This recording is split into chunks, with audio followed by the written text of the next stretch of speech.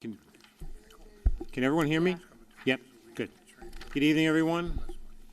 Ms. Jelinski, can you do roll call, please? Yes, good evening. Okay, Mrs. Belomo. Here. Mrs. Carrero. Here. Mrs. Gandhi. Here. Mr. Hyatt. Here. Mrs. Jankowski. Here. Mr. Lolansky. Here. Dr. Miskowitz. Mr. Smith. Here. And Mr. Cohen. Here. Thank you. Okay, good evening, everyone. If anyone's recognizing from who's watching us live, we are in a different room this evening. We are in the media lab, or media room, for Memorial Middle School. We have not relocated, but we're still here at the Memorial School if you're still planning on joining us in person. I'm going to point everyone out their attention to our Sunshine Law. If you notice that in this agenda, that paragraph has changed, which is because the law has changed. Since there is no publication any longer to the newspapers for our meetings, we now publish our meeting notices on our website. All right, so there'll be a section on our website with our meeting notices, and then twice a year we need to put notice into the... So we send once a year to the Asbury Park Press with 2 dates per month that they're to publish. So twice a month, it's going to be published in the press that says, if you want to see anything about the Marlboro Board of Ed, you need to go to their website under legal notices. Thank you. You're welcome. Statement on videotaping of public portion of the Board of Education meeting. We do record our meetings. They are visible and watchable on our website. Public comment statement. There will be 2 public comment sections of our agenda. And then no smoking or vaping on school grounds. Since we are on school grounds, please remember that as far as the policy goes. That goes in addition to inside the building, but around the building as well. Can we all stand for Pledge of Allegiance? Where's the flag? All the way back. Okay. I pledge allegiance to the flag of the United States of America and to the republic for which it stands, one nation, under God, indivisible, with liberty and justice for all. I know when everyone came in on the displays around the room, we were all watching the artwork on display. Mr. Malone, would you like to say a few words about it?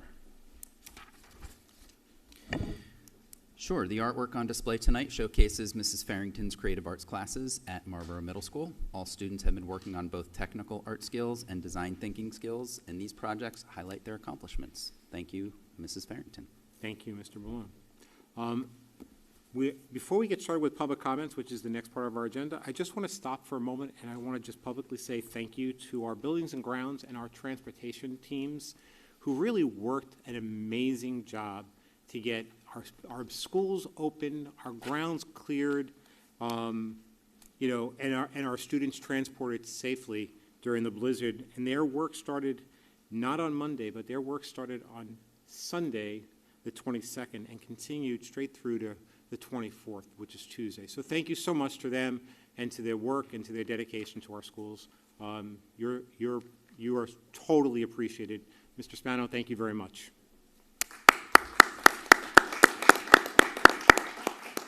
Okay, now I'll open it up for public comments. Do we have?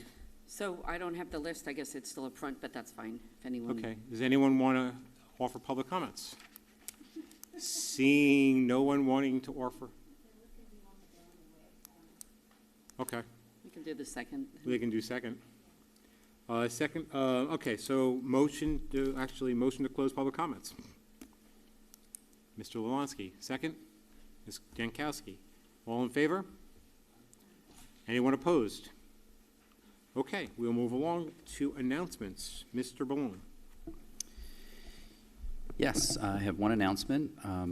Proud to report on Saturday, January 31st, roughly 700 students auditioned for the CJMEA Intermediate Band.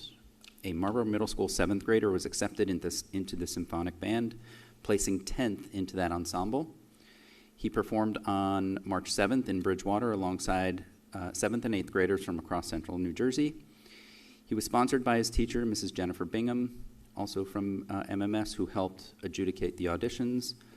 He was also accepted into the All-Shore Intermediate Band, placing 6th out of 45 clarinets. He performed with the ensemble on Wednesday, February 4th in Neptune. Congratulations.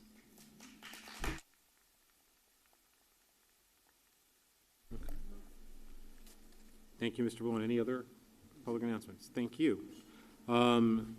School bus driver and building maintenance personnel motor abstracts, please. Yes, Ms. all Zelinski. abstracts were run, and everyone has, their standings are all privileged and good standing. Thank you. You're welcome.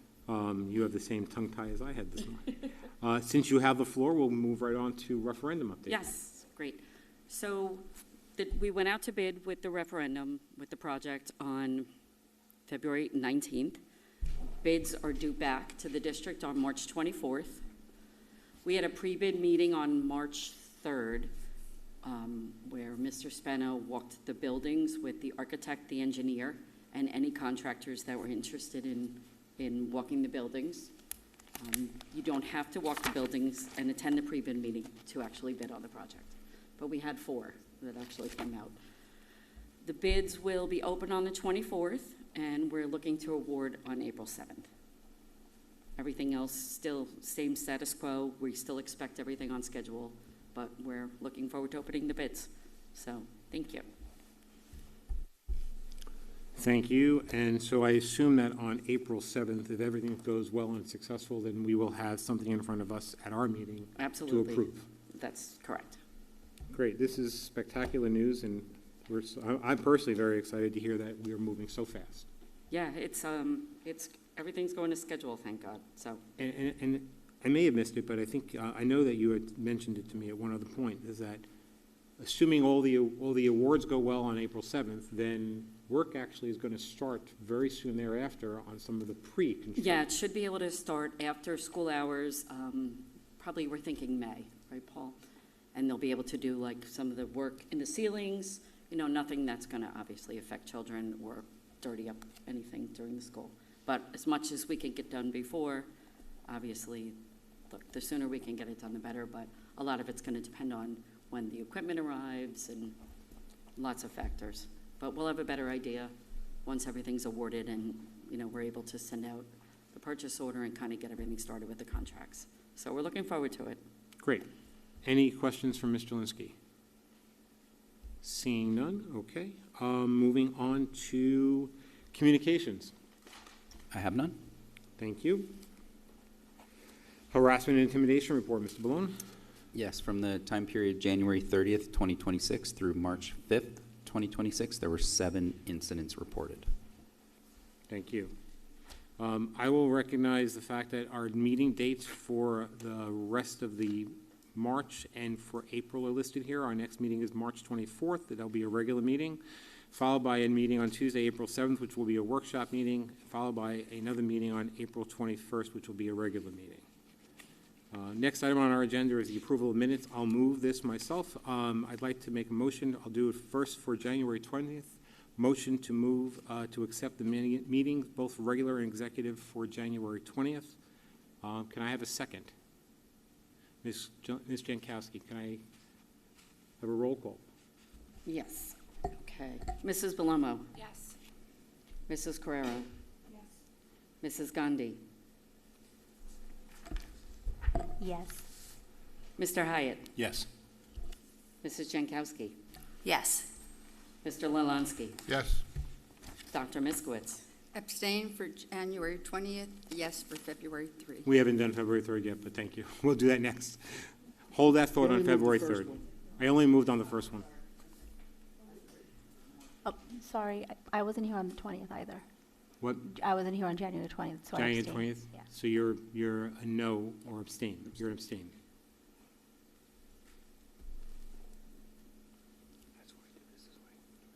Mr. Smith I'll abstain. and Mr. Cohen. Yes. And now I'll move for the February 3rd. And the reason why I did this is because I knew that there were a lot of different dates in which people were not here, and I just thought it would be easier for us for the record. So now I'll move for the minutes on February 3rd, both workshop and exec. Can I have a second? Dr. Miskowitz, can we have a roll call, please? Yes. Mrs. Carrero. Mrs. Carrero. Yes. Mrs. Gandhi, Yes. Mr. Hyatt, Yes. Mrs. Jankowski, Yes. Mr. Lalanski, Yes. Dr. Miskowitz, Yes. Mr. Smith, I think I should abstain on this one as well. Mrs. Belomo, Yes. and Mr. Cohen. Yes. Thank you. Moving along to acting board secretary's monthly certifications. Ms. Jelinski, yeah, Ms. Yeah, so this just certifies that all our expenditures and encumbrances are not in violation of the statutes. And payroll certifications? Payroll certification, this is for the month of January 2026. Thank you. We are up to committee reports. They are listed alphabetically, so advisory committee. Ms. Carrera, would you do that one for me, please? Or for us? The advisory committee met earlier. Use your mic on. Yes. Actually, it's not. Do you want me to yell? Chris, may I use yours? Okay. So the advisory committee met on May 9th. Members in attendance was Michael Malone, Danielle Belomo, Brian Cohen, Aditi, and myself joining virtually. During the meeting, the committee reviewed the existing advisory committee charter, including its purpose, composition, mission, roles, and responsibilities of members and advisors, the process for requesting advisors, confidentiality and ethics expectations, advisor selection criteria, and the committee's key initiatives. One minor suggestion was made to rename Section 9 to key initiatives on our agenda and to remove the reference to a specific year. No other changes to the charter were proposed. The committee also discussed advisor recruitment and selection. There was consensus that advisors should be solicited on a rolling basis throughout the year. The sign-up form will be updated to make it simpler and more user-friendly, removing referendum-specific language, and the committee discussed holding a summer meeting to gather general feedback from interested advisors. The committee also reviewed the evaluation rubric developed last year for advisor selection and agreed that no changes were needed. Finally, the committee reviewed key initiative areas, including safety and security, crisis management, technology, community relations, and communications. Additional ideas discussed included expanding community engagement efforts, such as America 250 activities, new ideas for the district's community unity event, and exploring district-level fundraising and public-private partnership opportunities. The committee was also discussed ways advisors could support communication efforts and potentially assist in providing input on items such as district communication and school calendar planning, similar to the collaboration that occurred this year with district staff and PTA presidents. Thank you. I would just want to add that one of the items that was discussed was how does an advisor get requested? So committee chairs from the board, all right, have the ability to make a request to the advisory board, to the advisory committee, to request an advisor if you need it. So if you're a committee chair and you need an advisor for something you're working on, send an email either to me or Jenna this year, because we're the co-chairs, and you can go, we'll then evaluate your request and try to find you an advisor. Same is true for Mr. Malone. He has the ability to request an advisor. Anyone else want to add anything to the report? Nope. Thank you. Any questions for us? Thank you. Buildings and grounds, Mr. Lolansky. We met on March 5th. We had a great meeting. We started off talking about the effects of the blizzard. We did have tree damage to the chiller of this building, Memorial. We also had damage to the Defino solar panels. There's insurance claims in process for both, and Chris is on it with Paul in order to get these items fixed. We also have a possible reimbursement by FEMA, and then an application process for that as well. We talked about the 2026-27 budget projects. The district will be focusing on in-house maintenance projects to cut costs, sidewalk curb repairs district-wide, direct install JCP&L HVAC upgrades. Direct install, for people who don't know, is a big savings for the district because by upgrading our old equipment, which is inefficient, with efficient equipment, JCP&L gives you a VIG, and plus you're saving money on electricity going forward by using better equipment. So it's a win-win for everybody doing these direct install projects. We did lighting before, correct, Chris? We did lighting before? We did lighting back when we were doing the ESIP. Yep. They're going to include landscaping projects, painting projects throughout the buildings, and plumbing projects such as the water heater replacement at Asher Homes. Also, Asher Robertsville Pump House replacement. It's in the water. It was awarded in June, the bid, and the start date was when? Do you remember? They're going to be June as well? doing it in June after Okay. school because they need 2 weeks. Okay. On the Shuffle radar, order. but not yet, is they're looking at the roofs at Ashton and Robertsville, because the time is coming when we're going to have to replace those roofs. So it's not in the budget yet. It's kind of on the radar. We know it's coming. Robertsville. So The Robertsville roof. Right.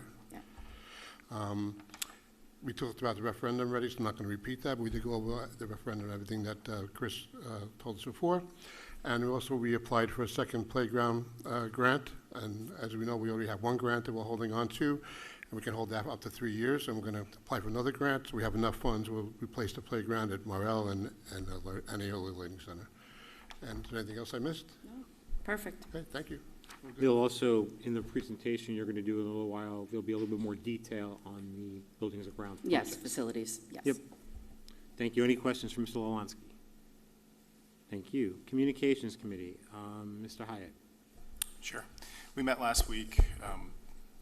Well, two things I would recap. One is we're going to continue pushing out regular board meeting updates, what was discussed this board meeting through the township, so it reaches a broader span of our community. That's number one. Number two, I think we're meeting later this week to map out other milestones throughout the year that we need to focus on. When I say milestones, I mean board-related milestones, not necessarily school or administrative related, so staying in our lane there. So I think we're meeting Thursday, Jenna, I believe, Friday? We're meeting in the next couple days, so we'll have a recap for next meeting. Thank you. Anyone else want to add or any questions for Mr. Hyatt? All right. Curriculum Committee, Dr. Miskowitz. On March 9th, the Curriculum Committee reviewed the CUSAC District Improvement Plan, known as DIP. It also discussed the process for this summer's curriculum writing, including the committee's role in supporting that work. Members also reviewed Policy 2535, which is library materials, and discussed the district's current library procedures. As part of this conversation, the administration shared plans to share consistent communication for parents on how to access and review library books through the existing library management database so that they can support their children at home. This communication will be shared with the committee, the full board, and parents once the policy is approved. Additionally, administration provided an update on the recently revised RTI manual, noting that the administrative team, including special services, curriculum supervisors, and principals, recently held a productive meeting to reflect on the RTI process using available data and feedback. Thank you, Dr. Miskowitz. Any questions for Dr. Miskowitz on the Curriculum Committee? Anyone want to add anything? I would like to add something. Yes. Just for anybody who's reached out about the health standards, I wanted to add in that we had a good discussion in curriculum about the federal health and food standards and updating materials in the classroom with the policy with the curriculum review this summer to be in line with the national food guidelines and updating the food pyramids that are in schools to meet the new food pyramids that have been brought to us by the federal government. So hopefully with that new review of the curriculum this summer, because we're up on 5 years since 2020, we could look at getting that material updated so it meets the new federal guidelines for our children with food and the food pyramid. Thank you. Any questions on that? All right. Moving along, we are up to the Policy Committee. Ms. Carrero?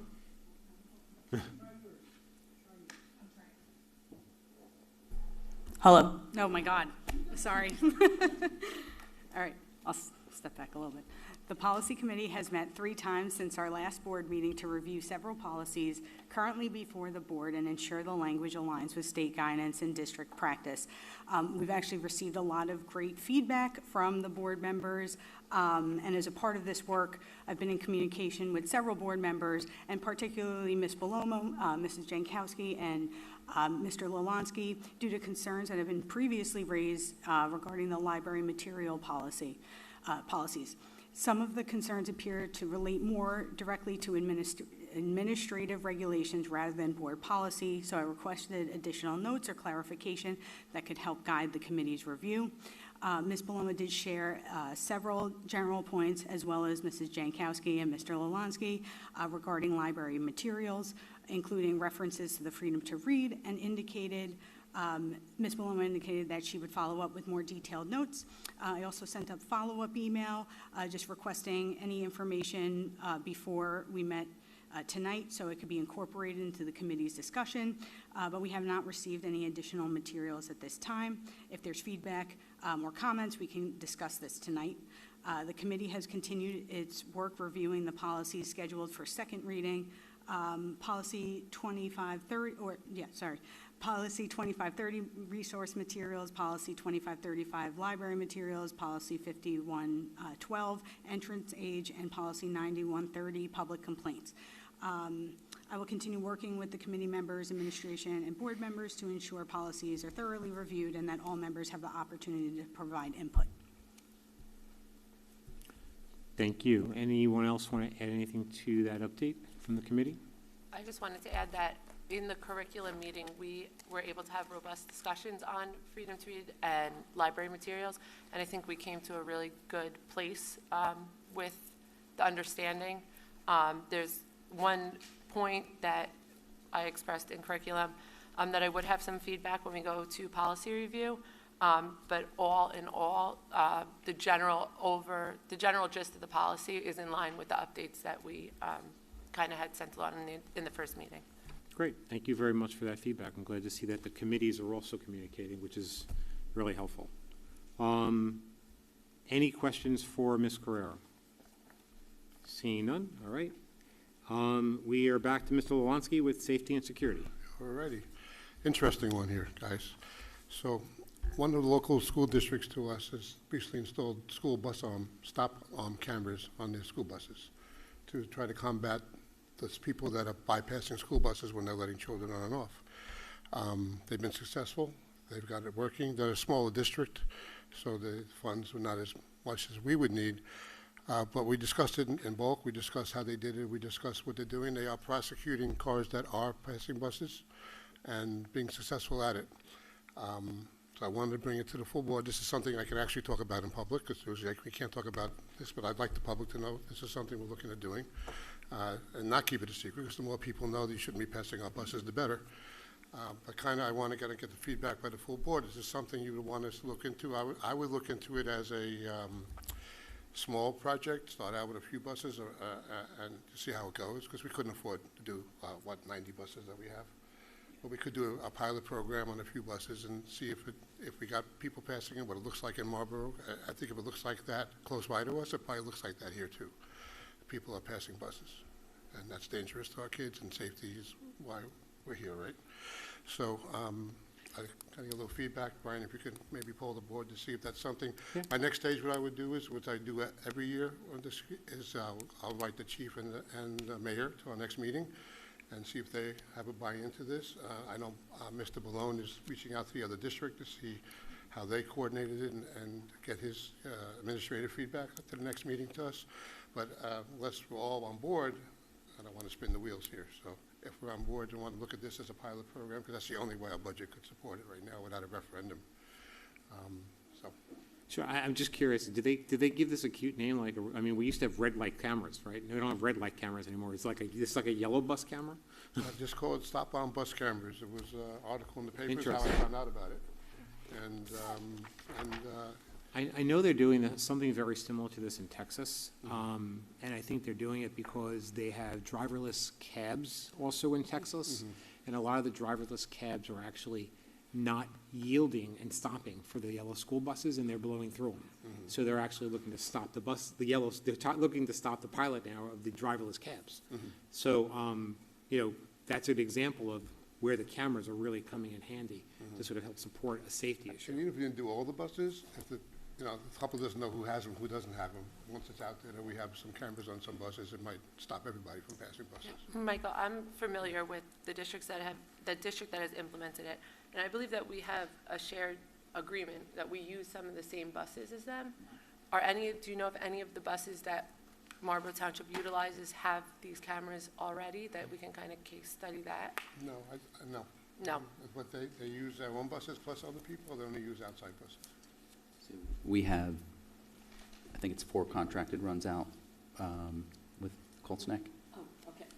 I'm sorry, I didn't know what district we were talking about. Yeah, we have 4 contractor routes with Colts Neck. So I would assume they would have them because when I spoke to the superintendent, she said that she Yeah. put them on all of their buses. Yeah, so maybe we can see the feedback from those in our areas and what is going on there, and then look at the high-traffic routes first that Right, travel that's some what of we our talked biggest about. roads, like 79, Bryan, Tennant. I know those are some of the high-traffic areas, because I do think that it's a very positive, not only will it make it more secure, but it'll make parents feel more secure, because some of the kids do get dropped off on, main crossroads. So I like the idea a lot.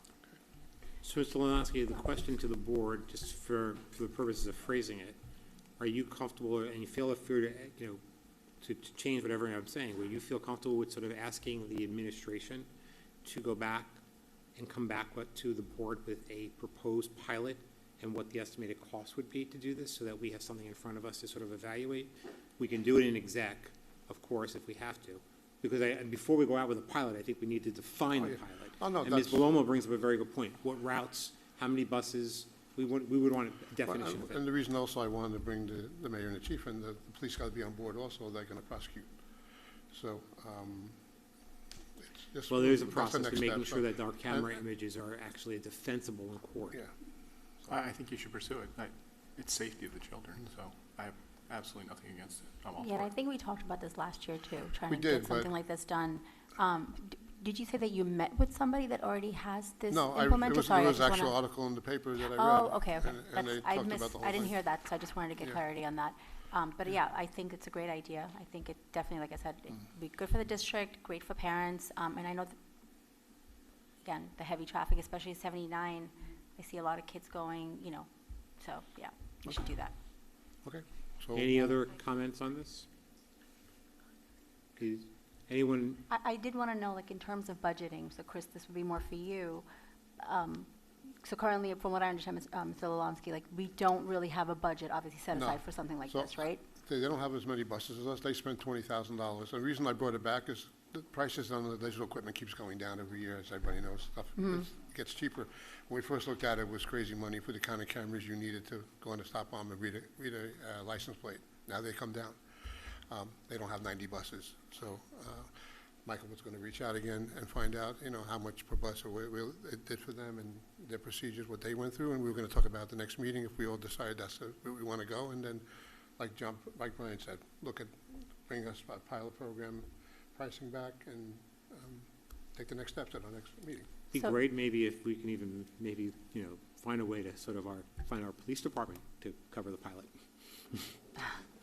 So I guess so if I understand, It Yeah. generates, it's right, it's a revenue generating product. there you go. So I guess the steps, then, if I understand correctly, is you're going to get a little bit more information, Mr. Valone. You said you're going to get some information on this, correct? Yes, I've already had a conversation with the superintendent. I've also had a conversation with our own transportation department. Okay. And I tasked them with, identifying violations, right? First of all, is it a problem? Right. In some of those conversations, our main roads, our transportation does a great job with like 79 or some of those major roadways where our students do not cross over, right? So if we have the students, exiting on the right side, and then if they live on the other side of the road, the bus does a loop around and then drops them off on the other side. So there are mitigating measures we put in place to ensure they're safe. A lot of other factors that we can discuss once we get more information. One big one is The budget. police officers will not, from what I understand, they will not prosecute based on a video, right? So the driver would have to basically file a complaint with the police department. So there's a process around it. I'm not saying it's impossible. There are, I think, implications with the drivers and the association there and the collective bargaining agreement they're in. We'd have to have discussions around that. But there are a lot of considerations. Again, not to say that we can't make it happen, but there are a lot of layers to this. Correct. One other limitation that they were having was many of our vehicles, like Teslas, and they don't have front license plates, or some people don't put them on the front. So the bus arm camera does not capture that. So now they're exploring putting cameras on the back, on the back of the bus, which doubles the price, right? So again, Yeah, you when have to look at when the you pros and the live- cons. When you live it, Yeah. which is, I'm glad I talked to them, because they're kind of going through all of these permutations of, okay, the camera's great, but, we didn't think about no front license plate. The car passes, and we need to capture the rear. Or the fact that the bus drivers have to go and formally make a complaint against Yes. the driver that did it. So, I mean, so we have to really look at everything, like the budget, what it's going to take to implement this, is there like a positive to this, right? So we have to get all of that information before, but I Right. think it's a great That's start. what I said. Yeah, absolutely. I think it's a we're great in the start. very early stages, and just Yeah. wanted to know if you guys all wanted to look at the next part. Maybe we do it, like you said, and we look at everything, maybe we can't. They did, and they're doing it, but they have these problems they're looking into.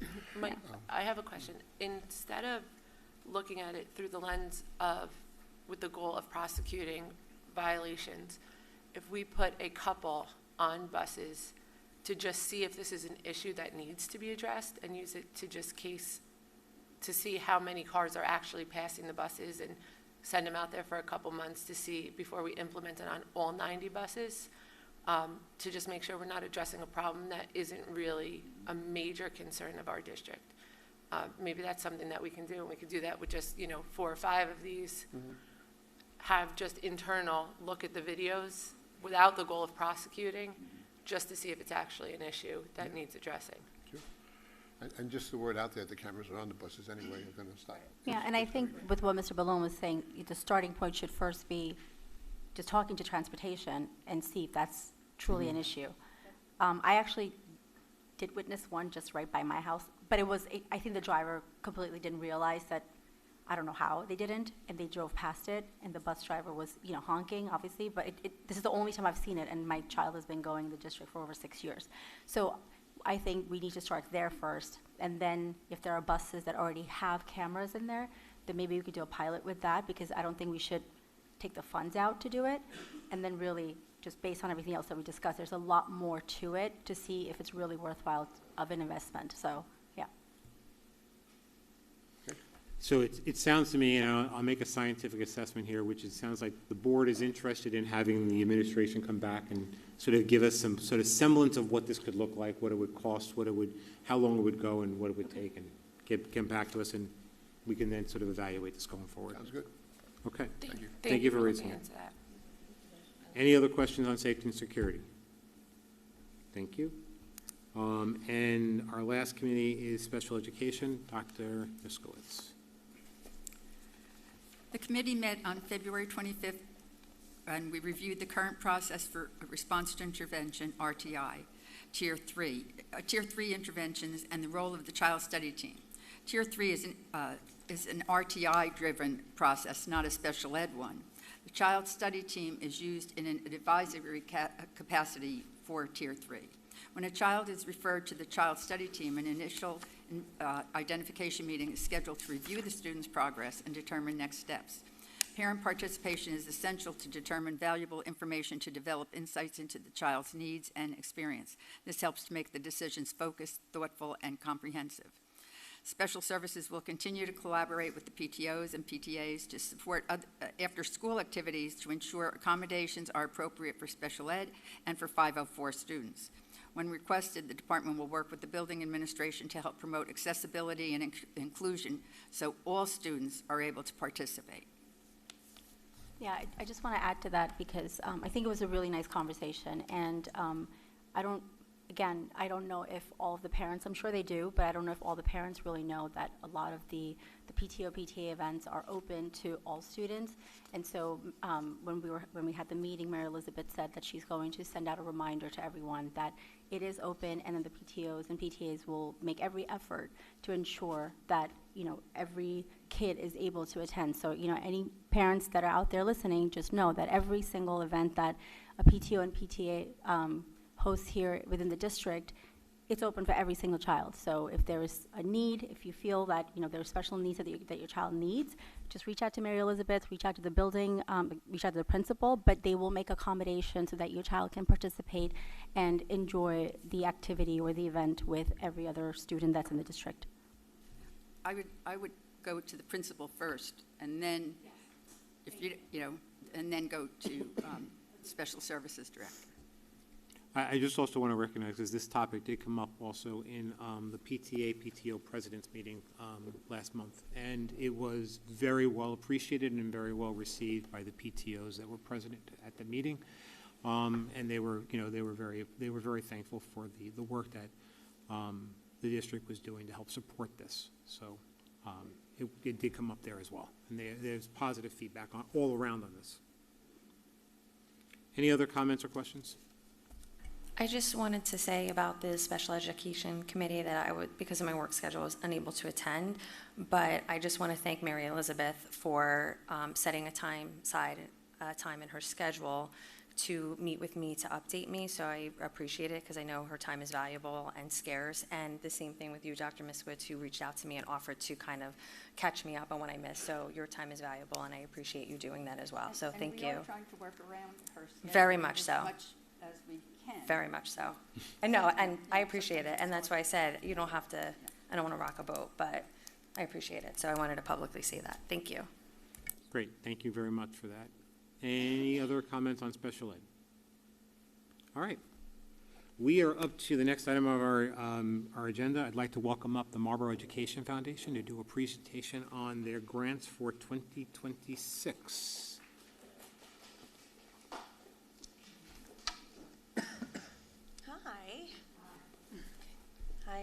For those who don't know, who may not know, I'm Jen Salachi. I'm the president, thank you, of the Marlboro Educational Foundation. Hi. Excuse me. Hi, Alicia Thor, the treasurer of the MEF. So we have gone through our grant process, and tonight, hopefully, you're going to be approving them. But we wanted to give you a little bit about how it works.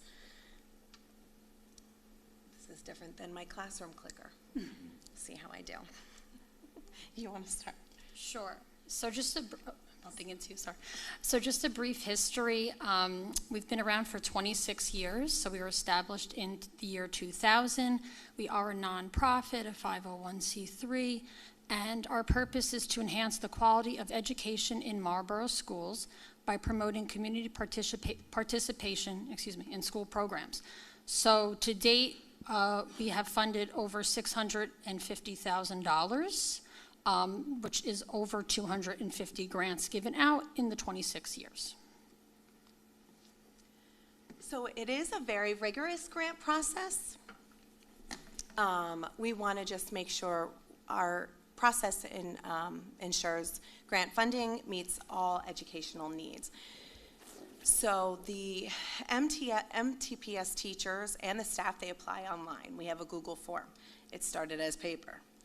We changed that to Google form to make it easier for the teachers, which they actually said that they would like. So we did that for them. And then the MEF meets, and we review all the grants, and we vote on them. We'll say, we try and make sure we get all the schools to have at least one.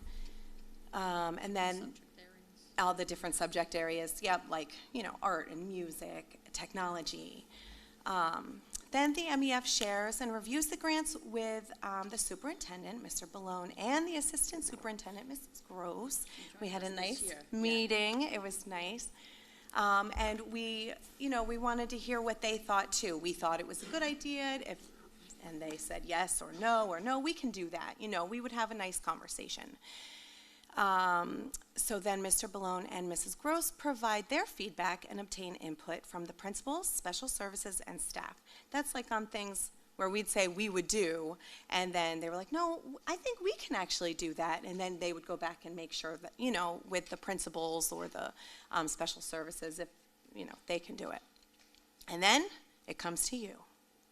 The approved grants get put on the Board of Ed agenda and will be voted on by you for approval.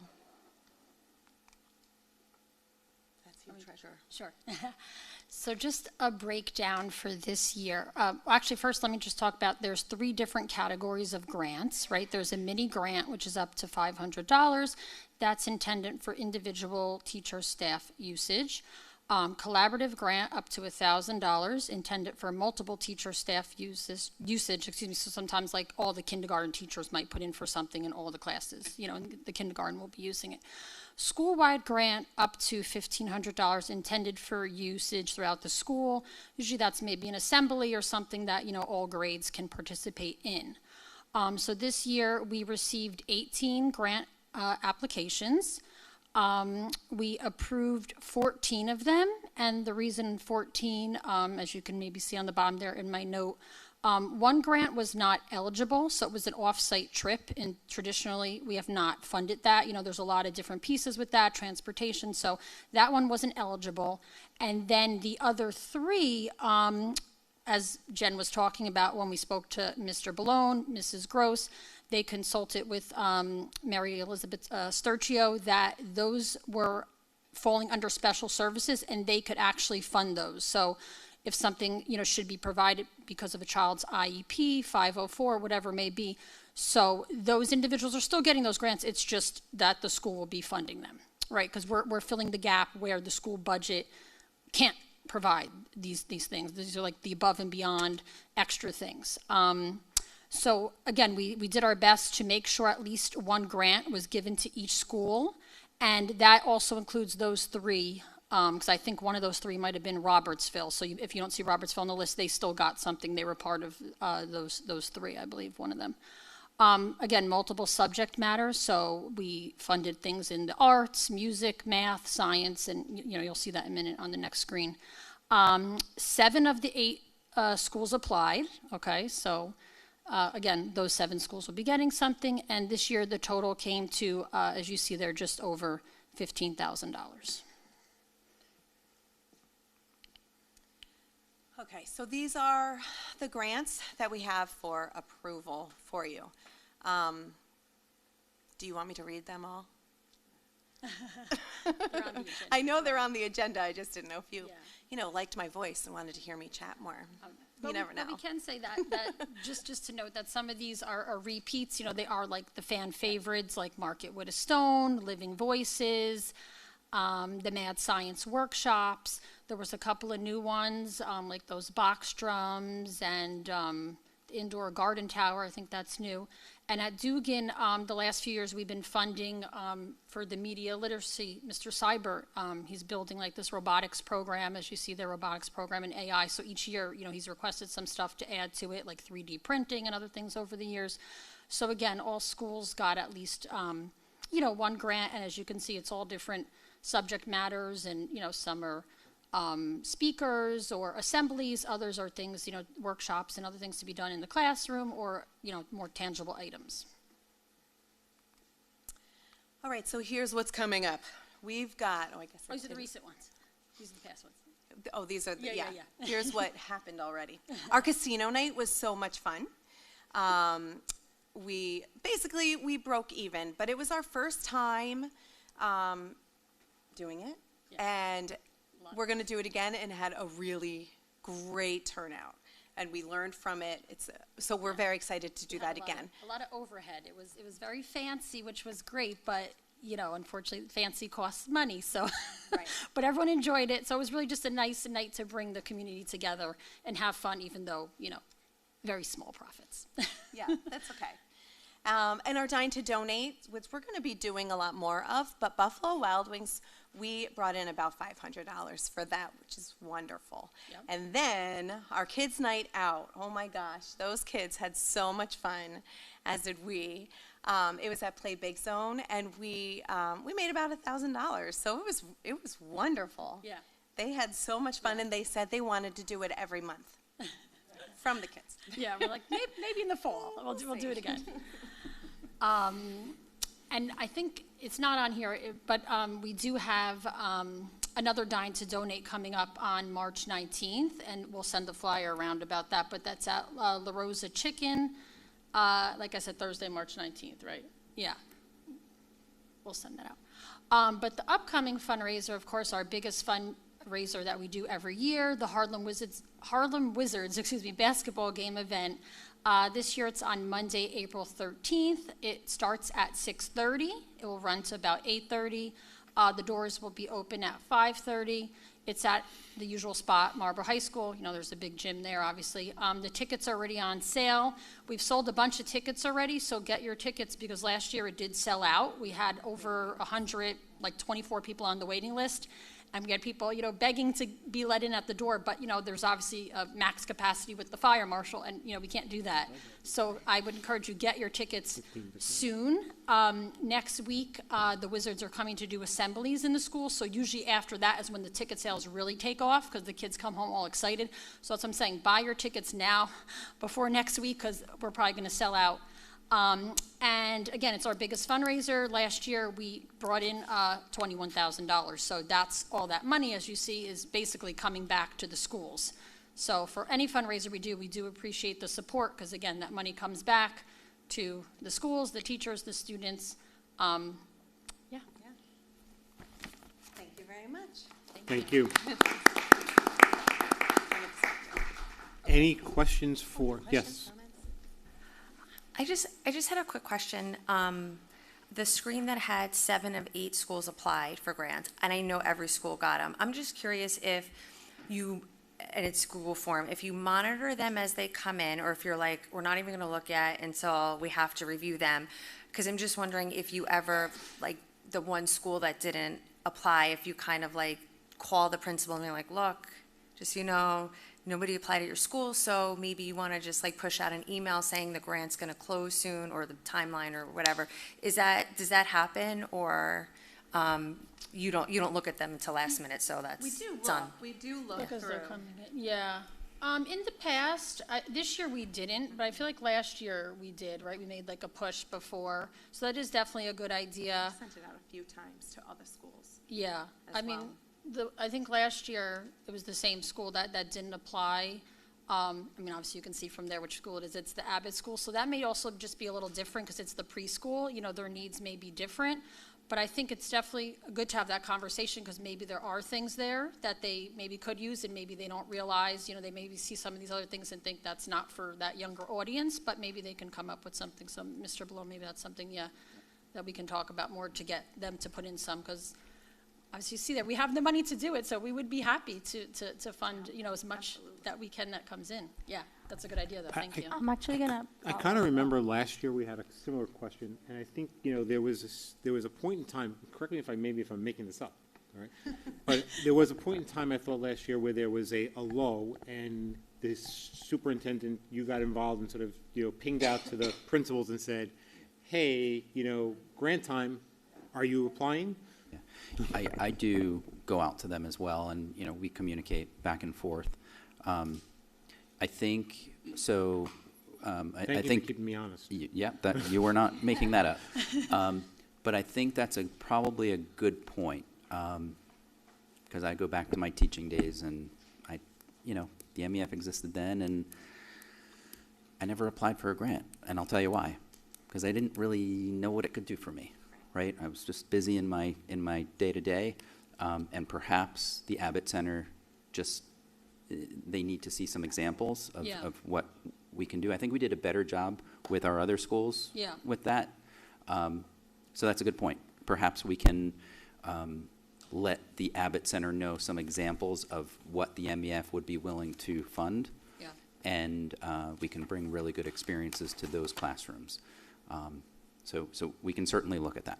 Because I think, and we have funded there in the past, many years ago, I don't think I was involved yet with the chick hatching, which they still do, but I think they fund it themselves or the PTO, but kick it our way. We'll pay for it.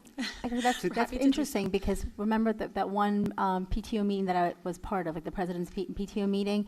I think Abbott was one that I remember the PTO president saying that they're a small school. There's not a lot of people that are part of the PTO, so I would think that there's more of a need there for the school to get the MEF grants than any of the school right now in the district, right? Because all the other PTOs are pretty robust. So I definitely think that it would be beneficial if you actually do reach out to the principal there, and I know Mr. Ballone's going to do it as well, but I think that would work. I think they would benefit from it, so. To that point, and I think it's a very valid point. When I looked at the list of the project titles on the board agenda, you know, like one of them says fifth grade, like it says fifth grade musical costumes. The other ones don't indicate whether it's a grade specific or not. But if any of these are actually, you know, kindergarten appropriate, since we have so many more kindergarten classes spread out across our schools, these may be good examples to share back to Yeah. Abbott. With them, yeah. And some And of say, them these are some ideas where your colleagues are doing this at their school. Maybe you want to think about something similar here. Yeah, the mad science one that's at Dugan, that was definitely all the kindergarten teachers got together. So that's definitely something for younger audiences. That, I think, yeah, preschool might Is like that that as well. Fire and Ice? Fire and Ice. Fire and yeah. Ice is a lot of fun.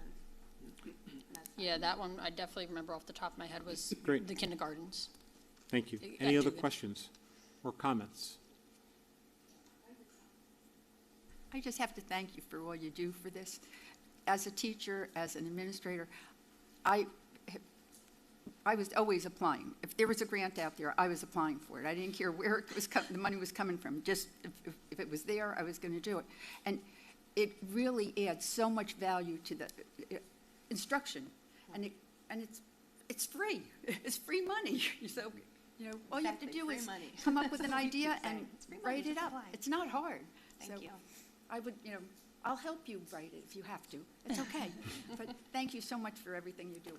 Dr. Niskowitz, you're going to become a grant writer? I can. I can. But I also have to tell you, I love the Wizards. That's my favorite. We can sign you up. Yes, sign up. We're gonna. Mr. Balone is signed up. I'm in. Yeah. Coach again, or do I have to play? That's up to you. You want to coach? You likes want to to be the play? You want to coach, do yeah. both? I think you should give him a play. Thank you. Any other comments or questions? Thank you very much for coming by tonight. Thank you very much for the work that you do to support our students, our teachers, our schools, your 26-year history, and for all the fundraising and for, you know, the continuity that you bring. Thank you. Thank you so much for having us. Thank you. We appreciate it.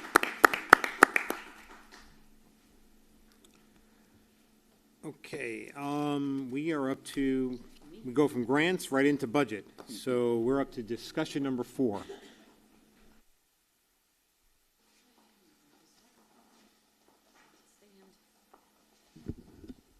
Okay. Okay. Budget discussion number 4.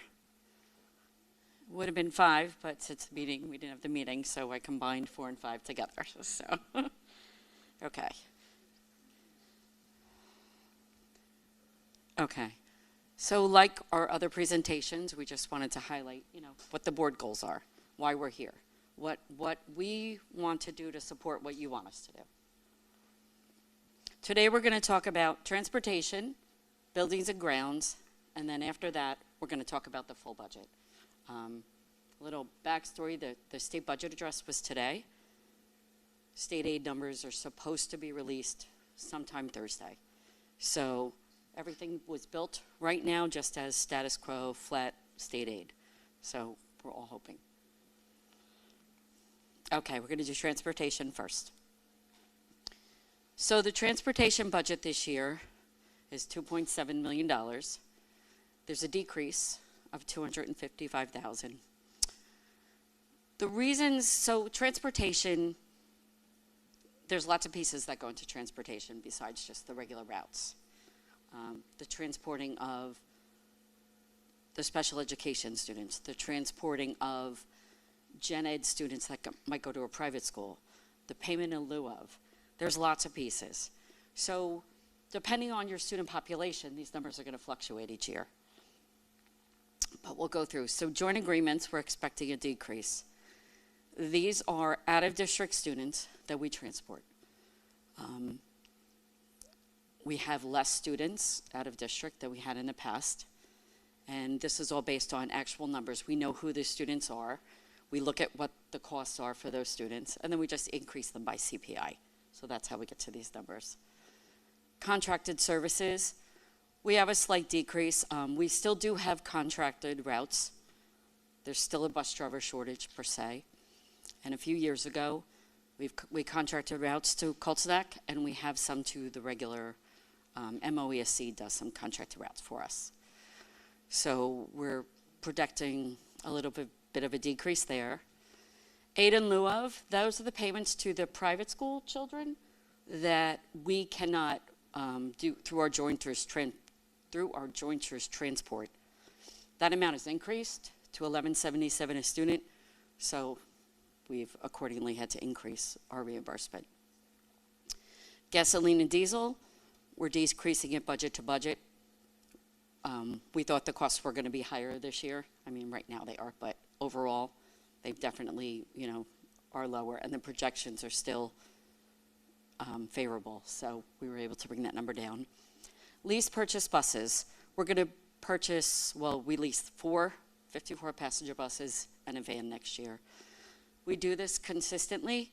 This way, we can only keep our buses, 12 to 14 years, but we consistently lease new, retire. It's almost like, so you have a constant lease payment. And, excuse me?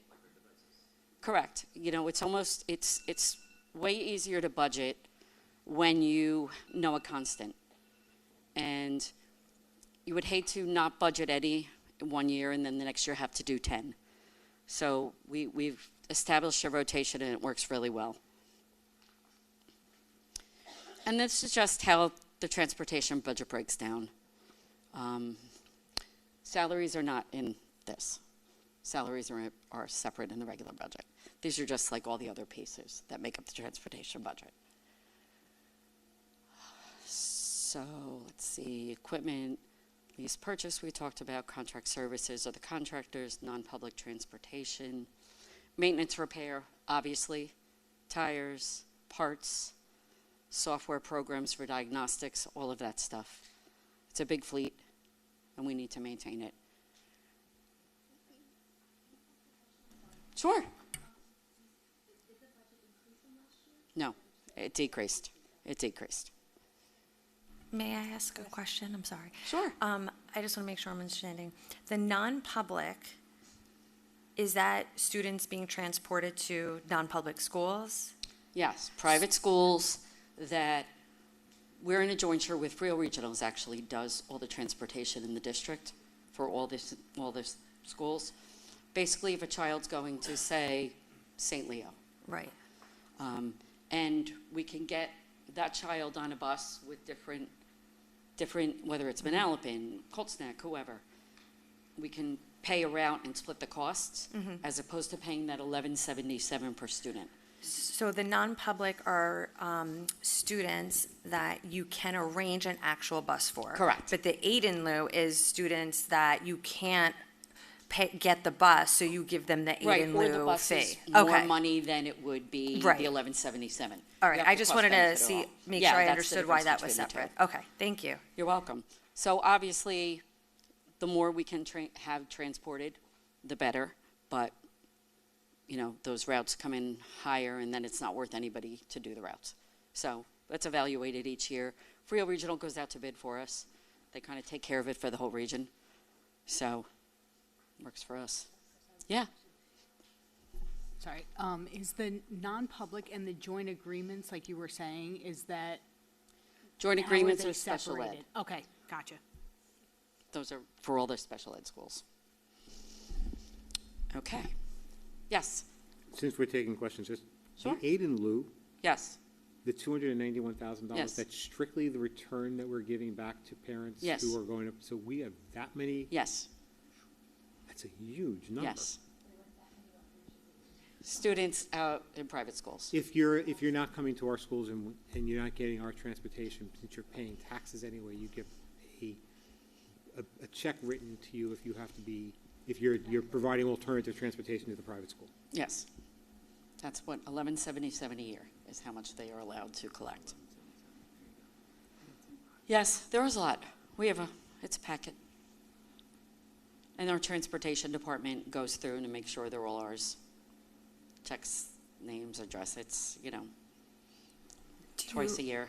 Do you get a lot of pushback from residents who prefer the aid in lieu, and you're telling them, I can guarantee you a bus? Do you fall into? I mean, we fortunately don't take those calls, Friel Regional does, but a lot. I mean, people just basically would rather have the cash and deal with it themselves. Or they don't like the route, it's too long, or they don't like the route because they have a first grader and there might be an eighth grader on it if it's St. Leo's, but if we can get them on a bus and it's safe and, obviously we prefer to do that. Yes. Correct. And they have to be over 2 miles from that private school. That's part of the, the busing rules. So, okay, good, all right.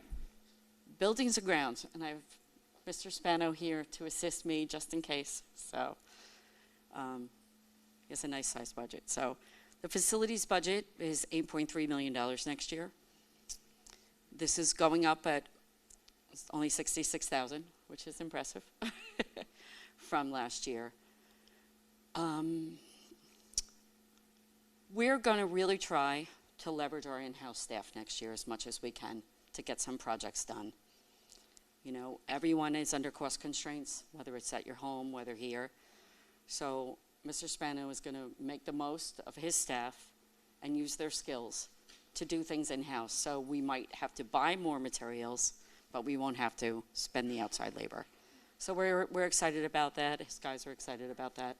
They like to use their skills, They like to maybe do a project as opposed to just putting a chair together or something, So I think it's great.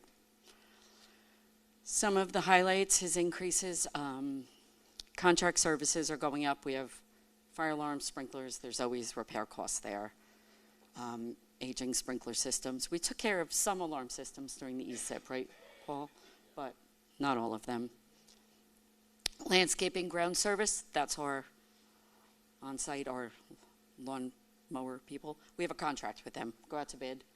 So this is their increase for next year. The ESIP payment fluctuates every year based on principal and interest. We have that for 20 years, right, Mr. Smith? We talked about that today.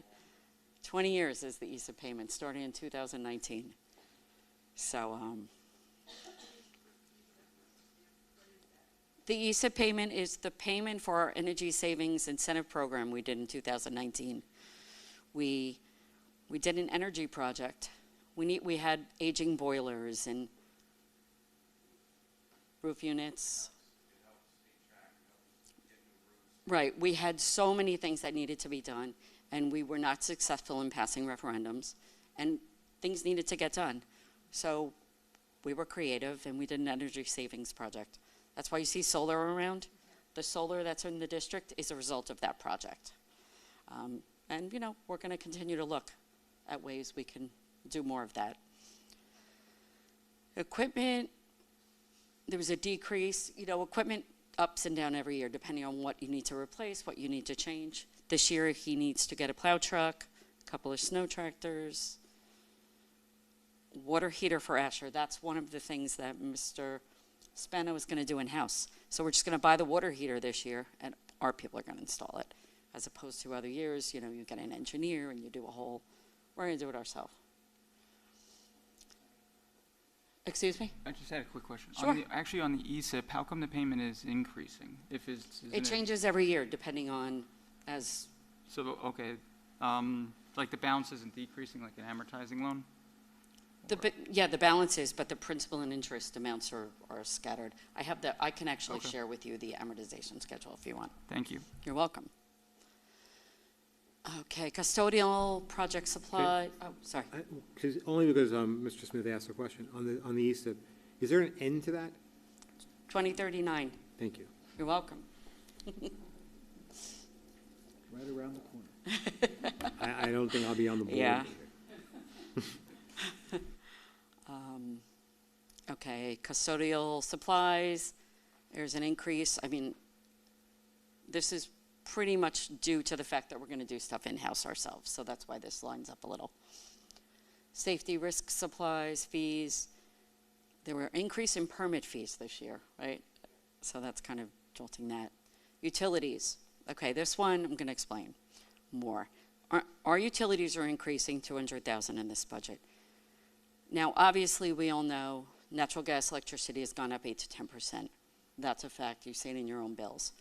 But the other thing that we're doing is, I don't know if any of you have heard of JCP&L Direct Install.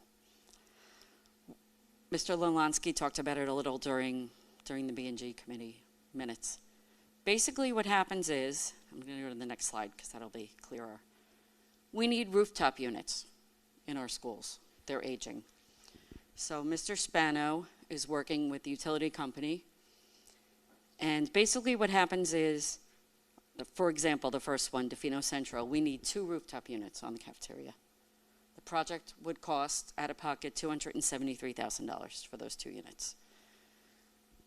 Through this program and incentives, JCP&L picks up $125,000 of it. The district picks up $148,000 of it. But what happens is, it goes into our utility bill over 60 months. Ultimately, because we're getting something more efficient, you're going to be saving money in your utilities. This is going to, I don't know if you're saving this much, but it's still, the payback is so worth it. And we have the amounts here. So the payback is, for the Defino project, $24.66 a month on the utility bill. So this is all factored into the budget already. So this is a creative way that we can get things done. Yeah, you know what, the program is not always the same. Incentives are decreasing over the years. This could go away next year. Yeah, 2 years ago, I think I got 7%. It's always different. They were gone for a while too. Yeah, they're kind of back now, so we're going to take advantage while we can to get the things that we need. So 2 at Defino, 4 at Dugan, and 1 at Middle for now. Project-wise, $334,000 worth of other projects. Honestly, the projects are lighter this year because we're focusing on the referendum. I mean, that is truly, where our resources are going to the referendum this year. But we're still going to, do maintenance projects. Here's the list of what we're going to be doing. And this is just showing you what the B&G budget is comprised of. Equipment, the projects, custodial services, that's our contracted custodial service. We went out for bid for that. There's an increased clause in there each year. Supplies, it's all your custodial supplies in district. Obviously utilities, ESIP. So, any questions on B&G? Yeah, I honestly I never knew about it. That was Mr. Spano bringing that here. And it's fabulous. It'll be a good way going forward to make improvements as we need them. Yeah. Good, okay. Just a quick question on the direct install programs. Yes. So the estimated costs here for the project, that's a fully loaded cost. There's no other cost that the district has to incur. It's being fully financed through the direct. Yes, and they front the money. They front everything. We don't start making payments until the entire project is complete for building. And even then, it's usually a process of like 1 to 3 months before we even start making payments. So The goal would be to get these done this summer, but it could take longer. Right, depending on when the equipment is available again, of course. And we need a break to do it, like break or spring break or something. you have to plan these in advance, because if you're replacing rooftop units, they got to get ordered, they have to. Yes. Okay. It's about, right now, these rooftop units are probably 16 to 20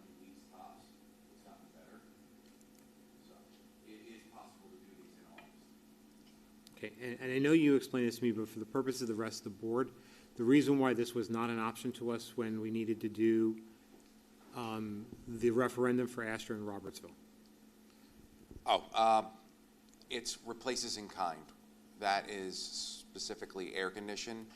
This is something that's been there, and it gives you your fresh air from outside. So these are the only types of equipment that are eligible. Great. Not new.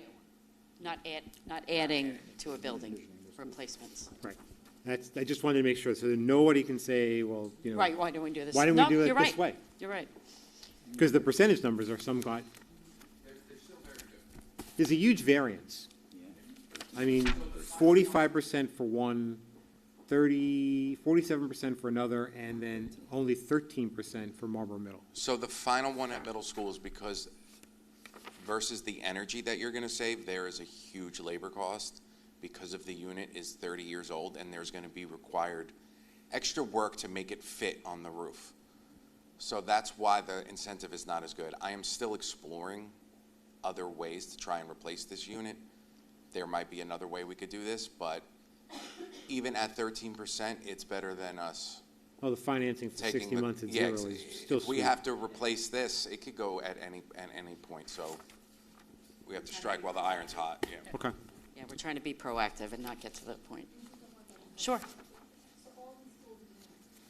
Every single school here is going to kind of go and things are going to happen at the same time. It's not like we're going to first go to Marlboro Middle because that's like a more. Yeah, no, right, well, it's they're going to be. all together. Okay. Yeah. Thank you. You're welcome. Okay. Oh, yeah, I was there. Okay, full budget discussion. Okay, so let's just talk about budget challenges this year. So, as you all know or don't know, we, as a school district, operate on a 2% tax levy cap. Years ago, we used to vote on budgets. In 2010, the law changed, and the state said you no longer have to go to the taxpayer to vote, but you have to live within a 2% cap, with a few exceptions. I just wanted to first show you some of the things that make it difficult to live in the 2% cap. Our health benefit projection for next year is 33% on $17 million, so you can imagine. Custodial contracts, that's our contracted custodial that we bid out. Utilities, transportation costs, salaries. These are all things that make it difficult to live in a 2% cap world. Yeah. And I'm sorry, because I just want to be clear on the number. Mm-hmm. The 33% you have for health benefits is 33% increase or 33% of our budget? Increase. Thank you. 33% rate increase. And these other custodial utilities and Those are salaries just and things that are transportation? difficult to live within a 2% cap. But they're not, but their percentage increase does not exceed, do you have a percentage increase for each of I these, mean, roughly? salaries, collective bargaining units, 3.5 around. Transportation, CPI is about 3.51, I believe. Custodial contracts, I think that's 4%, Paul, the Pritchard increase? I mean, ACB, sorry. And then utilities are 8 to 10. So see, these were some of the key ones I just wanted to. Thank you. You're welcome. And then, so this is the big one, right? So with a 33% increase in health benefits,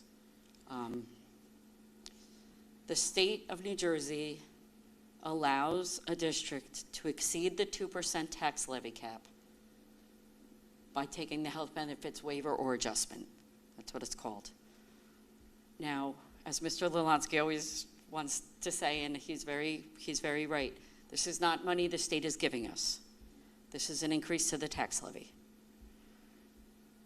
The increase, the tax waiver, the health benefits waiver we are permitted to take this year by the state is $5.153980, $5.2 million.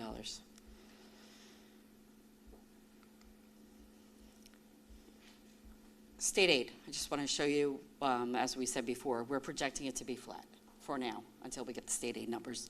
State aid is $7.8 million. That's what we got last year. We did have a decrease last year. So, hoping there's no decrease this year, but we just don't know. Since the law changed in 2018, we've lost $3.9 million from the state, which the local taxpayer has had to absorb.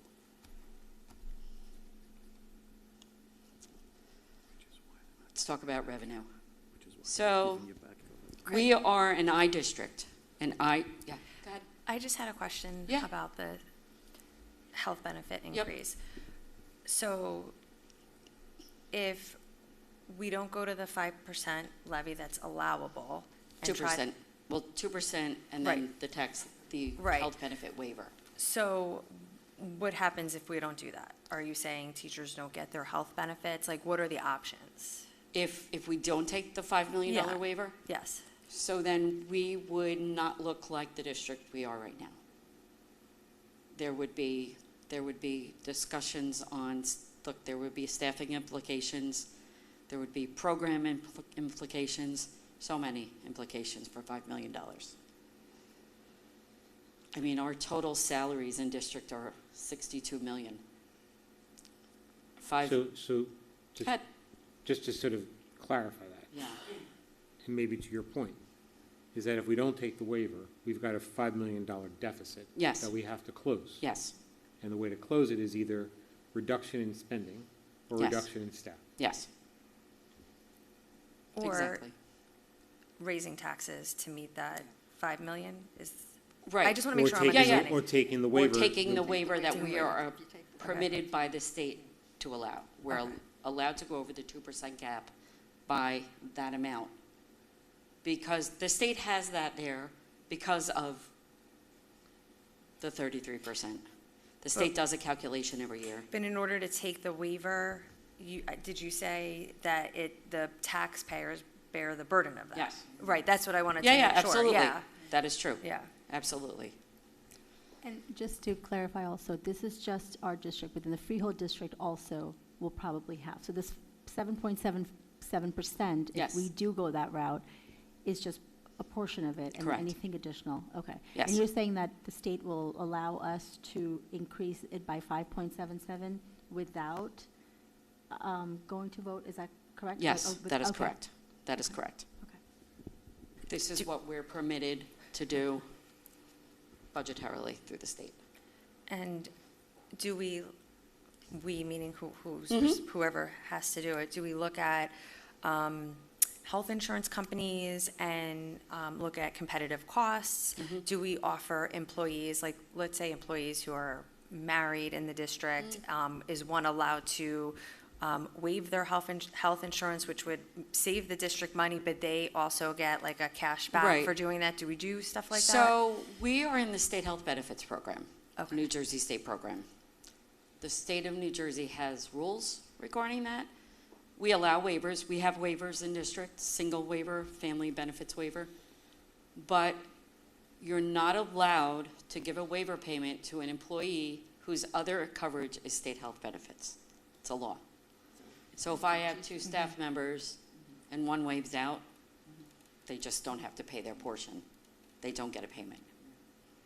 There's not anything we can do about that. That's a state law. But it does work if that doesn't Yes. happen. Yeah, So, absolutely. like, We have waiver payments, Yeah. absolutely. okay. We went into state health benefits quite a few years ago. We try every year to get out. Our insurance broker gets our experience modification, our experience numbers from the health insurance company, and they shop it. They go to GIFs, they go everywhere. They shop it out, and unfortunately, our experience is not beneficial for anyone to want to pick up our business. Our claims experience is trending on the higher than our premium business right now. So until that gets better, we're kind of stuck right now in state health benefits. We do keep trying. We try. We've tried everything, but unfortunately, unless our experience gets better, there's really, nothing we could do with that. Yeah. Just to understand the numbers, what is our annual cost for healthcare now? I have the number right up here.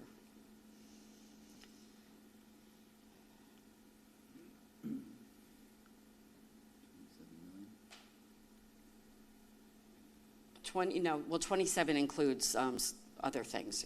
It's about 23 million. Does that include the $5 million increase? With a 33% increase, I should say? Is that number already calculating in the 33% increase? Yes, the number in your So- the budget scans I sent you show what the projected premium is going to be. And we subtract, when we calculate a premium for the year, we subtract what the employee contributions are. That's all calculated in there. But in your budget information I sent home, you'll see, I think it was like 17 million, and now it's 22 point whatever million. Yeah. I think it's 5.8 was the medical line alone. So I think Mr. Smith and I spoke today, and he was talking about 5.5 or something. It's like, oh, they only give you, not only, and this isn't only, I don't mean it by that. They only give you 5.1. I'm like, well, because the other 2% is within the cap per se, right? They're saying you can live in a cap. So they're not going to look at anything in the first 2%. But anything over that, that's where the state is saying, we know you can't operate the way you need to operate, so we're going to allow you to increase the tax levy without voter approval. So, and then you'll see, so this slide on revenue, again, the tax levy, that $96 million, includes the 2%, like in the box over here. The 2% regular is only 1.8 million, and then 5.2 is the health benefits piece. We are, sure. Do you know, and if anything is going on at the high school also at the same time? I'm sure. Okay. I'm sure. Okay. I mean, I don't know for a fact, but I do know that anybody that's, if they're not in the state, Freel Regional, they have their own health insurance, but health insurance premiums are still increasing. So it might be a different number. Yeah, for sure. I mean, unfortunately, the state is just, we're kind of at their mercy. So. I just want to, over the years, because of your hard work, Cindy's hard work, and Vinnie's hard work, we've always been in a better place than all the surrounding districts. Even though we've always been tight budgeted and we always have these issues, we've been in a better place than everybody around us because of the work we've always done in the past and the great work of the, Thank you. of the accounting department here. So it's 7.77. That's Yes. what we're looking at. Yep, and I have the text page for you guys also, but I also want to, and I'm not patting us on the back, it's nothing like that, but if you remember 2 years ago, we did not take that tax levy incentive of 10% that was permitted by the state to just increase without voter approval. We did not do that. So now Just for some context, the county did a survey of, the county superintendents put out a survey. The majority of, and I can just speak for Monmouth County, I'm sure it's across the state, but the majority of Monmouth County is exceeding the 2% using the health benefit waiver or some form of additional percentage, because we're all in the same boat. Even, I appreciate what Mr. Lalansky said. We are fiscally responsible. We really look at every little line item, but we're actually set up for failure across the state unless something changes. So these are levers that we can pull. Doesn't mean it fixes all of our problems. We still have to reallocate, look at programming, look at enrollment in certain buildings, and sort of switch things around. I've said this many times, and I'll say it again, I have 3 principles that I abide by when we look at a budget every year. We don't want to adversely affect class size to an unacceptable level. We don't want to cut programming. Right, a lot of school districts will cut sports or related arts, the music, plays, things like that. School is a lot more than just math and English, although those are important, right? We want well-rounded students. And the third thing that I refuse to do is to allow another school district to take good employees from us. So a lot of school districts will say, you were the last in, you're the first out.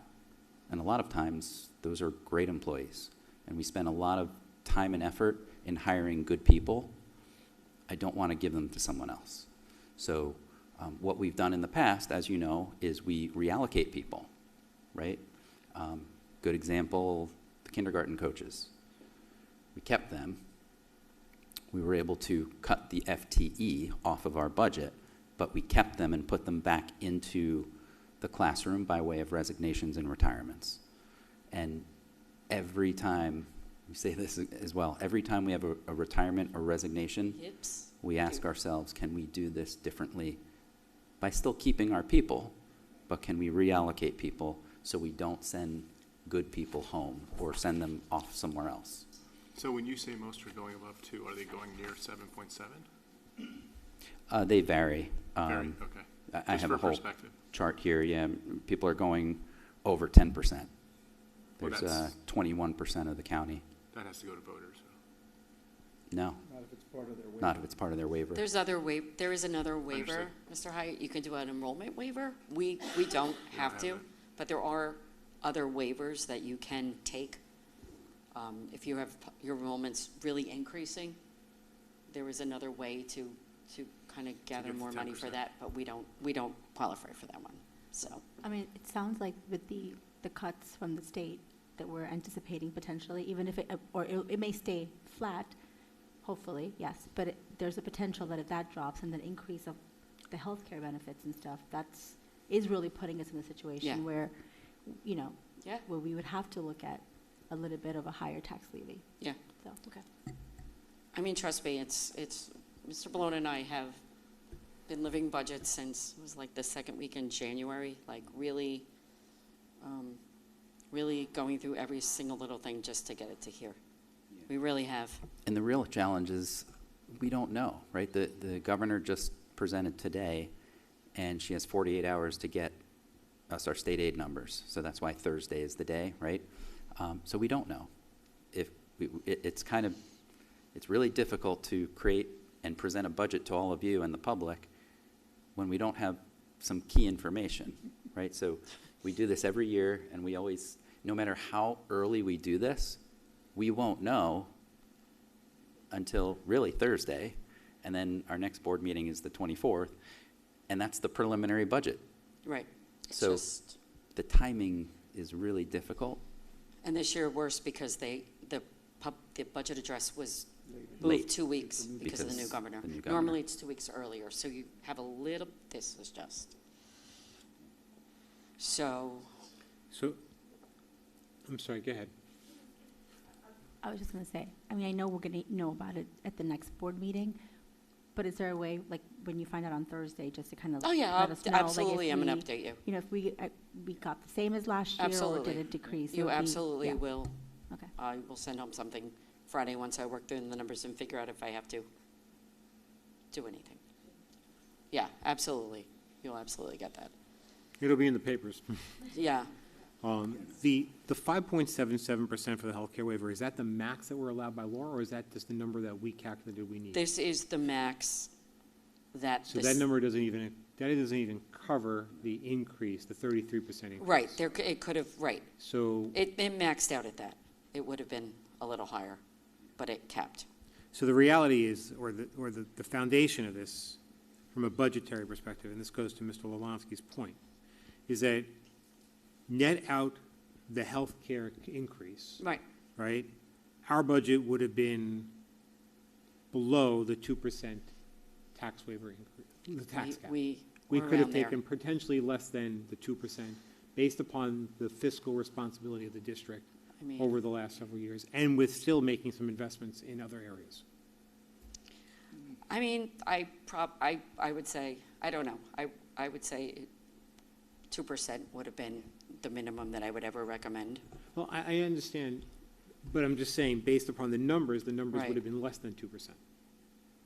They are less Yeah. than 2%.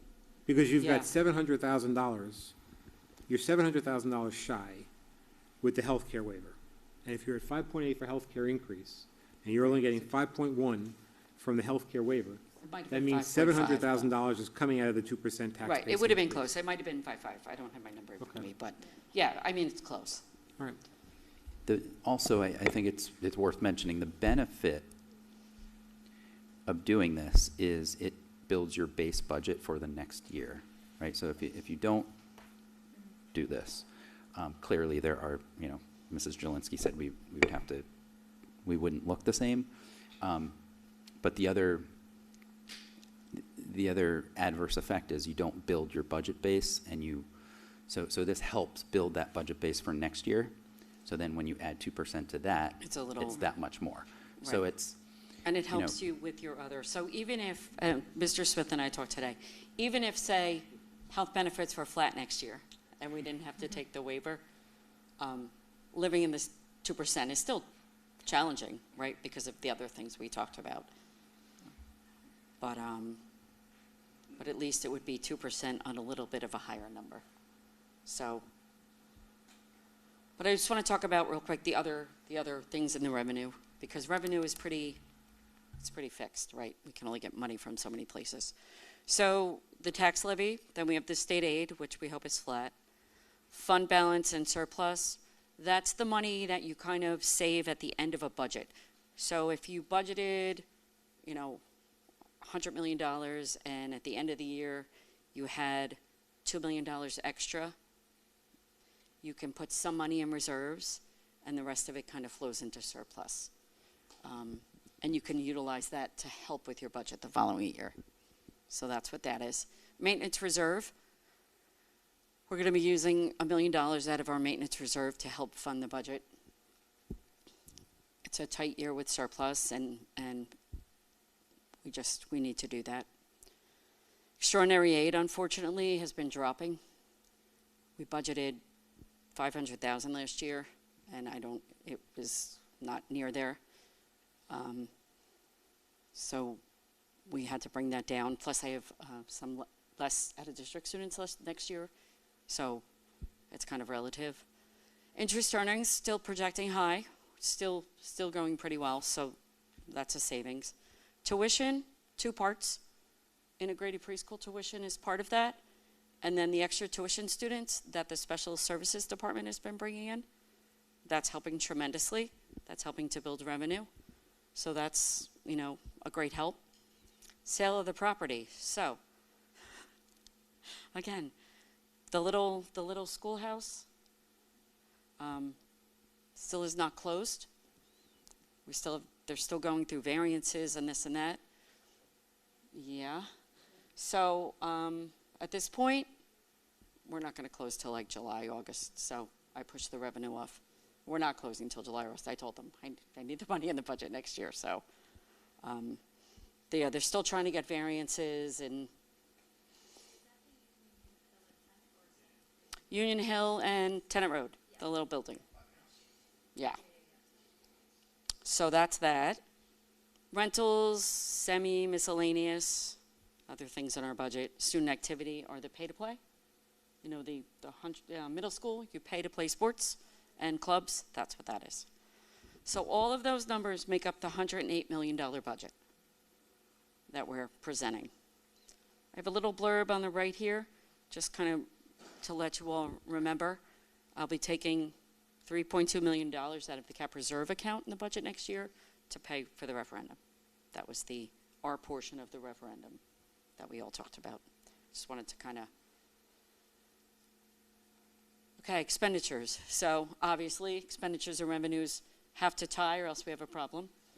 So I think this little chart is good because it shows the little note in the middle. 82.5% of our budget are salaries and benefits. It's a big number.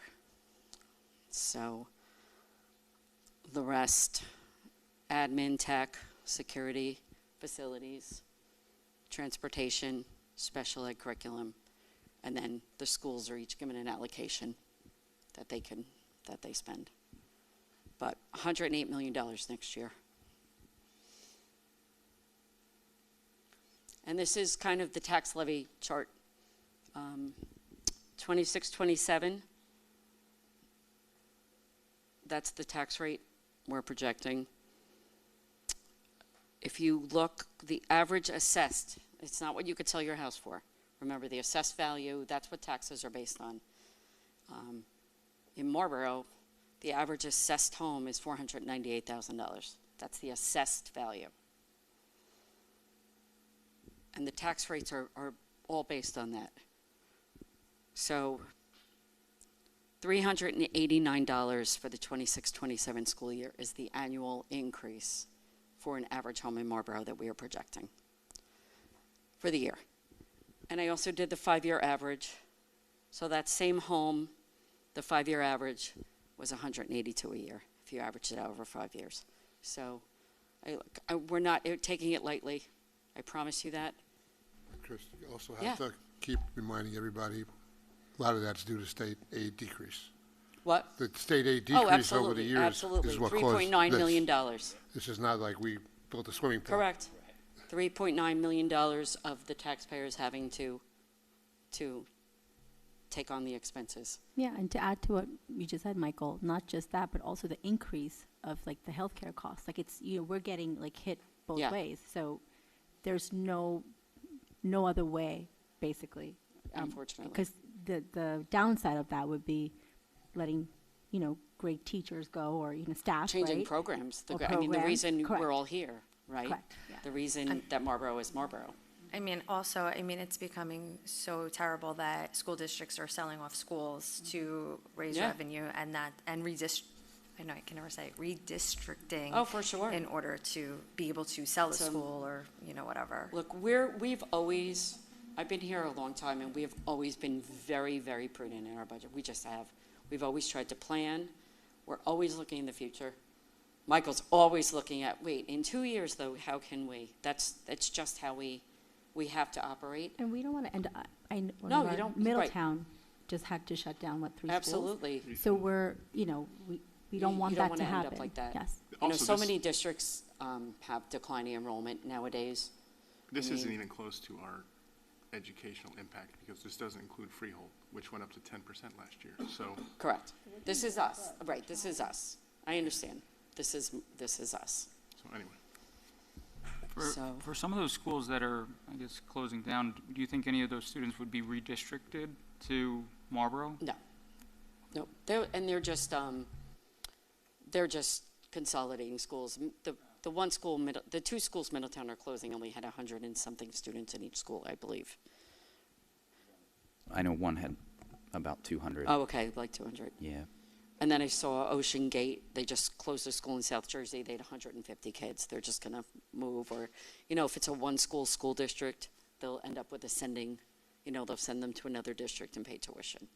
But, no, fortunately, our enrollment's just hasn't gone down. It's just kind of been, and I think a lot of that has to do, we've gotten a lot of new neighborhoods in town, and that's kind of kept our enrollment, instead of going down, it's kind of kept it,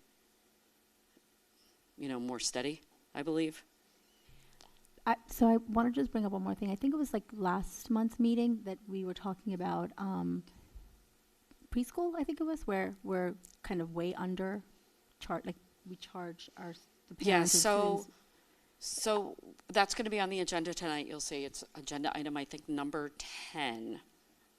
Number 9, though, which is interesting, and you'll note, agenda item number 9 are tuition rates that we are going to be approving for next year. We have special ed tuition students that come in, and instead of piecemeal approving tuitions as they come in, we get recommended tuition rates from the state for us, from like the Marlboro budget calculates our tuition rates. So we thought it was proactive to put those rates on the agenda so that if a district wants to send their special education student here, they can see what the costs are. But on there is the preschool kindergarten rate if we were to accept a preschooler tuition student, gen ed. And that rate is $18,000 and change. That's not, of course, what we're going to charge for integrated preschool. We are looking to charge $10,000, which is an increase from $82.40 from last year. But the great thing is, we're going to be transporting those kids this year. Yeah, no, I'm actually saying, like, I don't know if there's a way to kind of, I know we've been very modest in our increases, but I don't know if, again, it's not a ton of students, but still, I don't know if there's a way to kind of we bring brought that it up a little bit more. A little bit this year, like, $1,500 or whatever. So that was a pretty significant increase. And, some of those kids might still be here 2 years in a row. So we thought that $10,000 was a good starting point in our slight increase. But we doing the transportation, I think, is a great thing to add. I think the parents will really benefit from that, especially if they have other children in the district. And so. Yeah, that actually came from a parent, so thank you to that parent. And then we got right on it. Chris and I talked to transportation, and we said, what do you think? Let's try to work this in as an added value, and transportation did a great job in looking at all of those students to say we can do it. So it was actually a good input from our community, and we were able to. I don't want to say easily do it, but it was something that this is the first time we're transporting gen ed kids. For integrated, Okay. Budget discussion number 4. So, you're very welcome.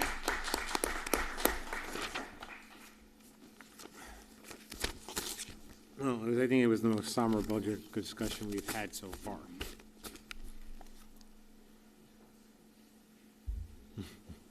Good.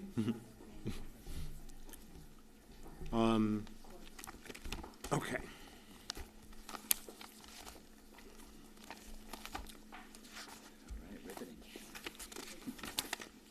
Can I,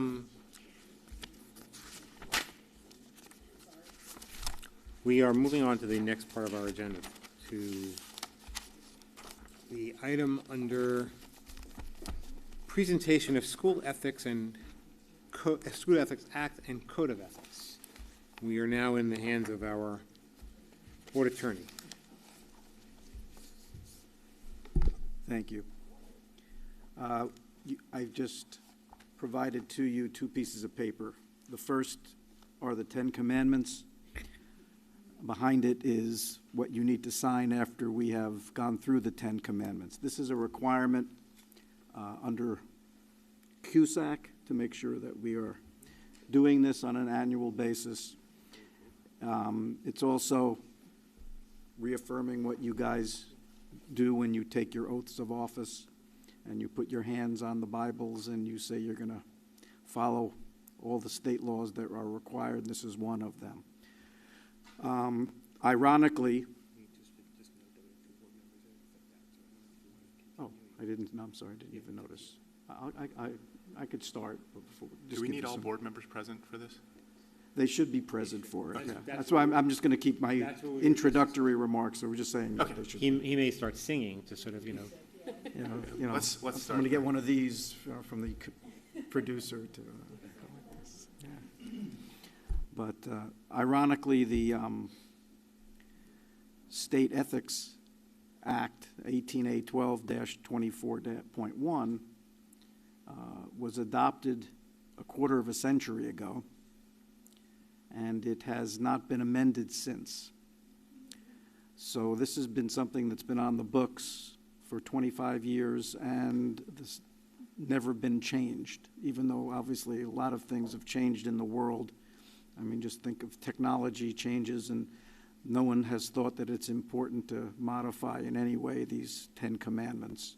But I guess it's the same way the original 10 Commandments haven't been amended yet either, so they're just a little bit a little bit longer. Can't bring the Ten Commandments up in school, yeah. But, so just like but even the Constitution has amendments to it. We don't have any amendments. Were they coming back, or they are protesting my presentation? I don't think they're protesting. I think they were using this opportunity to take a Okay. All right, so we could start. Do you want to start, or you want to? Yeah, we'll start. Thank you. So what I'd like to do, again, because it's getting late and we have a lot of things to cover, I don't want to spend a lot of time on any of these things, but I do want to make sure that you go through it so that we've met our requirements and you can faithfully execute that second piece of paper that you have before you to say that you have gone through this and you have been apprised by this office as to what you need to do. Obviously, if any of you have any questions concerning any specifics, you know I'm always open to entertain any of your questions for those particular issues that you might have. And obviously, ethics concerns arise all the time. I mean, I had one just the other day from another district where someone just, and this is just as this was going to be my stretch, but I don't need to stretch anymore. But this was going to be my stretch where you were out of the room because I didn't want to start without you guys here. That's okay. But this week, someone called me from one of the districts and mentioned that they just found out that their stepbrother was a principal in the district, one of the board members, because they never lived with each other, but they had the same one parent. I don't know, even remember which one, and but they never lived together when they were growing up. But they just found out that they were step siblings from the same parent, and now she was in a panic because what are you supposed to do now that I've been voting on all of these things? Because obviously your question was, can I still vote on certain things? You can't. I mean, if you're a board member and there's a principal in the district who is a relative of yours and step sibling, step brother, step sister, would be one of those definitions under relative, regardless of whether you had a great personal relationship with them throughout your childhood or you just found out about it last week. The same rules would apply. So these things come up all the time. Give me a call. We'll figure it out. We'll navigate through it. We'll run through these rather quickly because, again, I was saying that we don't want to do it too long for tonight's rest of the board meeting.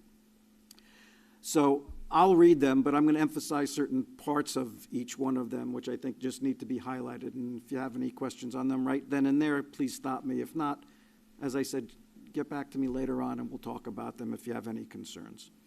So the first one is I will uphold and enforce all, and I'm always emphasizing the word all, laws, rules, and regulations of the State Board of Education and court orders pertaining to schools.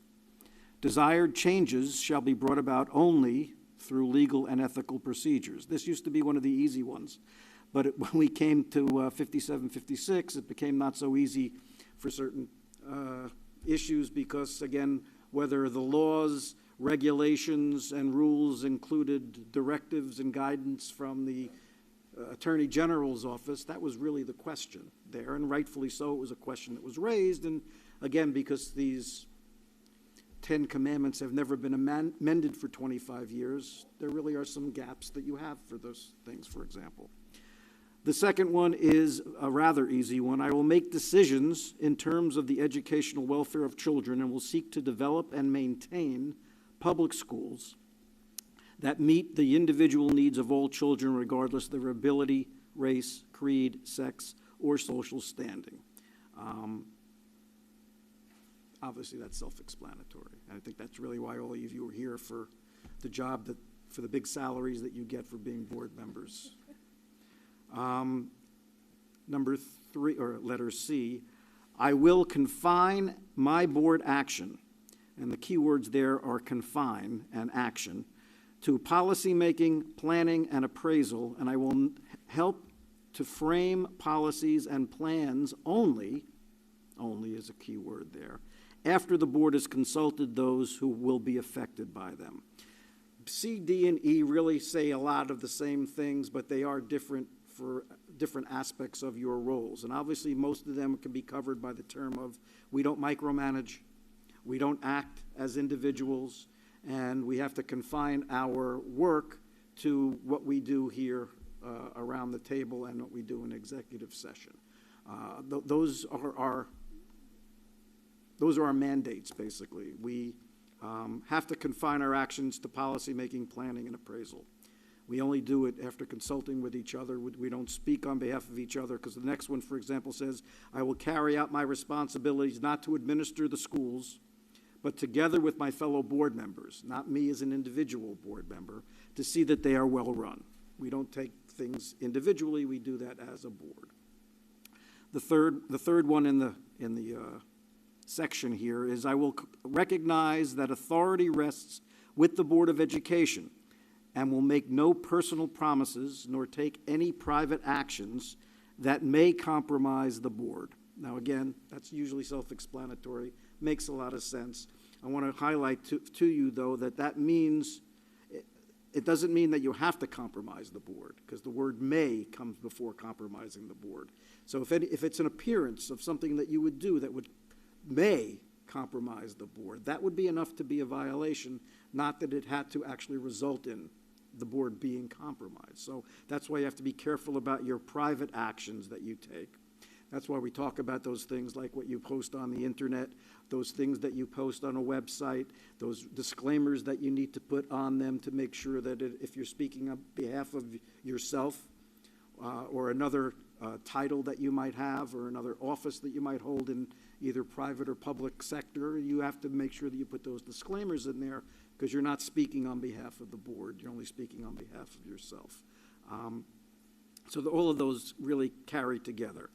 The one last part I want to talk about, because it's always the most important part of this conversation, because most of you have children who go to school in the district, and it's always very difficult for board members to have to remember and differentiate that they're working on behalf of the board in certain capacities, but they're also paramount, and higher than your board membership is your parenting membership. And as a result of that, you've got to make sure that whenever you're dealing with teachers or principals or even the superintendent, if you're dealing with it from the perspective and from the side that this is as a parent only, got to make that clear. You got to make sure that you be able to differentiate. You always have your parent hat on, because if not, then you're not really. So, you know, you have to get a license to get a dog, but you don't have to get a license to be a parent. But when you have your, and that just says something about our society in and of itself, but it's true. But in this particular case, that parent hat is always on, and it's going to be paramount to you. So just make sure that we're always letting everybody know, whoever you're dealing with, whether it's even a custodian trying to get in the building or the security people or whatever it is, you're not walking in as a board member if you're doing something for your child. Make sure you make everybody understand that right from the get-go, and therefore there shouldn't be any confusion as to how you're presenting yourself in the building. Yeah, Jenna, sure. This actually happened the other day. I said, I never am walking in here as a board member, this is a parent, and they actually asked me, like, why does that matter? And I was like, and so, I mean, we talked about it, but I was like, I never thought about that right. question. Yeah, right, but it matters more to you than it does to them because of these 10 commandments. However, it should matter to them, but the problem is, because you're a board member, that's why it's so important that you have to make that representation to them. Because even though it may not change their attitude or their approach, because they still know you're the board member, you've got to make them hear from you that, no. So, you know, don't misunderstand my reason for being here, kind of thing. It is, as I said, it happens all the time.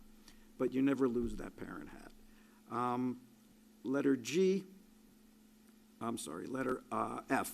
I will refuse to surrender my independent judgment to special interests or partisan political groups, or to use the schools for personal gain or for the gain of friends. Pretty simple. G. I will hold confidential all matters pertaining to the schools, which, if disclosed, would needlessly injure individuals or the schools.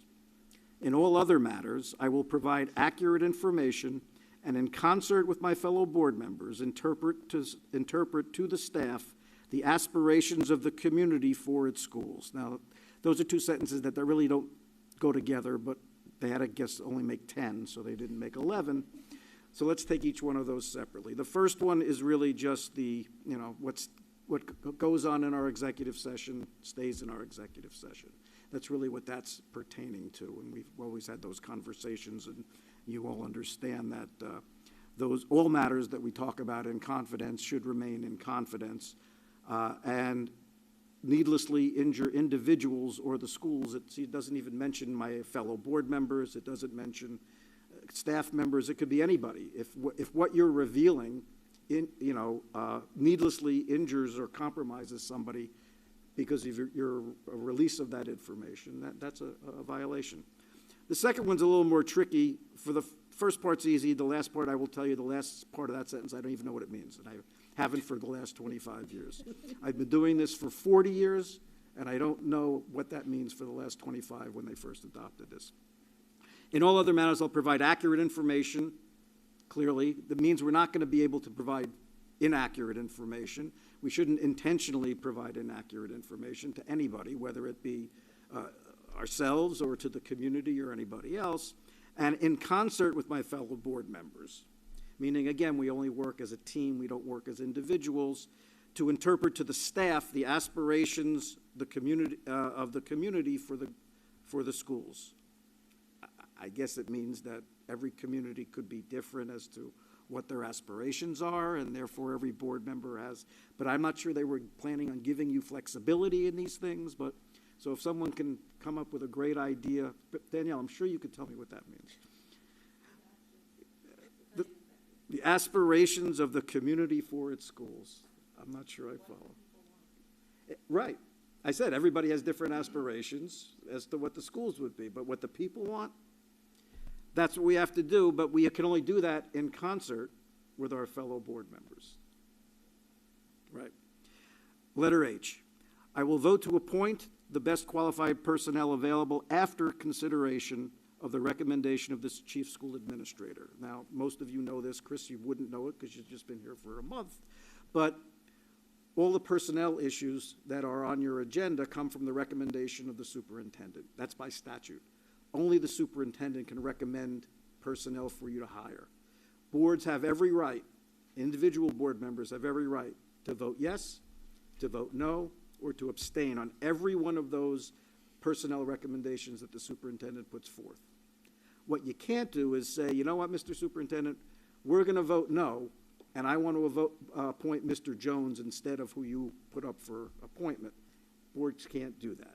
You could only do that, the best qualified after consideration of the recommendation of the chief school administrator, and only the chief school administrator can recommend. You could convince him to move Mr. Jones at your next meeting, but until he does that, you can't vote for Mr. Jones without that consent. All right. I will support and protect school personnel in proper performance of their duties. We support our personnel. As we know, we are not supposed to speak in a negative manner about any of our employees or personnel in public. If we have problems with any of them, they will be raised. We'll talk about them in executive session.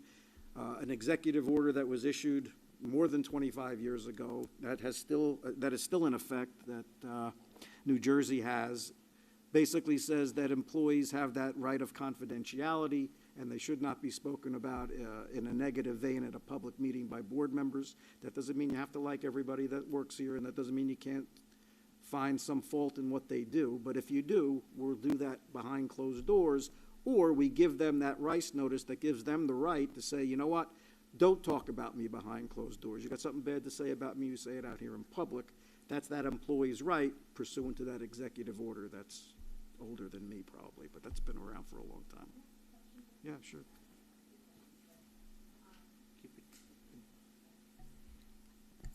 Just so I understand,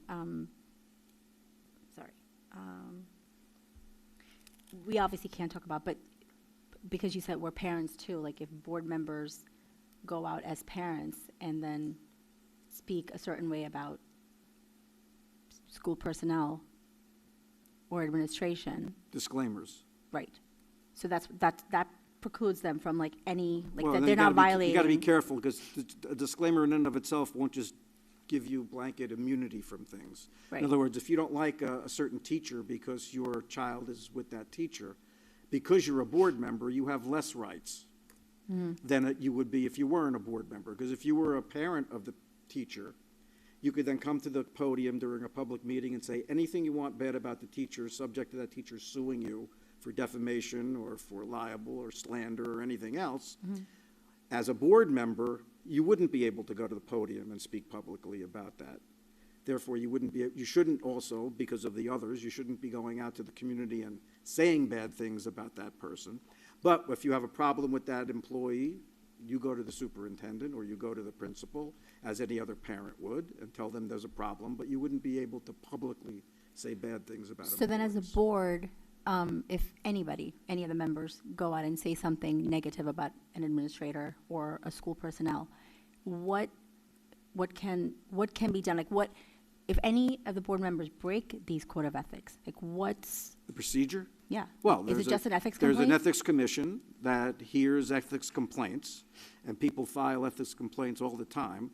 And they would then, if the person who wanted to file that complaint would say that they violated Section I of 18812-24.1, because they did not support the school personnel in a public manner by posting something on a website, by saying something at the football game, by saying something at the dais during the public board meeting.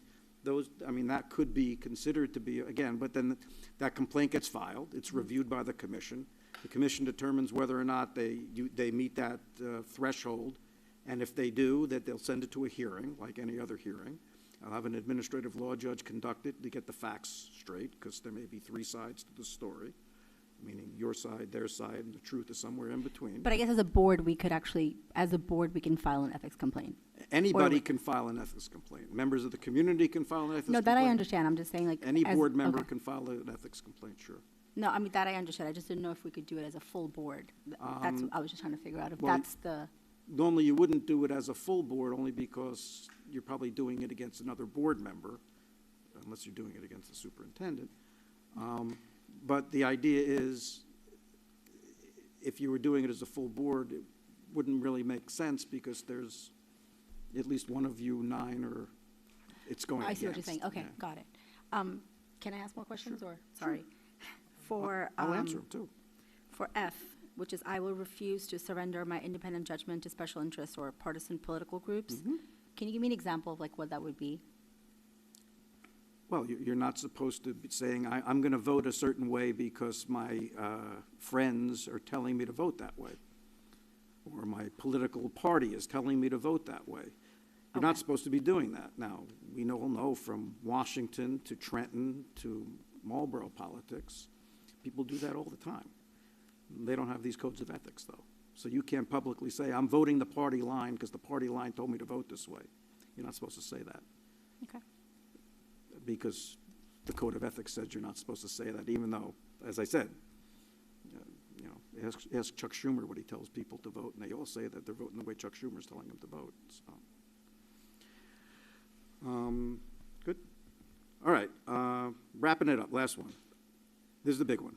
I will refer all complaints to the chief school officer, and will act on the complaints at public meetings only after failure of an administrative resolution. Again, we all have had this. Somebody in the community or somebody tells you, we got a problem with such and such. You're not, and I think, Chris, you probably were even asked this question during the interview the last time, I think, because that's a big thing. When someone comes to complaint, you're not supposed to take care of it yourself, because we work as a team. We don't work as individuals. You'd have to refer that to the school administrator, whether it's, in this case, it all should be the superintendent. And then the superintendent will deal with it from an administrative standpoint as to who should be dealing with it internally. And it's not the board's issue to deal with once it's provided to the superintendent, unless or until there's a failure by the administration to take appropriate or action that you find appropriate. And then, if that's not done to your satisfaction, it comes to the whole board. We'll probably start it, depending on the issue, if it's a student matter, a personnel matter, or whatever, it might start an executive session. and then we can deal with that issue. But we shouldn't be dealing with those issues until the chief school administrator has had his opportunity to deal with his administrators or his employees to deal with the issue to get a satisfactory solution. That's 10 for 10. We're good? All right. Not bad. I only took about 10 minutes, I think. Any other questions for Mr. Gross? Sign your forms and get them to Chris. Thank you so much. Thank you, Mr. Gross. Okay, we're going to move on to board business, and the next items on our agenda. While you're all signing, we are up to financial and business operations.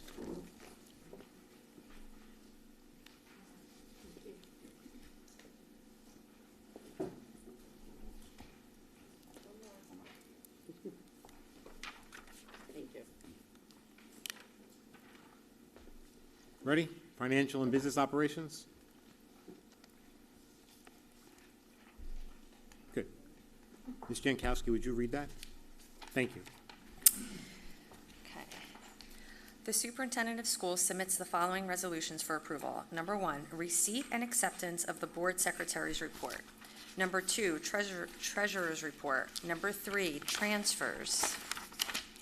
Number 4, list of bills. Number 5, travel. Number 6, harassment, intimidation, bullying, HIB report. Number 7, audit report for the 2024-2025 school year. Number 8, non-public school request for security purchases under the non-public security and program for the 2025-2026 school year. Number 9, state tuition rates for the 2026-2027 school year. Number 10, integrated preschool program tuition for the 2026-2027 school year. Number 11, home instruction. Number 12, approval of IDEA carryover allocations from the 2024-2025 to the 2025-2026 school year. Number 13, donations. Number 14, grants from Marlboro Education Foundation. Number 15, electric generation service cooperative pricing resolution agreement. Number 16, approval of agreement with Transportation Consulting Services, LLC. Number 17, state contract purchases. I so move. Thank you. Can I have a second, please? Mr. Lolansky. Discussions on any of the items here? I would like to open up some discussions. Go ahead. The first is just a quick question, and then I'm going to skip back. For the grants from the Marlboro Education Foundation, when the materials come in, and any supplementary materials, especially from programming, do they, anything given out in the classroom, is that reviewed by the principals and the administration to make sure that it fits the standards of our board and the expectations? Yes. Thank you. For number 3, transfers, I wanted to open up some conversation. If you go to the second page, there's a $15,000 reallocation of funds for consulting services.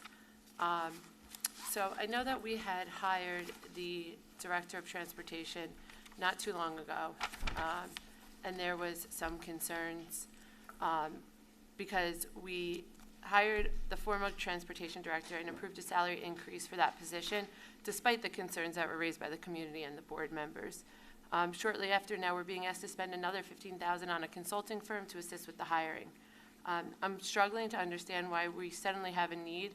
Now this is the second time for an outside consultant to perform hiring functions. And given the financial pressures, obviously, that we just heard on the budget, I think we have a responsibility to carefully evaluate if this is necessary and if it's a necessary expenditure of the taxpayers' funds, especially when we are already taking steps to acquire talent with raising that initial salary.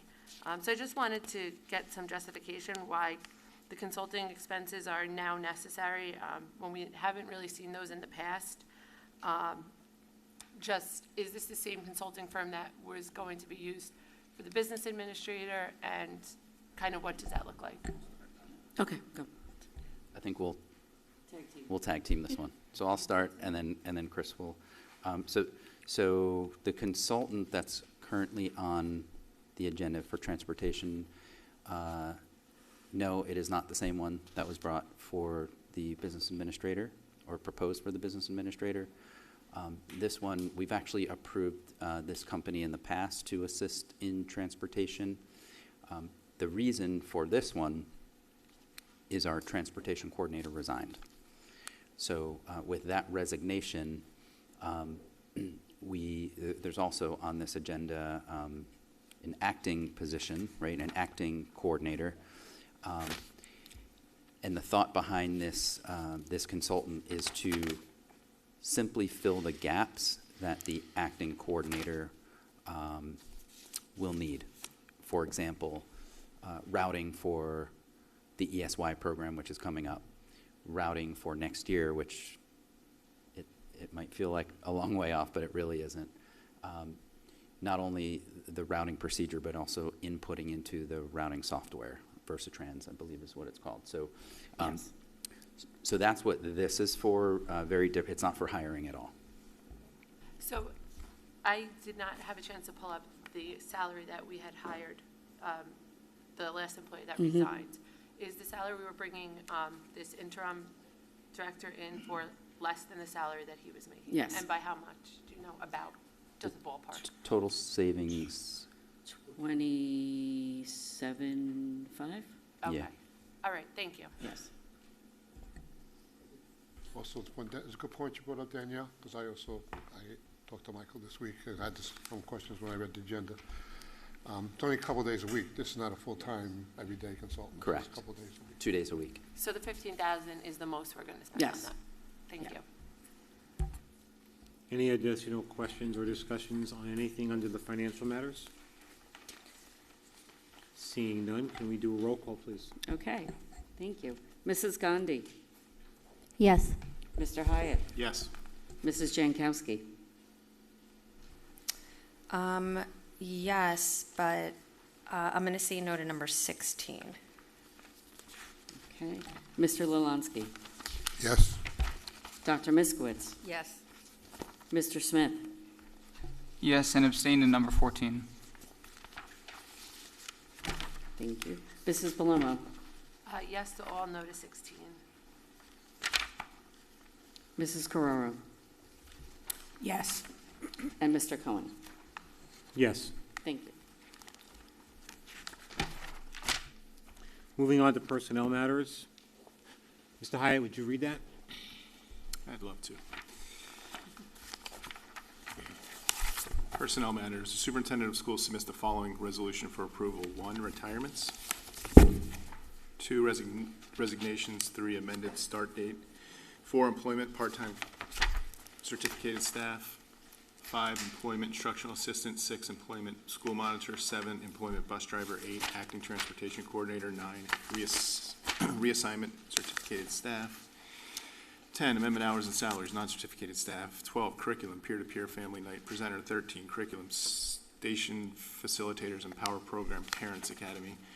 15, stipend, mentor teacher. 16, stipend, non-certificated staff member. 17, student observation. 18, student teaching. 19, amended student teaching. 20, substitute nurse. 21, substitute bus driver. 22, substitute bus attendants. 23, substitute secretary transportation. 24, substitute head custodian. 25, paid medical disability leave. 26, unpaid leave of absence. 27, amended resolution, leave dates.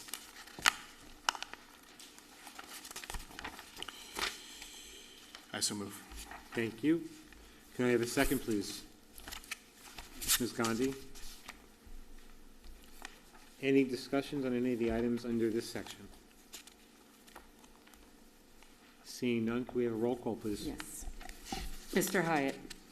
Yes. Mrs. Jankowski? Yes. Mr. Lalansky? Yes. Dr. Miskowitz? Yes. Mr. Smith? Yes. Mrs. Palomo? Yes. Mrs. Carraro? Yes. Mrs. Gandhi? Yes. And Mr. Cohen? Yes. Thank you. Okay, and I understand, Mr. Balloon, you have some retirement comments before we move on to our next one? Yes, I do. Retirement comments. The first one is for Margie Adio. Margie began her career as a bus aide in November 2002. Over the last 24 years, she has made sure all the children on her bus experience a warm and welcoming ride to and from school. She's the first friendly face a child sees in the morning and the last goodbye at the end of the day. During her many years at Transportation, she has touched the lives of many coworkers who will miss her dearly. Margie's professionalism, patience, and dedication to her job was noticed this past year as she was awarded the Certificate of Kindness from the Board of Education. The Transportation Department wishes Margie the best in her upcoming retirement. Congratulations, Margie.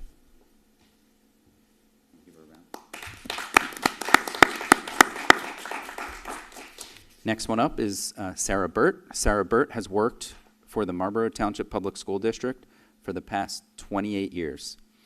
She began working as a substitute secretary in 1998 before joining the district as the transportation secretary in 2001. Over the past few decades, she has been an integral part of not only the day-to-day operations of the entire department, but the district as well. Sarah is the friendly voice answering the phones and friendly face greeting all visitors down at Transportation. The Transportation Department is going to miss Sarah immensely. We wish her nothing but the best as she embarks on her next adventure. Happy retirement, Sarah Burt.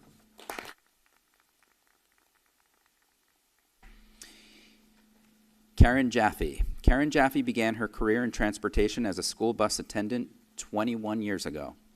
Over the past 2 decades, Karen has been a tremendous asset to the district. She has been a vital part of our students' daily lives, ensuring safety and well-being with unwavering commitment.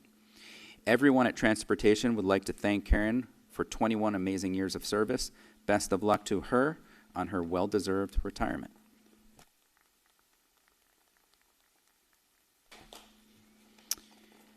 Comments for Christine Morris. Tonight we honor Christine Morris, who is retiring from Marlboro Township Public Schools after 26 years of dedicated service. Since joining our district in September of 2002, she has taught kindergarten, first, and second grade at Defino Central Elementary School, shaping the hearts and minds of generations of students while building lasting friendships with countless families. Her warmth, professionalism, and unwavering commitment have been a cornerstone of our school community.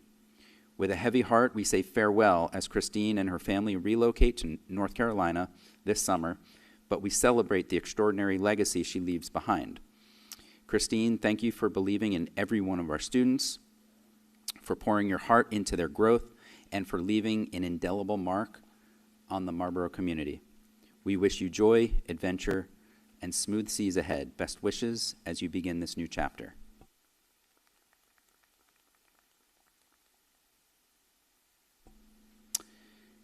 Retirement comments for Wendy Moskowitz.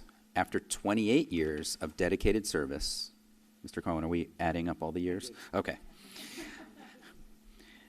Wendy Moskowitz will be retiring from Marlboro Middle School in June, leaving behind a legacy of meaningful contributions and connections with students and staff alike. Wendy joined the MMS staff in September of 1998. Throughout her tenure, her assignment has always centered on technology instruction, though the courses themselves have evolved with the times, from keyboarding and computer applications to computer technology and today's digital design curriculum. As a related arts teacher, Wendy has had the unique opportunity to work with most students during their 3-year middle school journey. Over the years, she has impacted the lives of more than 3,000 students. Wendy is widely known for her willingness to support both students and colleagues in their use of technology and can be counted on to lend a helping hand whenever asked. She often stays after school to support the basketball teams, other athletic events, the musicals, and art shows. Her computers club has been a student favorite for years, providing a welcoming space for students to explore new programs and expand their skills within a positive school environment. We congratulate Wendy on her well-earned retirement.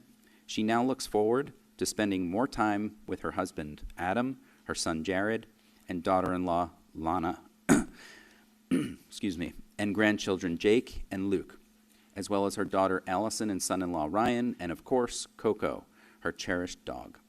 Wendy's dedication, kindness, and commitment to the Marlboro Middle School community will be deeply missed. We wish her every happiness in this next chapter.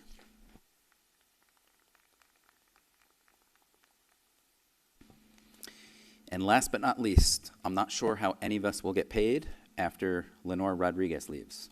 She is our payroll person. Lenore began her journey with the district in September of 2001 as a part-time business office clerk. She quickly proved herself to be dependable and professional. After her promotion to payroll clerk in April of 2004, she became an essential part of our operations, always willing to lend a hand and offer support. She played a key role in helping the district successfully transition to a new payroll platform. Her dedication and positive spirit will be greatly missed. We thank her for her years of service and wish her and her husband Willie a retirement filled with health, happiness, and new adventures. Congratulations, Lenore. Thank you, Ms. Thank you, Mr. Balone. And if my math was correct, this amazing group of retirees represents over 151 years of service combined to our school district. So thank you all, and thank you for your dedication to our students and to our administration and our schools. And we wish you all the best of success and time off. I should keep a running total for the entire year, but I don't think I want to. It would become depressing. Okay, moving on. Our next item is policy development and community relations matters. Dr. Miskowitz, would you read that? You had it in your hand, and I figured you were ready. And I am. The superintendent of schools submits the following resolution for approval: Buildings and Grounds 2026-27 school year holiday calendar. Number 2, approval of the amended 2025-26 school year calendar. Number 3, first reading. Be it resolved that the following be approved for the first reading before the Board of Education. I so move. Thank you. Can I have a second, please? Mr. Smith. And now we're open for discussion. Wow, the hands all flew up. I'm going to start in the middle this time with Mr. Lewandowski. Oh, thank you. Okay, cool. Library materials.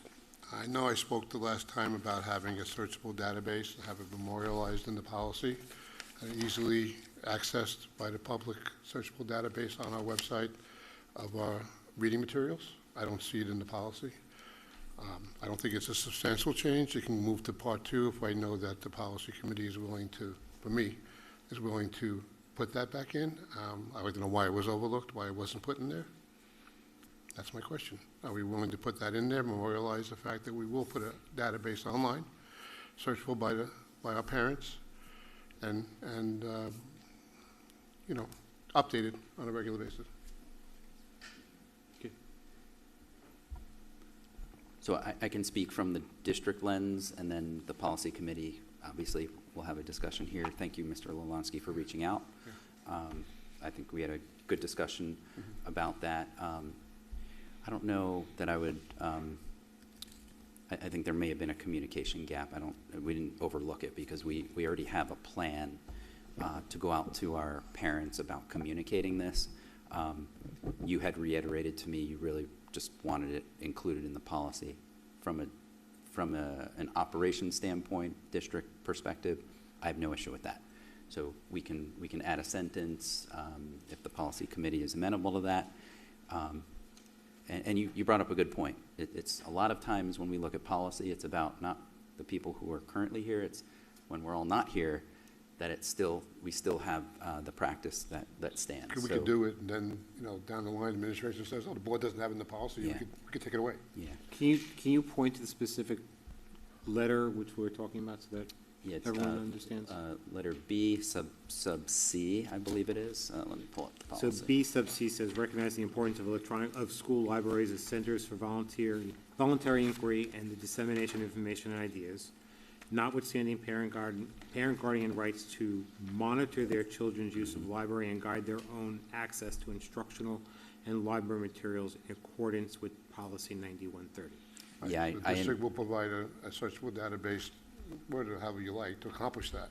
Searchable database online and regularly updated in a regular. That's where I envision just kind of a final sentence there. I think that's the most appropriate place for it. But I thought the conversation and I apologize again. I think Mr. Rowland's right. No one did this intentionally. It was an oversight. But I understood that you said that the goal was for the searchable database to be able to inform the parents about the catalog of what the library offers. Yeah, so they Right. can look at any time online. And this section speaks to the right to monitor their child's use of the library and guide, which is different. I don't know if. We could add another section. Would Just our, add another section. because I don't think our system would tell someone if a child went to look for, I mean, I think. No, it- that's not what we're looking, look for a child to look a book. Just a parent wants to know, is this book in the library? They will just search the database and then Yeah, decide if and- their child should read that book or not. If we want to put it somewhere else, but, we could look at it as the policy committee. I just, because it was about parents monitoring, I figured we could put it there, but we could really put it anywhere. I just think that the phrase, retain the right to monitor, I think that as a district, that it's just us giving them a tool in order to do that. So if they're saying they have a right to do it, but we're not providing them a tool to do it, then this us providing them a tool to do just that. That's the way I look at it. I'm not in disagreement at all Yeah, with the that's right just- to do it, and I Right. actually think the right word may be electronically, right? So that this way there's, we don't marry ourselves to any specific technology, right? We just say electronically, right? I'm okay, I personally am okay with that.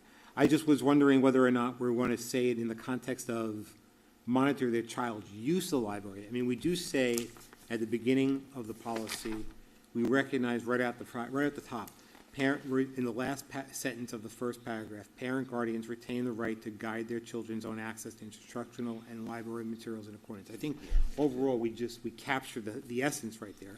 So I do think that the word electronically just gets plugged in. Are we just talking about electronically access the catalog, or are we setting an expectation to electronically access the use of the library materials? We want to make sure I'd like to make sure that we make sure we're accessing a regularly updated database that the district will maintain. That shows the the library, content of the the library library. content, Yeah. the course catalog, the library catalog of what's available. Right, so Right, and I just want to put a name in and say, is this book in the library? I know. Right, so we just, I had a question around that, though. So, just for clarity for the policy committee, are you saying that as a parent, if I have a child in second grade, that they would only have access to what is available? No, they have access to the whole library. Or the whole library? Yeah, and you can make determination that your second grader should or should not read that book, whatever reason you feel, I mean, as a parent. Michael, I'm sorry, Mr. Lewandowski, as you Michael's said, you spoke to Mr. Balone about this, but you never reached out to me. I'm more than happy, and I would have loved to have this conversation, because I personally think, like, electronically, I totally agree that something should be in here, and, I mean, I would have appreciated something similarly happened spoke with to the Mr. civility Balone policy, too, because- or resolution, and it's like, I would love to have those conversations, because it only helps inform me. I don't remember every single thing that is said, and since you reached out to Mr. Balone, I don't know why I can't be enjoying that conversation. I would love to. Oh, So- because he sent the email of the policies. That's why I reached out to Mr. Balone. It came from Mr. Balone. I thought he was representing the policy committee, because the email came from you, the policies. But I'm It didn't come from I'm you, the it came from chair Mr. also, Balone. so, I mean, if you want to copy me, I think that would be helpful for me to be involved. That's all. I'm going to add to that. I think it should be the full policy committee, because what happens is it's great to have these conversations here. I mean, there's no way that we're saying don't have the conversation here, or with even Mr. Balone. But if the three people that are on the policy committee, if we are the ones that are going to be sitting there and actually updating the policy, it's important to inform us so that we can, to whatever you want, so that we can actually, when we meet, we can pull those things through, especially if you reviewed it ahead of time and you felt that there were pieces missing. It would have been nice to know ahead of time, like what Jenna's saying. Just include us so that, Yeah. I Well, mean, again, the we're only not reason- faulting. Usually the email comes from the policy chair, but it came from Mr. Balone, so I reached out to Mr. Balone. That's the only reason why. Okay, so then I guess we can all agree that whether an email comes from Mr. Balone or if it comes from the policy committee, I think as a board, we should just be, it should just come to the committee itself, so that it's easier and we can kind of address it even before it comes to vote, so. so I read through it, and I remember this conversation, and I personally, I'm in favor of it. I think, matter of fact, I think I even encouraged it in the conversations we had about the library system, right? So if letter C, because it doesn't seem to fit really anywhere, but I think the correct wording may be, and this is just an idea to throw out there, provide electronic access to parents to review the library catalog and offerings.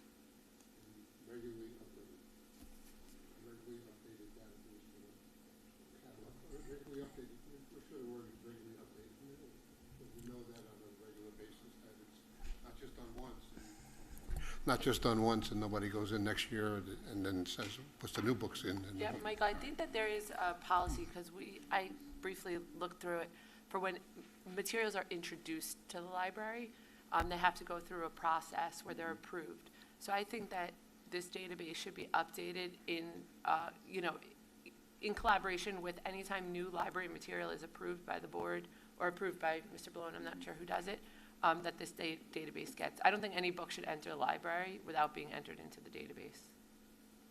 It's not, yeah. I would say current, because it's not regular, it's not. When you say regularly, is that weekly, is it monthly? I would say no, but I would just say current.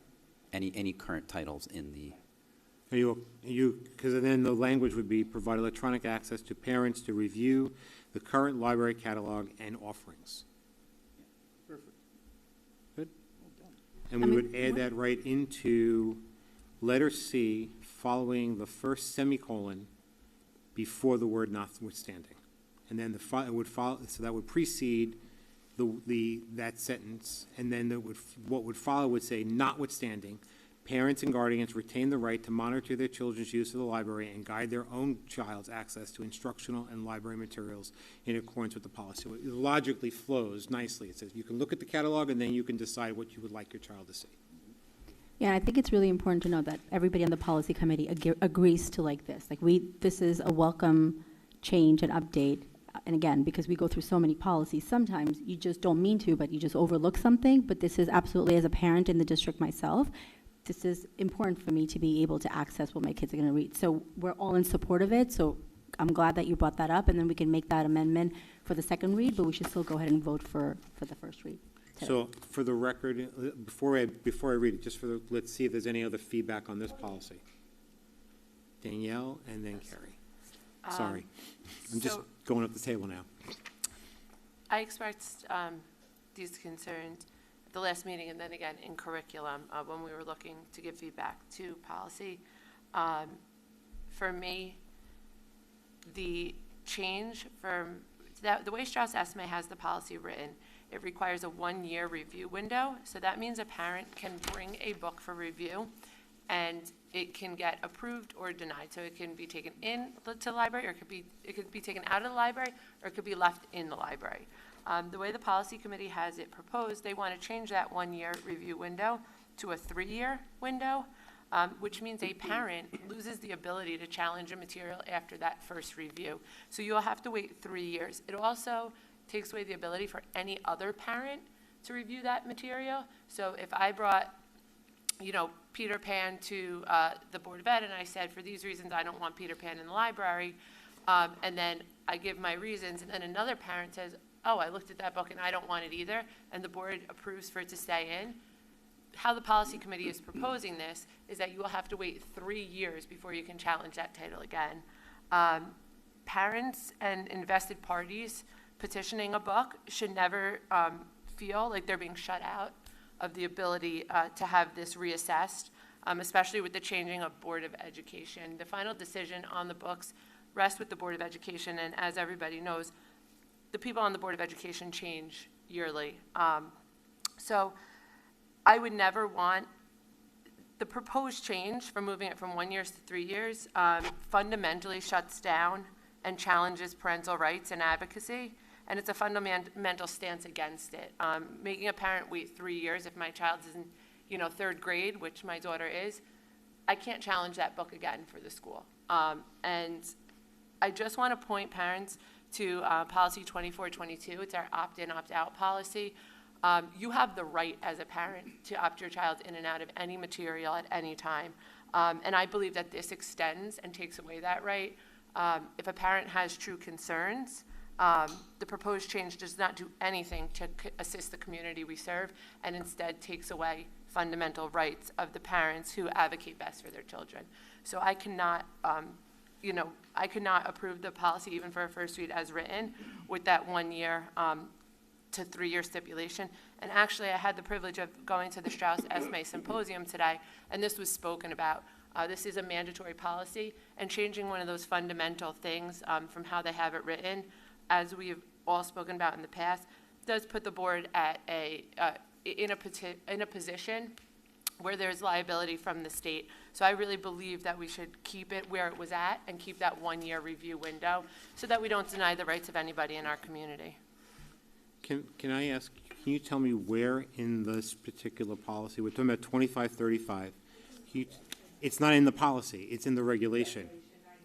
Right, so it's not the policy committee that put this forward, this came from the administration because the administration put the regulations together. Right, but it's attached to the policy. So before we approve the policy, that regulation, for me, would have to be updated. I believe it's like as we spoke about today at the workshop, that regulation is here to make sure that the policy is enforced correctly. Yeah. So I just want to make that update clear. I'm not disagreeing with you. I'm just trying to sort of, just from a clarity perspective, anyone who's looking at the policy will not find 1 year versus 3 years here. That wasn't part of what the conversation was. And it's not, so we didn't change anything that Strauss Esme gave us. No. It's in the regulation guide. So can you speak to the regulation guide? So I can explain that piece, and I think it's there's some clarification that's needed here. So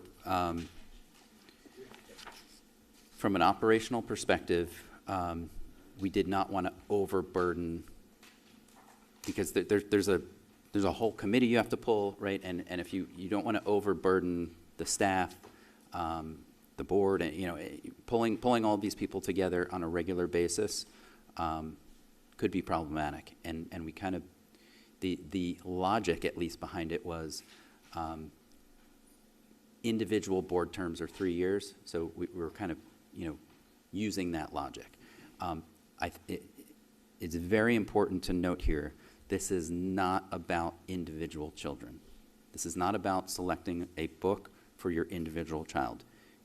Every parent can choose to say to a principal, a teacher, me, anyone, if they say, I don't want my child reading this title, my child, you always have that right, and we will always honor that right, and we will give you an alternate text to meet those standards.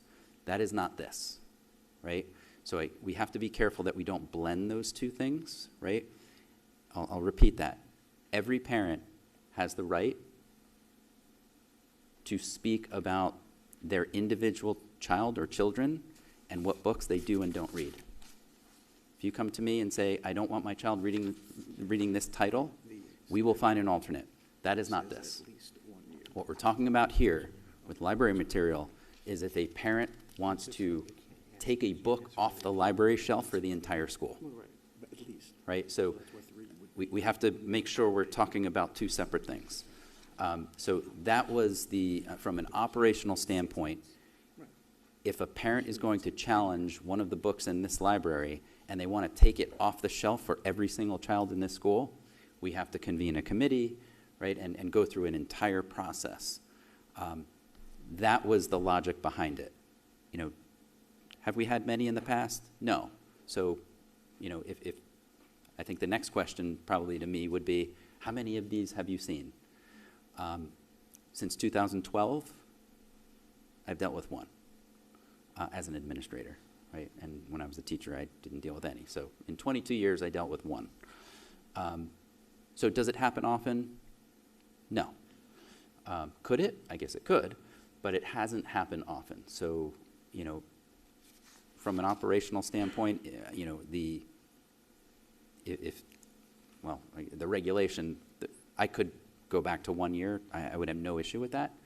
I just want to let you know what the logic was, and that it was not dealing with individual students and parents. It's about dealing with pulling a book from an entire school. And correct me if I'm wrong, isn't there in New Jersey, we have to offer opt-in, opt-out? Yeah. That was one, and then. We have a policy on that. Okay, good. Okay, so you can opt in and opt out. That would not be taken away at all. Right. And then, correct me if I'm wrong, Danielle and Ms. Palomo, Ms. Gandhi. We went to the Strauss Esme Symposium, and they talked about the freedom to read, and they said that if there is a challenge with a book, right, like if something gets submitted to be removed from the library, that in a year, like they can only challenge that same book for 1 year for it to be up again to. Right, exactly. Yeah, so it's not 3 years. No, so it is, that's exactly what they said. So they said you could challenge it every year. What our regulation is, so the reason why I brought this up, and there's the regulation, because E in our policy, it is directing us to work with our regulation. So a lot of times the regulations are directing staff and Mr. Balone how their staff is going to engage with the policy. The policy actually says that any request by an individual with a vested interest to have library material removed from a school library in the district shall follow the grievance procedure outlined in Regulation 2535 in accordance with 18834A5. So in that last part, it says that the Board of Education, the final decision rests with the Board of Education. So this regulation is actually directing how we are going to interact with the policy. And that's why I found it to be really important that we're comfortable with the regulation that goes along with the policy.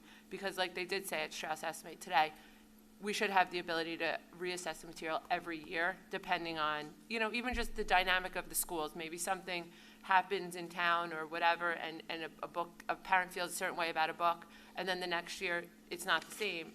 They should just have that ability to keep that conversation open. And I would never want to be a part of shutting down that conversation. So, yeah, I'm just going to, I understand, Michael, what you're saying, and I also understand you're saying it hasn't happened a lot, so making it 1 year is not really going to change things. I think you also have to take into consideration every year, not only does the board change, but our parents change. If a new parent comes into the district, that parent wasn't here last year, now has to wait 2 more years, maybe, to talk about a book they don't like. Also shows you trends. 3 years, waiting 3 years doesn't give you a trend. If you do it every year, and all of a sudden there's a new parent every year, maybe it's something to look at, maybe I missed something, I gotta look at it again. It shows you more of a trend if you have a 3 year. But sorry, I respectfully disagree, because the whole opt-in, opt-out, you know, I don't, so if as a parent today, I don't like a book in the library, I come and bring it to the administration does what they need to do, their due diligence, and then they decide, nope, they're not gonna remove the book. They put it back on the shelves. If I still, beyond that point, if I don't want my child to read it, I can still go to them and say, I'm opting my child out of that, reading that book. So my parental rights are secure. I'm able to do exactly what I need to do to raise my child the way I want to raise my child.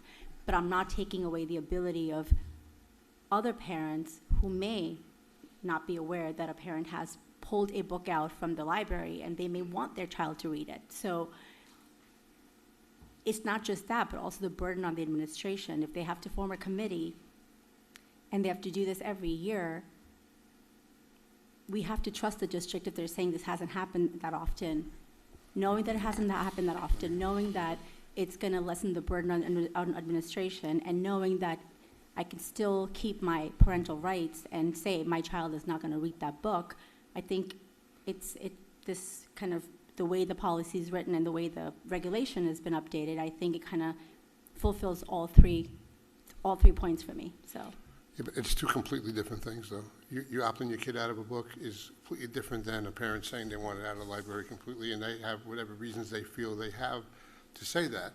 It's 2 completely different subjects. Yeah, 100% agree with you. You have the opt-in, you have the opt-out. If you're a parent that you don't want the child to read that book. But if you're another parent that says, for whatever reason, I'm not going to say I agree with them, I disagree with them, for every reason they say they don't want that book in the library for anybody to see, that's what this other regulation is for. Well, I agree, but then what about the other parents that may want the book there, right? So you're... Well, that's why we have a process and a committee to look at it. Correct, and that's why I have doing it for not doing it every year. It's more so much like just putting a burden on administration. I don't think it takes away anything from a parent. Mr. Cohen, with the way that this is proposed, I know a lot of people on the board have never been in the library when the library is working. I have had the privilege of doing that very, very often. By the standards of 2422, opt-in, opt-out is about exposure to material. It talks about religious beliefs and just how a student feels when they interact with materials. And I don't know if you've read the policy, but I have. And when you're in a library and you have 5-year-olds in a library, 6-year-olds in a library, 8-year-olds in a library, checking a book out of a library physically so the parent knows what they're bringing home and being exposed to the material while in media literacy are two totally different things. Children pick up books all the time. Children pick up books when they're there for the YMCA, after-school activities. Whenever the library is utilized, there is the potential for exposure to this material. To have true opt-in, opt-out, the parent should have the right to contest material on a yearly basis. As we know, Mr. Balone and I had a conversation about this, it doesn't come up that often because there is guidelines for the committees that should be formed when when contested material arises. Maybe it's something we look into having an ad hoc committee of board members and advisors, and what Mr. Balone could tell you better about the makeup of what the committee has to have. But it would be something that, maybe it's something that we can kind of prepare certain people that this may come about, so that it's really only going to be a couple of people that have to be impositioned by coming to review this material. I don't foresee it, just by what Mr. Balone has said. Of course, I don't know personally it happening often, but to just remove that right altogether and say you can't challenge a book that your child may be exposed to on a daily, weekly, monthly basis really feels like we're shutting down transparency, we're shutting down feedback from our community for really no benefit to the board.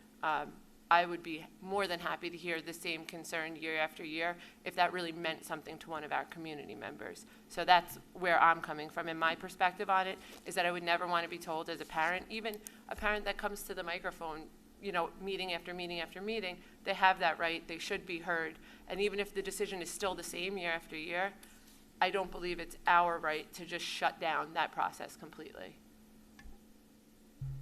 Any other comments on this? I just had a quick question. Outside of the administrative burden, was there any other source or reasoning for the 3 years specifically? No. I'm sorry. No. It was, okay. Like, do we know if any other, like, counties or school districts are using? Well, this is brand new, so. Okay. So, is it about the same issue? Yeah.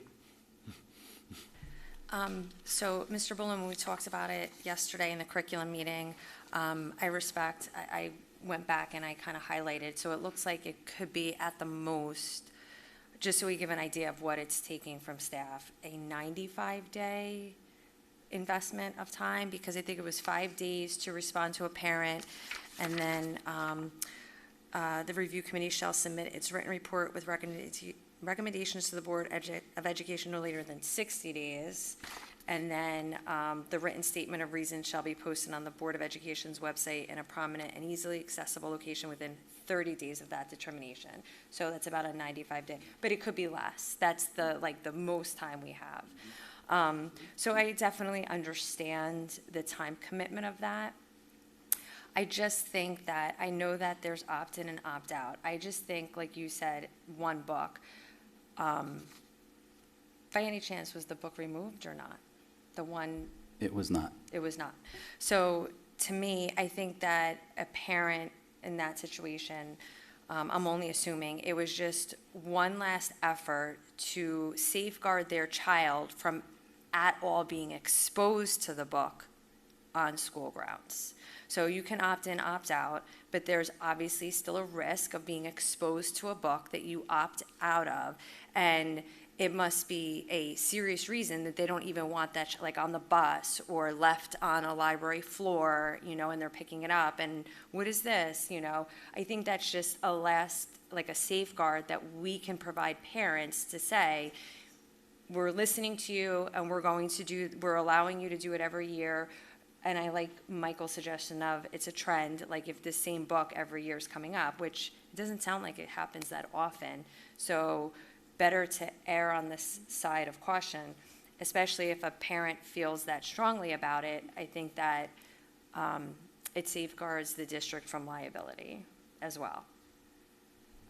Mr. Balone, I have a question for you, because I know the regulation is what you wrote. If we were to potentially leave the regulation as is, and then you revisited this in May, because this is brand new. We all know this freedom to read is even relatively new. And you say, listen, in the last 4 months since we released this policy, we had 8 challenge books. The burden is too heavy. We can't do this year after year. Then we could just re-poll and relook at the policy so that we don't take just kind of like a common ground that we can come to. We leave the regulation at the 1 year like it was written by Strauss-May. If the burden is just too big for your staff, then we just reassess it at the end of the year or over the summer months. We could always do that. We do it with policy all the time, right? We revisit it, we bring it to the policy committee. This one is unique because, it is regulation, so it's, it's really the day-to-day. Well, that's what I was going to get at, that this is more administrative. Like, we can't really dictate how you should be running this and doing this. And that's precisely what we're doing right now, telling you if you need 3 years, we're taking that away and saying, no, you have to make it happen in 1 year. We're basically telling you how to run the schools. So, and I get your point, I think you're all getting to where I was thinking, which I think is that this is not a board decision. It's an administrative decision. So I think the question really comes to you as our superintendent. What are you comfortable with? If you're comfortable with 1 year with an understanding that you will come back to the board and let us know if the 1 year is too onerous and you need longer time, maybe it's 2 years, maybe it's 18 months, whatever it may be. You come back to us and tell us that. Or if you know right now, based upon impact to the district, that every year is going to be a challenge, and I'm not sure if history tells us that that's the case, right? Then I think it's, it's really your call. I think what was helpful for this is that you got a lot of feedback from the board on what their position is. Some are of the mindset, it's your administrative decision. So I think the onus really falls on you, what you're comfortable with, because we didn't write it. Yeah, I think I mentioned, I appreciate all of the perspectives, but I think I led off by saying I could live with the 1 year. I actually do like the revisit if we need to, so I would be fine with that. I also appreciate you allowing me to, manage the day-to-day. I do, but there are some, this feedback is helpful for me, and I also appreciate Mr. Cohen saying, look, you are the day-to-day, so, you tell us what you need. This is one of those items where, in hearing all of the feedback, I think it's worth a try to say, we can revert back to the 1 year with the understanding that if it doesn't work, and I come to you and I say, I just can't, this is untenable now, right? We have too many, or we have the same parent coming year after year trying to get this book since kindergarten out of our district for 9 years. That might be a little too much too. So, yeah, I mean. So. Yeah, I don't know if you want to do something in the middle, because obviously, right, there's 2 points of stuff, maybe do something smack in the middle, do 2 years, and then, reassess. If this year that comes up, if you find parents are emailing you, because obviously things are changing, the climate is changing, then you can come and say, no, this is good that it's only it's a 2 year, we may need it to be every 3 years, or no, we're not getting that many and we could manage it and we could actually put it back to 1, then that's fine too, but we kind of do a middle ground and do maybe 2 years to start off. Yeah, I mean. It's your call. I can, again, I think it's your call. I'm sorry, Ms. Jankowski. I can do whatever. I can do 1, I could do 2, I could do 3. I just for reference on how we do this, I don't want to trample on your day-to-day toes, definitely not. So for me, it starts out for the purpose of Regulation 2535 and this policy. So as a board, I feel like we're voting on both, so it's not so much trying to step on day-to-day toes, but I just feel like we're asked to vote on both. So that's why I think that we're referencing the regulation, not trying to encroach on something we shouldn't as a board or board member. But that's the way that the Regulation 2535 is peppered into the entire policy that we're asked to vote on. So I think that's, it's a gray area. Because I don't know if I see it the same way. I just think I see it as if in order for us to vote on policy 2535, we have to have knowledge and awareness of what's in the regulation, but we have no control over it. So again, I just think, from my perspective, hearing the healthy conversation about this, it's your decision. Yeah. And I think if you can give us some insight as to what your decision is, then we can probably move on this issue, and there may be one more. Well, I don't know if, but, sorry, I actually don't, I mean, isn't there any way that we could still move to vote on this, and then, because we're still going to have second read, and then Mr. Ballone can have some time to think about it and then come back we certainly at the can. next I board mean, meeting, because I don't want to put any kind of pressure, like, right at the moment. he can. I want him to No, properly I assess wasn't- it. Oh, yeah, sorry. I wasn't suggesting that he had to give us an answer right now unless he wants to. But it impacts the decision of some board, some board members need to understand where he's at mentally, because it also means how they vote on first read. Either they vote yes or no on first read. We still have second read, and they can change their mind and they can vote yes in second read, but in first read, they just want to have an informed vote. Yeah, That's, I think, where I'm trying to get to. And I just want to close out. The reason that I was bringing that to you is not to get involved in the day-to-day, but it's actually just to bring the concerns of the community back to you, which is something that I know you feel is beneficial. And just being around so many parents, and I know Freedom to Read got a lot of, talk early on, and I think that the policy actually is very sound, and it was written very well, and this was just the one nuance that I could see. I always feel like we should give more opportunity for parental involvement and then scale back, however you see fit, how it's affecting your day-to-day. Taking it away right up front just feels like it's not a benefit to the community. So that's why I wanted to bring this up tonight. And I know we talked about it in committee too. So. And one more question, Mr. Ballone, have you heard at all from the community any concerns about this, the policy or anything, the Freedom to Read Act? Has anybody come to you and said, like, Not from our community. It's so brand new. I think it's hard to, people haven't really seen it yet. Okay. But because I no. haven't heard it from, I mean, I'm pretty active in the community. I'm sure you have like young kids too. I haven't heard anybody have any concerns about this per se, or brought it to me. And if they did, I would obviously direct them to you per our code of ethics. But I haven't heard anything. So, yeah, just wanted to put that out there. I just had a Yes. quick general question. So the policy, right, is up for first read. Now, the regulation guide, is that, just so I can understand, is that attached to the policy, or can this be modified at any point in time by Mr. Vallone? Because if it is, then it's not really impacting the policy per se, right? Policies are within the board's discretion. Regulations are completely within the superintendent's discretion. We understand what the regulations are because they inform our policies, and our policies inform the regulations. But ultimately, we don't vote on regulations. That's the superintendent's responsibility. But to also answer your question, that yes, they can update the regulation. Right. He can do that on his own. You can update it. Does the board have to be notified when the So regulation's as a matter of updated? practice, I notify the board when we Right. do that. But it's not necessarily like required. Not a vote. Not Right. a vote, yeah. Okay. So it doesn't, okay. I think I understand. Thank you. Any other comments on the 1 to 3, or anywhere between 1 to 3? I mean, I'll leave it. I have some more, Okay. but on a different policy. So Can we stay with 2535 for a second? Because I think Ms. Jankowski, do you have something on 2535?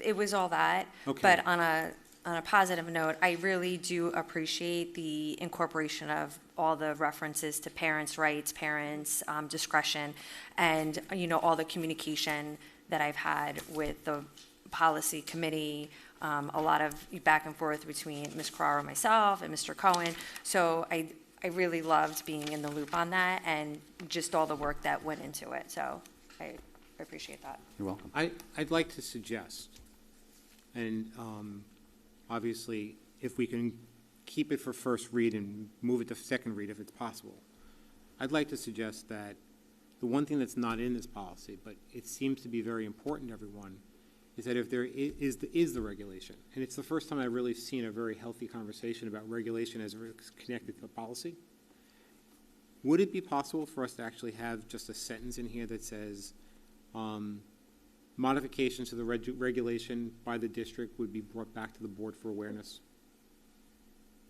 So that if you change the regulation, modifications to the regulations would be brought back to the board for awareness, not for vote, not for anything, but so that we're aware of it, so that if you do change the regulation, because it's so embedded into this policy, that we're at least aware of it. And it's probably, I don't think it happens very many times, but this is the one that we've had the longest conversation about regulation since I've been sitting on the board. I have no problem with that because that's what I do anyway. So, but again, we always talk about when I'm not here, right? So, Yeah, that's a good. I have no problem with that. I think that's a good thing for us to take back for the next meeting and add that on, so, you know. And I that'll mean, be- again, just like you, and again, as a parent, yeah, I want to be very involved, so there's no reason why we wouldn't take the recommendations and changes that you guys wanted. We're all on the same page, so yeah, this is good stuff. Okay, I want to see, I know you have more, so I want to just see if we can close out the conversation about 2535. So the three items that I have in front of me for us is one about the addition of electronic access, which I'll go back to. The second is your decision as to how you want to handle 1 year or 3 years, right? With an understanding that if you need to reassess it, that's within your discretion, right? And then the third item is just a slight modification to add the language that a modification to Regulation 2535 will be brought back to the board for awareness, so there's full transparency.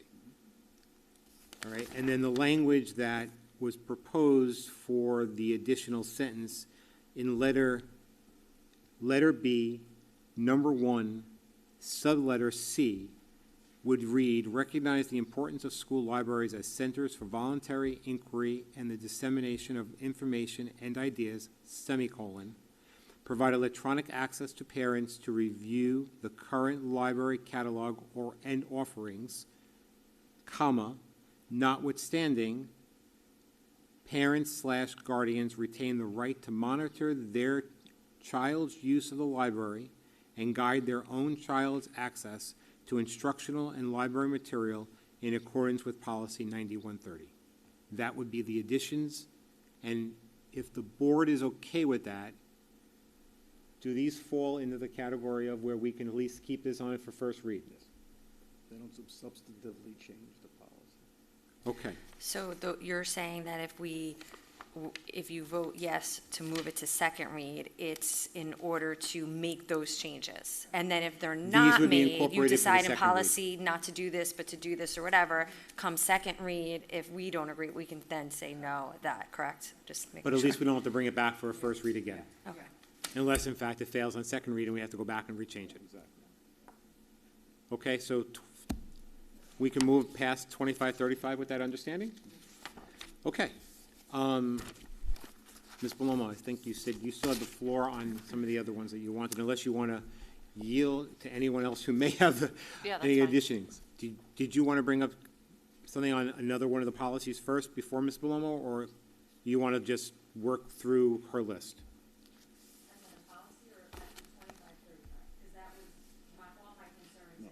We're in 2535, so we can move on to the next. You have 2530? I have 9130. 9130. Okay. So I'm just trying to understand with this policy. I see an entire paragraph. Can I just ask a question Sure. before you? I'm sorry to interrupt you. Is there anyone who has comments or any issues or concerns on 2530? Otherwise, I'll flip the page and say we're not going to have to come back to it. Okay. She's, yeah, 9130. So I'm looking at a second paragraph here that's all bolded, which is usually signals that that was not in the original policy. I'm also looking at the reference to a state statute that was added in here. My question is, Mr. Cohen, did this come from Strauss Esme, or were these changes ad hoc for our own committee? Were these recommendations of Strauss? Yeah, these were, So Strauss put in the statute for resource, okay, and then they put in this entire second paragraph? Yeah. Okay. I think these were actually based upon the fact that 2535 was created. I think they made a recommendation that these changes had to be made to 9130. They had to be moved here. So for paragraph 1, paragraph 3, we can't really touch that because it's tied to the statute, so it doesn't really even matter. For that second paragraph in the middle, can you elaborate a little bit on that? Maybe Mr. Gross or Mr. Cohen, what that's gonna, what that means? Let me just reread it, okay, if you Which don't one are mind. you in? Third? Second paragraph.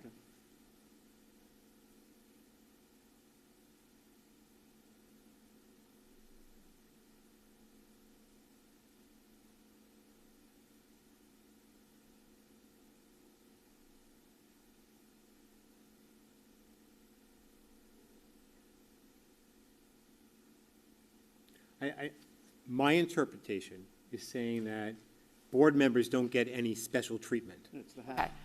I'm just trying to That's my interpretation. understand it so I don't mess it up, not because I'm It's the hat contesting it. situation, yeah. So it would basically, let's say a parent that serves on the board has a problem with library material or a grievance with the curriculum. This does not waive our rights to contest that for my own child. Okay. It just says you wear a different hat, you come in as The parent. same thing we do already. This Hat was just example, added in to memorialize that. No problem. And Thank I you. think it also extends not just to board members, but it also says a district staff Staff member. members. Yeah. So no special treatments. Anyone, anything else on 9130? Any other concerns on 9130? Okay. So those were the 4 policies that were up for first read. Any other discussions on those policies? Or any other discussions on the items that were under this particular item for policy development and community relations? Okay. Seeing no further discussions, already been seconded, can we have a roll call? Absolutely. Mrs. Jankowski, Yes. Mr. Lalanski, Yes. Dr. Miskowitz, not here. Mr. Smith, not here. Sorry. Mrs. Belomo, Yes to all, no to 2535 library material. Mrs. Carrero, Yes. Mrs. Gandhi, Yes. Mr. Hyatt, Yes. and Mr. Cohen. Yes, as to the policy 2535, as we agreed, would be changed by the consensus of the board.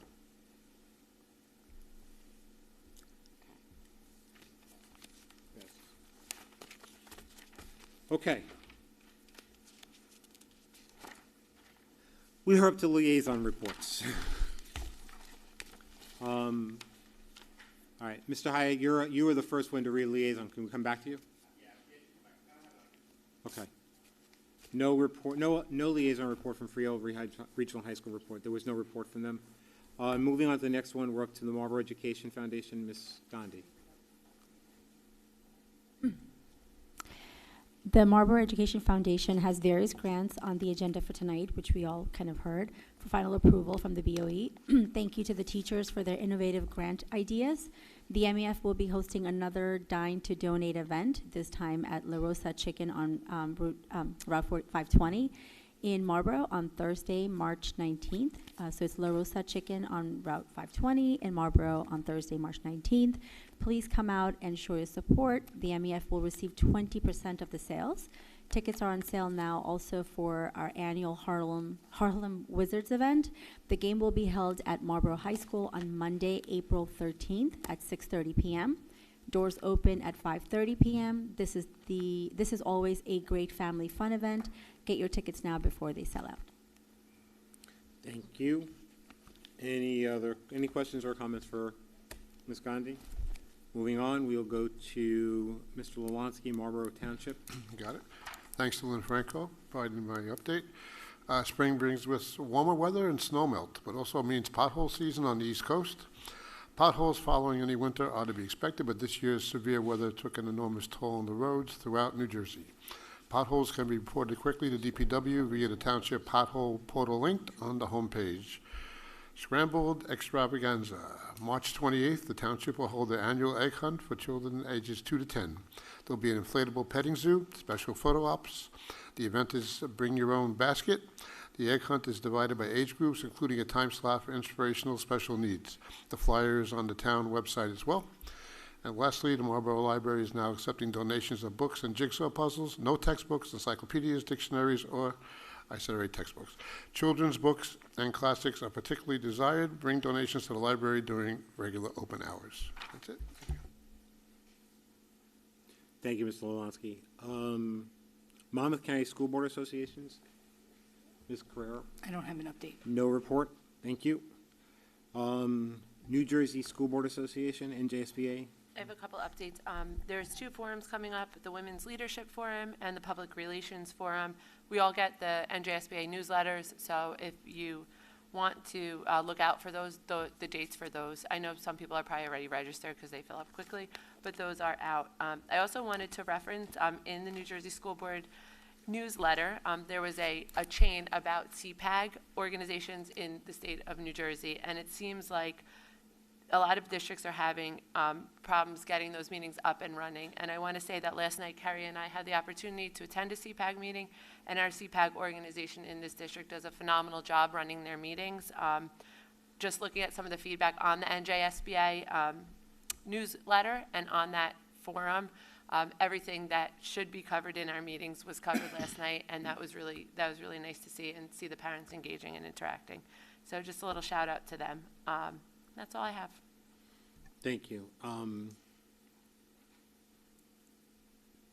Scope, Dr. Miskowitz. No report. No report. CPAG, Ms. Jankowski. Thank you, Robin, for the beautiful update. Last night, March 9th, CPAG proudly hosted a meet and greet along with a special education budget overview at the Board of Education office. A huge thank you to Ms. Sturcio and Mrs. Mortar for delivering an engaging and easy-to-understand presentation that helped families to understand the complex special education budget proposal for 2026-2027. Their clarity, conversation, and commitment to supporting the CPAC community is truly appreciated. We also extend our gratitude to MMS, MD, Superdogs, and MSERI Hands and Heart programs for sharing their incredible work and showcasing their talents with items to purchase. Their participation added a wonderful spotlight on the meaningful programs happening in our district. Thank you to everyone who joined us. CPAG is committed to strengthening connections, sharing valuable information, and celebrating the amazing supports available to our students. If you're not yet a member, we'd love for you to get involved. Your voice and participation make our community stronger. CPAG's next meeting of the school year will be virtual on Thursday, March 26th at 7:30 p.m. The agenda and link will be sent out through special services and will also be posted to our CPAG's Facebook page. Please continue to check out CPAG's website and Facebook pages for additional resources and advice from other parents. Thank you, Ms. Jankowski. Ms. Bornstein, please, first I want to thank you for extending an invitation last night to the full board. I believe, and I apologize, I did send a note to Ms. Colby, but I apologize that I had a conflict that I wasn't able to attend, and I apologize for that because I would have liked to have been there. But I'm glad to hear that you had a good turnout, and I'm glad to hear that you had a very successful meeting.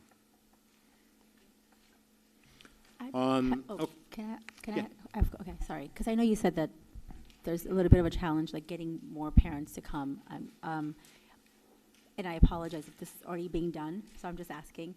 But after a meeting, do you guys send out sort of like the highlights or the recap of what because what happens sometimes is, if they can't attend, but if there's a recap of some highlights that you could share with everybody, maybe that'll encourage parents if they see they're like, oh, I missed this, or, it would be nice for me to kind of respond. And even if it's not attending, maybe they can communicate via email, or you could kind of start that interaction so you get a little bit more parental involvement and attendance. I don't know if that's something that you guys would consider. I know it's a little bit more work, but it would be nice to even just pick out some of the really high points and sharing that with the parents. So just a thought. Last night, Ms. Sturcio did, in order to help get parent attendance, because sometimes it's hard, some parents voice their preference for having in-person meetings so they can just make better connections. But obviously a venue might be difficult, so it might be a block for that. So Ms. Sturcio did say that she would look into possibly allowing that at the board office every now and then. And even saying, I will be in my office and won't hover in the meeting in case you want to talk about things without an administrator there, which I thought was actually very up and up of her. And then on a side note, I know the Super Dogs presented here, I think a few years ago, they make the dog treats, which is pretty amazing. Well, they're doing T-shirts and socks and even those non-Perel candies, like the chocolate candies. So they have, what? The ERA. It's really amazing, everything they've done. So I did say, you know, whenever they're ready to kind of do another presentation for the board, we would really love to see all of their new items up for sale. Because, I mean, the T-shirts were just absolutely adorable. Yeah. That's great. Yeah. Where do they sell the dog treats? I have an order. I ordered some, so they sell it to our staff, I don't know if they go out to parents as well. I'm buying a T-shirt that I saw last night. They're really great. I'm just going to throw this. Well, yeah, I love an order form, but I would love to be able to sort of include this like at Marlboro Day at the board table. I mean, promote it. I mean, you're right next to us anyway, right? So, I mean, it'd be a great opportunity to do dog treats and help raise money for them and promote them. I love that. Okay, thank you very much for all the liaison reports. We're up to old business. I'll start. I have one. I know I sent this email out to the board already, but I do think because it was a matter of a board public conversation, I'd just like to make sure the public is also updated on it. And that is to let everyone know that on May 5th, the board will be receiving training on sexual harassment from the New Jersey Coalition Against Sexual Assault, or it's also known as NJ CASA, and this will occur during our public portion of our board meeting.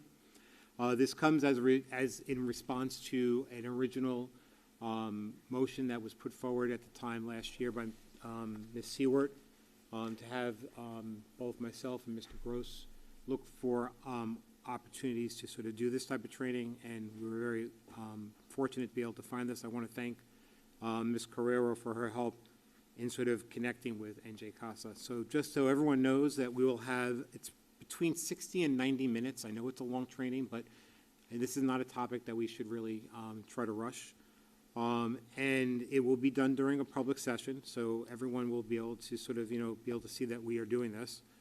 And I provided a synopsis of the training, which I will share real quickly with the public, it'll include, definitions associated with types of sexual violence and non-contact sexual violence. It'll talk about the prevalence of this in our communities across the country and the people infected by it.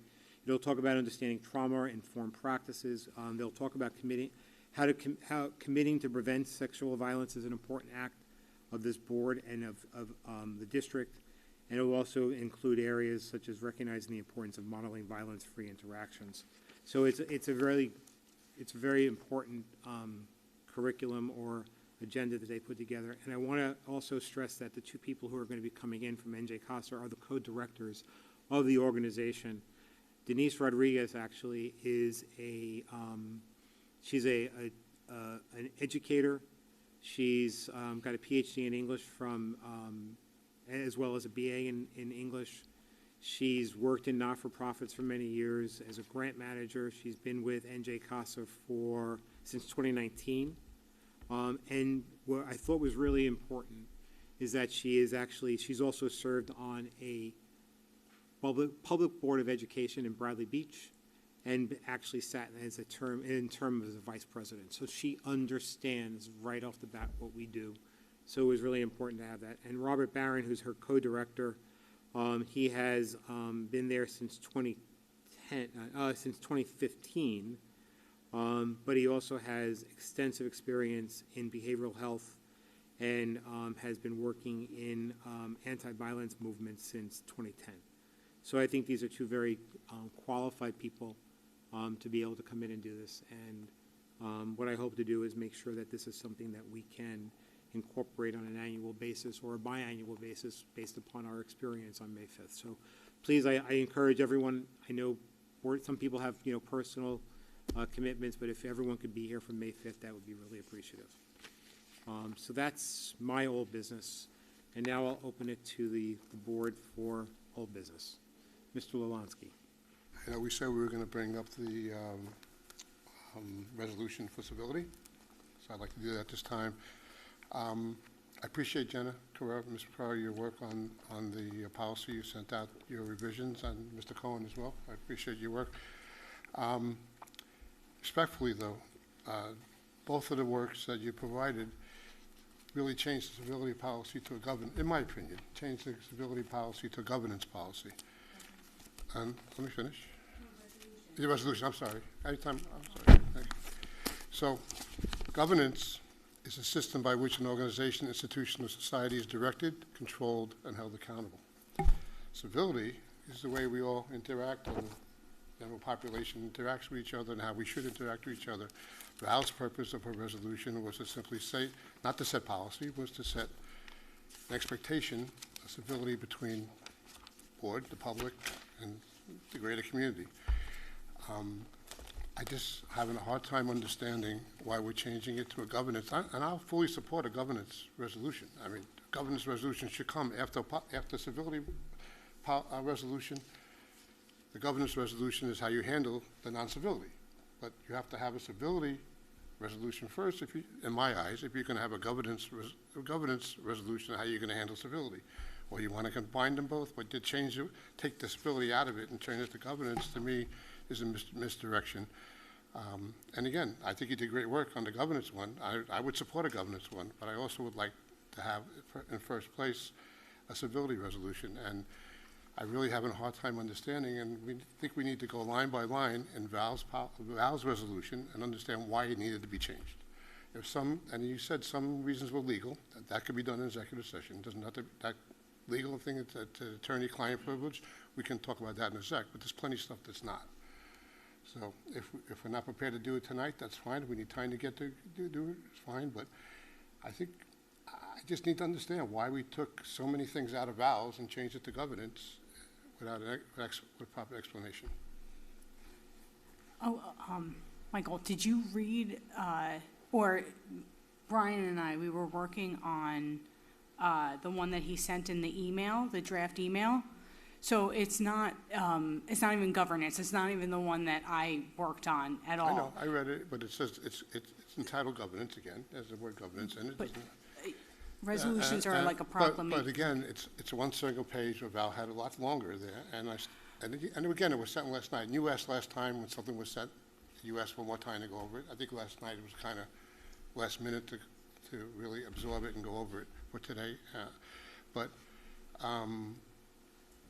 It still doesn't explain to me why so many things were taken out of Val's.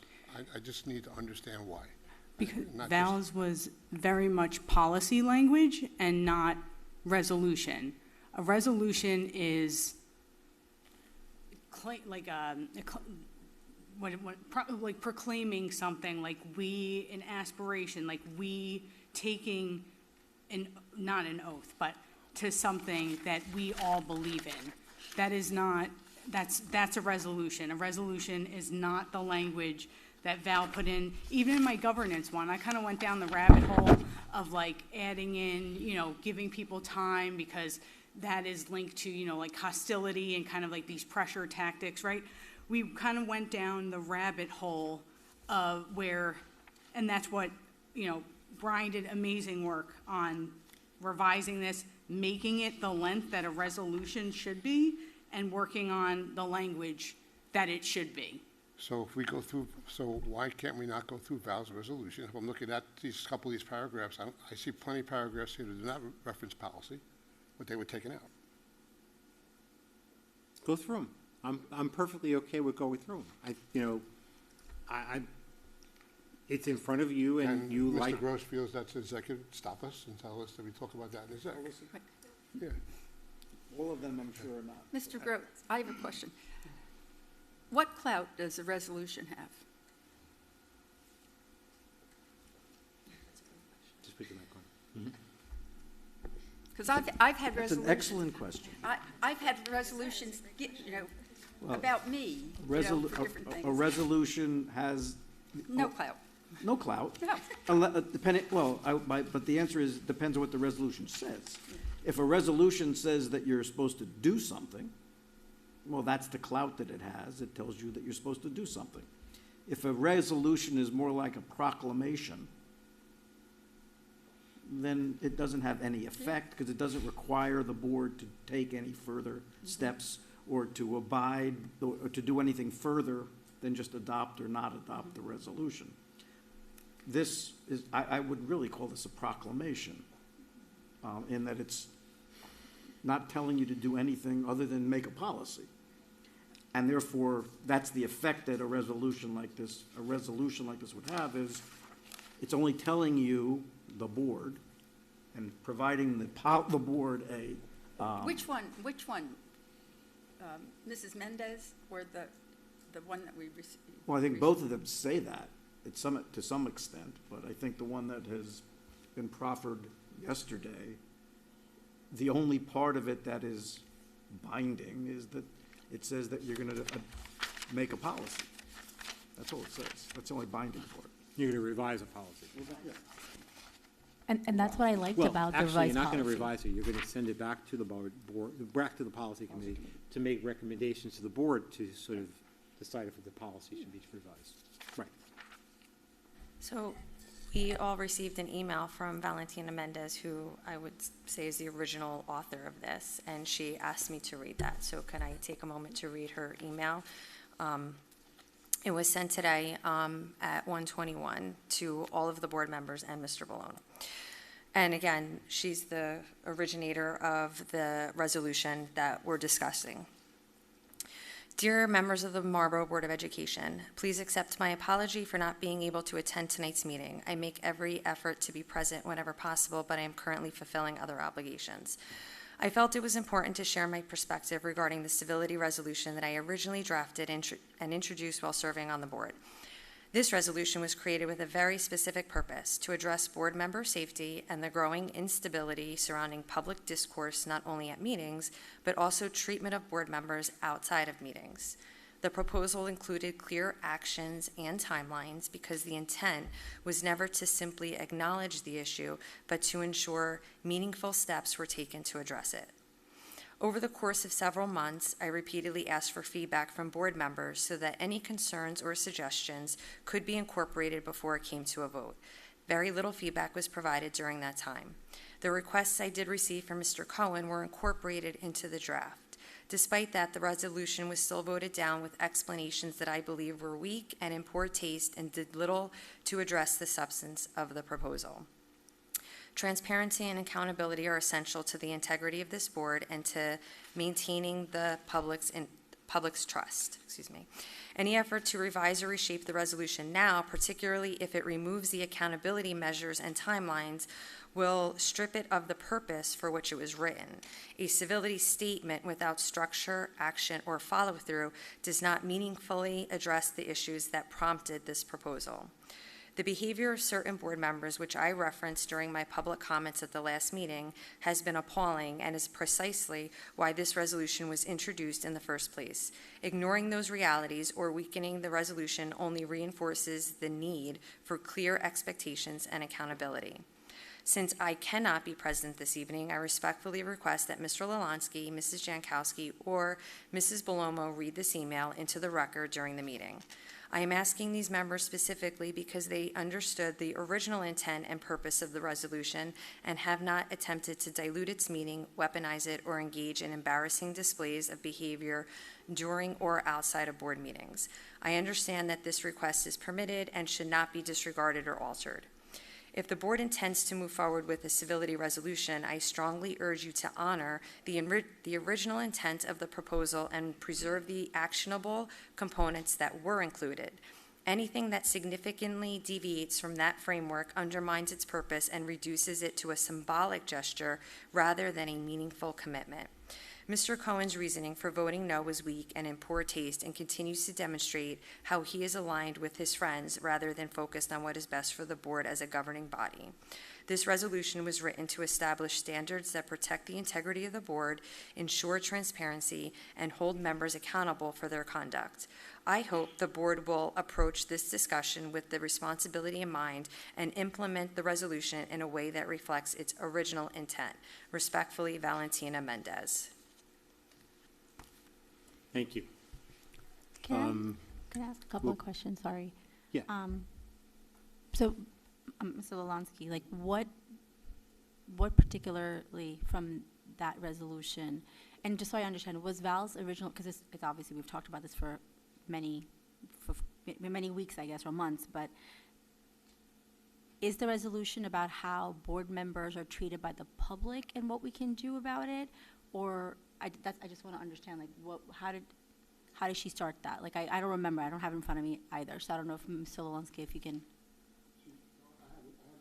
I have the original one in front of me. It says, resolution of the Marlboro Township Board of Education establishing a commitment to board member safety, civility, and respectful community engagement. So I guess it's us and our engagement with the community. Right, so how the community treats us, correct, as board members? No, it sounds like how we, He's saying what we can't do. Can you please read that again? resolution of the Marlboro Township Board of Education establishing a commitment to board member safety, civility, and respectful community engagement. So board member safety and respectful engagement with the community. Mm-hmm. Okay. But it sounds like I just want to go, you want to read the first paragraph, and we'll see why we had to change the first paragraph. And that's all I'm asking to do, and if it makes sense, it makes sense. If there's a legal reason, there's a legal reason. If it's a policy that doesn't make sense, then it doesn't make sense. Look, I understand, and Mr. Gross will tell you, the board doesn't have a lot of power in controlling a lot of these things. There's only two people in the state of New Jersey, the Secretary County Superintendent and the education, right, that can disbar a board member and take action. Board members can't take action against board members except the ethics complaint. Except if you miss meetings in a row. Yeah, miss a certain amount of meetings, correct. The only action the board could take against. We're talking about civility, not missing meetings, though. I said that's the only Yeah. issue. It's the only statutory obligation that the board members, Right. or the only statutory right that a board has against its fellow board member. Right. So, I mean, that's my question. So the first paragraph reads, whereas the Marlboro Township Board of Education, in parentheses, the board, is committed to ensuring a safe, respectful, and orderly environment so that its members may serve the community free from harassment, imitation, threats, or retaliation. Why change it? That's all I'm asking. That was consistent with the one that I sent last night. But it's not exactly the same? It's almost exactly the same. Well, why change it? It's almost You have to exactly change the it? same. It's almost exactly the same. All right? If everyone wants to sit and edit it, there was lots of comments that came with saying, hey, we should take this out, we should put that out. During the course of your feedback and Mrs. Jankowski's feedback, and even in the respectful, back and forth feedback that I had with Mrs. Mendez. As a matter of fact, this is the original, not the one that Mrs. Mendez refers to in her letter, in which we agreed to some changes that I had sort of proposed during a meeting in December, in which Mr. Balone was at. So when we go. So that's my comment. Okay. If the board likes the original language, that's the board's decision. All right? I offered my edit and I offered my change, and that was my offer. It's up to the board to decide whether or not they want to adopt. I'm not the final editor, nor is Ms. Mendez, because she's no longer on the board. Okay? Just asking general consensus here. Yeah, I guess I also want to understand, right, like, the board needs to be protected by the public, too. So, I mean, if this resolution, if we're going to make the updates, it's obviously how board members treat each other, how board members treat the public, and the other way around. And, I mean, I wasn't going to bring this up, but, like, if we're going to talk about it, I guess I know you guys are great proponents of civility. I want to understand then, how do we add in here? Because, quite frankly, being doxxed by board members' spouses on Facebook is just not appropriate, right? So what I'm saying is, if we're talking about it, then it needs to be all encompassing, right? It can't just be how board members are with the public, but it's also how the public is with the board members. Again, today, I was doxxed on social media. Again, I wasn't going to bring this up, but this came up, so I'm going to mention it. It was your husband who posted it, right? So what I'm saying is, what are you saying, that we should put something in the civility that we as a board should take action against a a community member, I have no problem with them expressing whatever they want to in terms about my, my stance on policies and stuff. But doxing and the kind of language that was used. Well, they put out our email addresses, right? And not board, but like there were, yes. Yeah. But what I'm saying is, so then we need to add things in there. Or, in a situation where a board member files something against a community member that comes out to be not true, but a lot of stuff, case or whatever is dismissed, and it's still talked about over and over again. So those are the things that I would like to add in, because honestly, I have been a target of that consistently over and over again by Valentina Mendez when she was here as a board member. Right now, when they're not on the board, I get doxxed. You're a sitting member of the board, and I get doxxed by your husband. And so where does it stop, right? So if you want to make the civility policy and you guys are all for it, I mean, even when we voted on the gentleman, Chris sitting here, he got doxxed the very next day. It's brutal. And I agree that we need to do this, but the people that are actually putting this forward were the ones attacking these people. I mean, that's how they welcomed the new board member. Like, I don't understand. Like, so we want to talk about civility, and I'm not arguing or fighting. I'm genuinely bringing this up because, yes, I do think that we need to be more civil with each other. We need to be more respectful, and it's okay. I'm okay if you have, this board is supposed to be nonpartisan, right? We're not talking about, we're here to make sure that we do what we need to do for our schools. And when you have all this noise outside, and right, and one of the biggest things that Valentina Mendez, when she came and she, or when on the board, when she recommended the civility policy, and I'm only bringing her up because you read her letter, otherwise I would not speak about her because she's not here.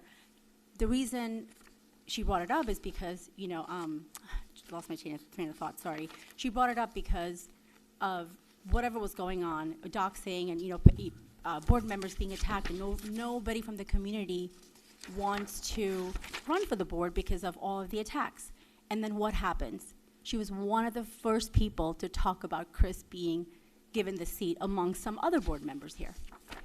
So you can't talk about civility and then go on Facebook and do the complete opposite of what you're proposing the board to follow. So when she says that any of us or Mr. Cohen is, his behavior or his stance on whatever is shameful, I actually don't think that. I think it's quite the opposite. And I'm not defending, I guess I am, but it's just, to me, I can't take it seriously when you say one thing, you keep talking about it, and even you, Mr. Lolansky, you brought it up, and you're sitting here and saying, well, why did we change this? Great question, but why don't you turn around and say to the people that are making these posts about someone that was just elected to the seat? Like, I don't understand, like, why are we sitting here? 15 to 17 emails over the last 18 months, Mr. Gross, where you have said... I was still speaking. Is there a reason why I was being interrupted? I was not done with my statement, with what I was saying. So I would like to respectfully say... giving back, and Mr. Cohen, but Mr. Gross, Miss Miskowitz was giving input. I'm speaking only to Mr. Cohen, I would respectfully ask you, if I'm not done... Okay, we can't have two people right. talking at once. Let's finish your comments, and then Thank you. I'm going to go to Mrs. So that's all I'm going to say. Ms. I just would Blum. like it, if we're going to talk about the civility, then really, let's just talk about it once and for all. Let's address the elephant in the room honestly, and not hide behind, hey, this is a civility policy. Let's follow it. If you're going to propose it, follow it. Okay. So I know you want to let Ms. Bolomo speak, but I was specifically addressed. So I don't mind letting somebody else speak first, but if you can just... Let me just see what the point is, and Absolutely. then I'll come back. Mr. Gross, we have about 15 to 18 communications back and forth over the last 18 months, speaking about how the board doesn't govern social media. I think, knowing Val, and she had referenced us, the things that need to be addressed through civility are sexual harassment to board members, sexually harassing language, threats on lives. Well, you said that we don't govern Facebook. So I'm just going to say my piece is that Val's civility policy came from a spirit of truly protecting a board member, and truly protecting the lives of board members and the wellness of board members. We all know that we maintain our First Amendment rights even as board members, and that's something as a elected official I would never take away. I believe heavily in the Constitution and our constitutional rights. You and I have had this conversation quite often, actually, that a Board of Education does not govern constitutional rights. And so I would never feel comfortable putting a civility policy into place that does that. I think that this policy, as written originally by Valentina, really hit the fundamental practices of protecting board members against things that don't allow them to function in their role, don't allow them to function on a daily basis, and truly are urging the board, when hundreds of community members speak out, which they did, to take action against protecting our board from each other and from community members. So those are my comments. I don't know if this was probably better, like Michael had said originally, to be spoken about in executive because it has some confidential factors to it, but I just wanted that to be put on the record. Thank you. Thank you. Ms. Jankowski. So you brought up my husband. So I'm just going to start out by saying that I absolutely refuse to sit here for the next 3 years and speak on behalf of my husband, because I'm his wife and I love him, but I am not his lawyer, I am not his handler, okay? So if you have an issue, bring it up with the adult that you have the issue with. And I'm not going to make this time on the board discussing things he does or does not do. You are speaking to someone who does not have Facebook. So obviously right there, you can see a clear difference on his choices and my choices. If you are setting a stage right here and now that the spouse of a sitting board member has to answer for their spouse, is that what the barometer is that you want to set? So actually, it was yes or no. It's just yes or no. No, I can answer the way I want to. Actually, that's not. I'm responding to her. So I just want to make sure we look. I understand. No, but I just want to. You can respond. I am okay with the response, but I also want to move the conversation along to get back to what we were going to talk about, which is the well, to answer resolution. the question, yes, I feel that I can sit here and talk about civility because I don't even have Facebook. You, however, do. You are actually an admin of a Facebook page that you allow negative things about board members. Recently, on your page, I was called or insinuated that I was a racist. You allowed it. You allowed it. I didn't say you posted it. I said you allowed Correct. it. It's freedom now, of speech. I don't sit there and correct. I don't like. Right. So, okay. So just but respond also, to that one comment first. But about I waited the till parents. you were done. No, and about the I waited till husband you were thing. done. Oh, okay. Correct. Because you asked me and you paused. That's why I was. No, gonna no, no. I respond, didn't but ask. You can finish. Yeah, absolutely. And for you to start by saying, for you to start by saying I was not going to bring it up, that is not honest, because you specifically wrote me an email saying the exact words, "This is unacceptable, and I intend to raise this matter formally when the civility policy is discussed." That was sent on February 4th. So since February 4th, you absolutely had every intention of bringing this up, which is fine. But don't start it with, "I didn't intend to bring this up." You clearly intended to bring it up. But my husband and I don't share a brain, okay? I mean, if I wasn't here tonight because I was sick, is he allowed to sit in for me? Of course not. So to hold me accountable for his actions is actually completely ridiculous. I mean, if that was the case, then every spouse arrested for something, our jails would be full of husband and wife duos, because you cannot hold a spouse liable for what another spouse does. But I hear that you're kind of alluding to the fact that I should be, and I'm asking you now, do you believe that a board member should have to answer for their spouse and their spouse's actions, what they say, what they text, what they post? Is that the barometer? So I'm going to respond to, there are 3 questions. So one, about the spouse thing. Quite honestly, it was you, Annette, and, well, you were sworn in this year, but when you were running, when you were campaigning, you, for whatever allegedly, which again, I want to put it on the record, that my husband was 1,000% cleared. Even the temporary restraining order was dismissed. So all of that, there's nothing there. But you, along with other board members and the 40, 50 people, whoever that you brought in that day, and everybody came and spoke, they were actually holding me accountable for something that was still under investigation that my husband may have allegedly done, which again, I'm going to say again, that every single charge was dismissed. There was nothing there because, I mean, there's no charge. Let me rephrase that. There were no charges, but any kind of allegations that were put against him were completely dismissed. From the police, from the Superior Court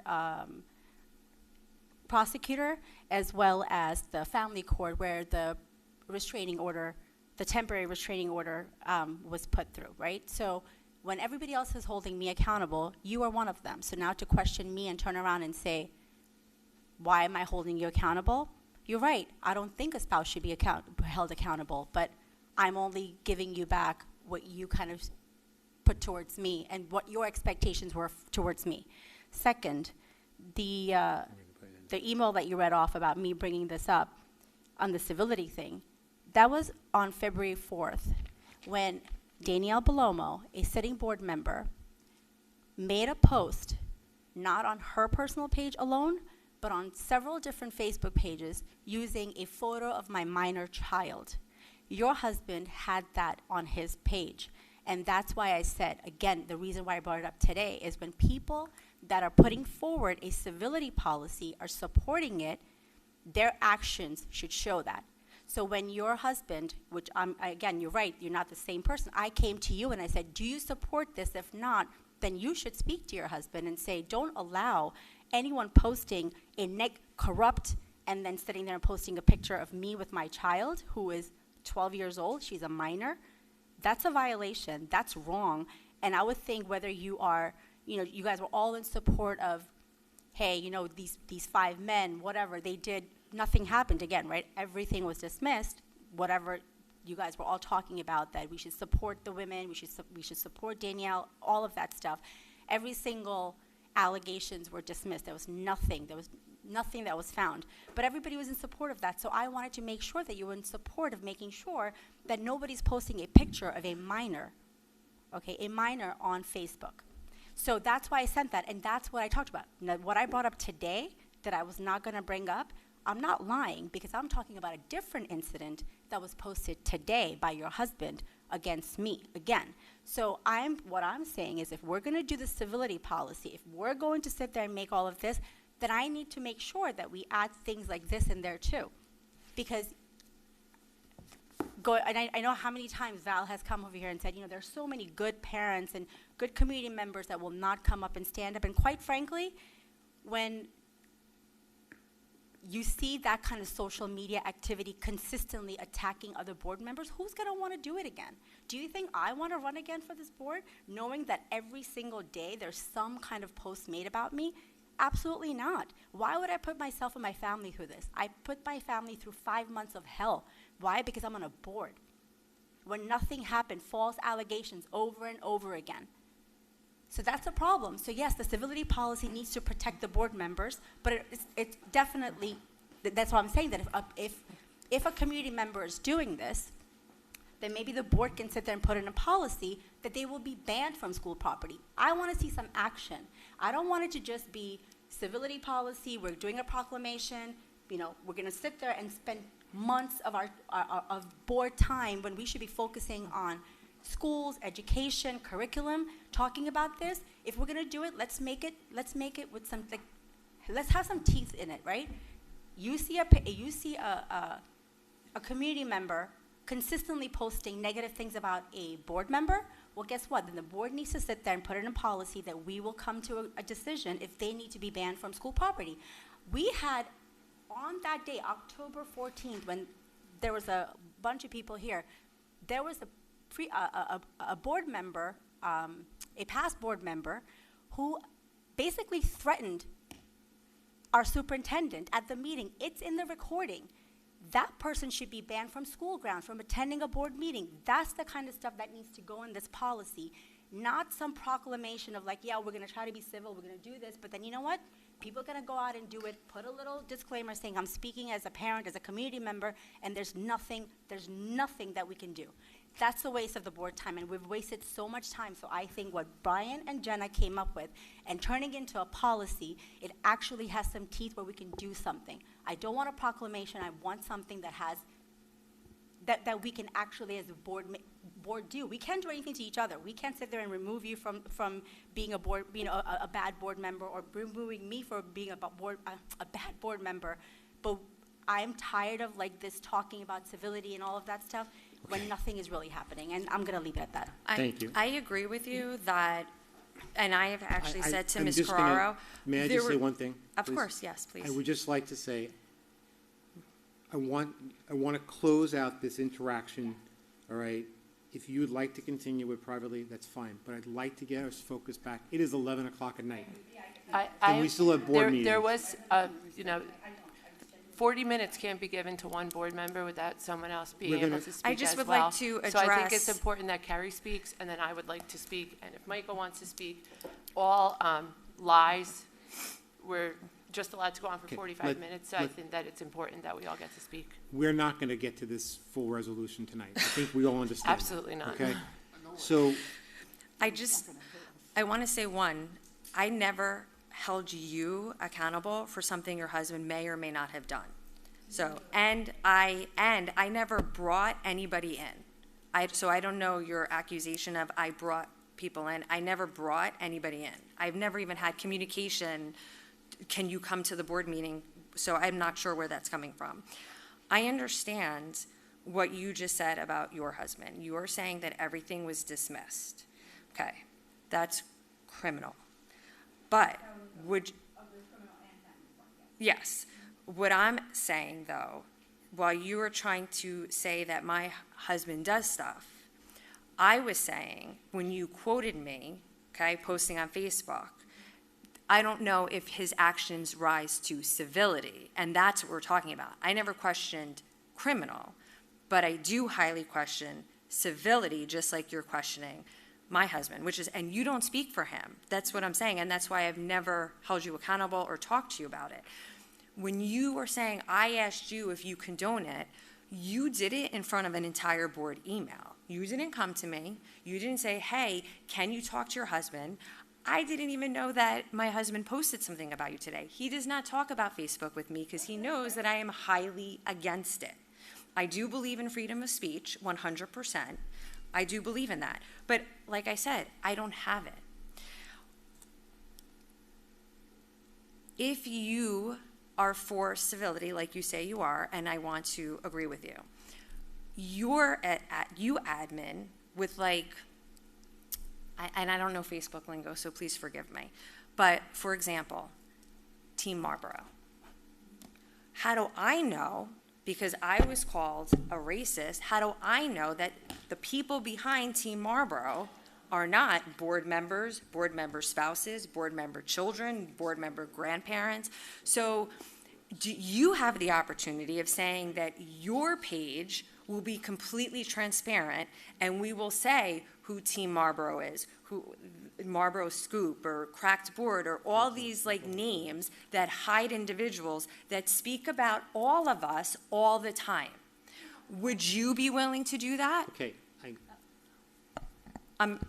But how do I know? I know, but this is going to go back and forth, and I just wanted to sort of, out of respect to the hour and the other board members, and I just want to be responsive back to Mr. So I'll just say, we have a saying, don't hate the player, hate the game. I'm not in the game. I can say that. I am not in this Facebook game. Is anybody else willing to walk away from the Facebook game? I'm not a player in it. I'm not a part of it. I'll raise my hand and say, yes, I'm willing to walk away from the Facebook game. I'm not in it either. Awesome. Okay? I will take the creed and say, and I will take a pledge in that one as well. I will also say that I will take a pledge that says, and I wrote it down here, spouses, children, and family members are off limits in the context of our interaction as board members between ourselves. Mr. Cohen, are nipples off limits? Yes. Okay. So it confirmed. Her But- nipples but are it- so cold they could but cut again- glass. but it- Confirmed. But again, The mission is to allow her to die alone. Confirmed. I want to slaughter her. Confirmed. All confirmed. All confirmed. Not at all. Videos being circulated. Okay. All confirmed. Not Under at oath. all. Confirmed. Not at So I all. just want to let I you don't know think, I think that that those if there are was the ever a things- credible Excuse me, are you threat, gonna cut if her? there was 'Cause I'm ever a speaking. credible I'm threat, speaking. Ms. I Gandhi, do- please. Okay, sure. Thank you. So I'm just asking you, these things were said about a board member in the audience while she sat on the dais. My breasts were discussed from this far away. 300 emails were sent to you. That's what the civility policy addresses. That's what the civility policy addresses. So That's your those definition issues, of what the civility policy I'm does. sorry, but sexually explicit comments about my breasts from a member of the audience 10 feet away from me need to be addressed by board leadership. So They need to be. He- But if here's they where I'm very don't, then I confused. understand I'm that very this is not a confused goal because of the board. the And that's whistleblower okay. that they're talking And about, that that's they okay. brought out for this We- whole thing. Again, We Mr. can't- Cohen, we I'm can't- trying to speak to you, we can't- and this is not we can't have multiple appropriate. people. I know I'm speaking. I'm speaking. Okay. So I wanna- I allowed 40 minutes of time to go by, No, and no, I other did. board members were allowed to speak.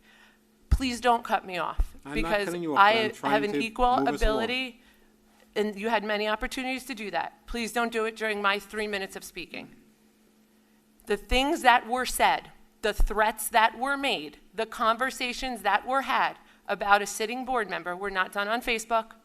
They were done right here in a meeting on school grounds. Those are the things civility needs to address. Threats to people's lives. There were no threats. Sexually That's lying. explicit- That's defamation. There were no Can we threats please- made. this Threats is are not made fair. directly. Ms. Gandhi, There's the I'm not going to combativeness sit is- there and let the I am- person I'm lie gonna- that I'm there just were trying threats. to There were speak, no Mr. threats. Cohen. I'm That's just why trying there to is not a If I TPO can't- in I place. did not can't have interrupt. a- There is This not a fair. TPO, but This I is have not one fair, against Mr. you Cohen. now I to protect cannot let me and my multiple- family Mr. Gross, from this your is not harassment. fair. This is I I not have a right, and TPO this is against not Daniel fair. Belomo now to protect me and my family Mr. against Cohen, the harassment mic is mine that's and the happening floor right is now. mine. That she This is continues to inappropriate. lie Okay, we're that gonna- there were threats Mr. made. Cohen, when I'm there just trying to We are going speak to to take a you. recess, or we're going to stop the I'm not conversation. arguing. I'm just trying to Okay. speak to you, Mr. Cohen. I understand. I As the just board can't have president, multiple people speak at one time. And I was speaking. I So understand. I had the And- floor, and I was respectful while others had the floor. And I'm go just ahead. asking you to hear my concerns I am. as a board member. I am. And we all are. But good. It's not resonating that way, and it doesn't appear to the audience, and everyone watching at home can see that my concerns are not being heard because the combativeness and the vitriol is overtaking other board members here. Not I from just me. want to talk to you about why Valentina Mendez proposed a civility policy and why 340 plus people in our community and surrounding communities spoke out against things that happened to a sitting board member. And it is righteous that people sit here and say, we choose this, but I did not choose to have my breast be a topic of conversation while I served this community. I did not choose that. And that is what needed to be addressed by this board. And we are now in March, and in October, you were made aware of this. And I have rights. I have rights as a woman, and I have rights as an elected official to not sit here and have my body be the topic of conversation while I am trying to serve my community. And I also have rights to serve this community without the threats and conversation being around how I should be slaughtered and I should be left, and the mission is to let me die alone. That should not be what goes on serving on a board of education. You may not like a Facebook comment here or there. We've talked. I've expressed my dismay with several Facebook comments. I've been told the board doesn't get involved with Facebook. Took it for what it was worth for 18 months. But the things that I've mentioned here, they transcend every line of a comfortable workplace environment. And what I have had to deal with for the last 6 months is a hostile workplace environment, because I don't know who's looking at my breasts tonight, but it is not appropriate that that is what is allowed to go on without any implication and any enforcement of policy or protocol, and it's just allowed. That is the things that I know, Valentina, that I've known for many years, those are the things she wants addressed in civility policy, not who's willing to give up Facebook. That's not what we're here for. We're 30 to 60, whatever-year-old adults. What needs to be talked about is the things that would not be acceptable in any place of work that are being allowed to go on the Marlboro Township Board of Education. I want to say That's one what the more thing to resolution follow up. No, no, Hang on. I- I'm going to follow up one thing. It's funny how that comment, the nipple comment, again, my husband didn't make it. The person that made it it wasn't running. But yet, the whistleblower, who Mrs. Bolomo is best friends with and was actually a witness, he actually made comments that said, in that same group text, he actually said, I am going to make a porno film with Danielle Bolomo, but they are friends, and that's the whistleblower. Okay. That's the whistleblower, but the comment, she wants civility about that, but she hangs out with the man that makes those kind of I'm closing the comments. discussions on this. But that's the whistleblower that makes those I'm comments. closing the discussions on this now, okay? I'm closing the discussions on it. That's it. We've now spent about an hour on this conversation, all right? Mr. Lulansky, we will have to come back to this resolution in some way or another. Can I say But I will just share my one perspective I wanted to share with you, Mr. Lulansky, when you asked the question about what was the concern about that first paragraph. My concern was, and I think Mr. Gross may have sort of shared the same concern, is that there's language in that paragraph, such as the word, and I'm a word person, ensure, free from harassment, intimidation, threats, or retaliation. There are things that we can't, as a board, do. And these words imply that we're going to do something that we have no authority or power to do. So the wording that I suggested, okay, was very similar, whereas the Marlboro Township Board of Education is dedicated to fostering a safe, respectful, and orderly environment that allows its members to effectively serve the community and uphold the educational mission of the district, right? I try to capture the essence without sort of making a statement that said we had a power or an authority to do something that we don't. It sets a tone. And that's where I had a problem with the first paragraph. Okay? Can I say something? Is there any other new business, any other old business? You have old business? I do. Mr. Malone. So, at a previous board meeting, I think it was the last one, because we had a cancellation due to the snow. So I think I'm right about that. But there was a question regarding, since we're talking about budget tonight, I think it's an appropriate conversation to have. I did mention earlier, we try to, I adhere to my 3 principles, right? And in doing that, we try to reallocate staff in different ways. Over the last couple of years, we have reallocated staff in various ways. And let me start by saying, I am not taking anything away from the staff that we reallocated, right? They had a position. I'll use kindergarten coaches as an example. We had, Mr. Smith, just for your edification, to kind of bring you up to speed here very quickly, we have a literacy coach and a math coach in every elementary school. We had specific kindergarten literacy and math coaches for kindergartners.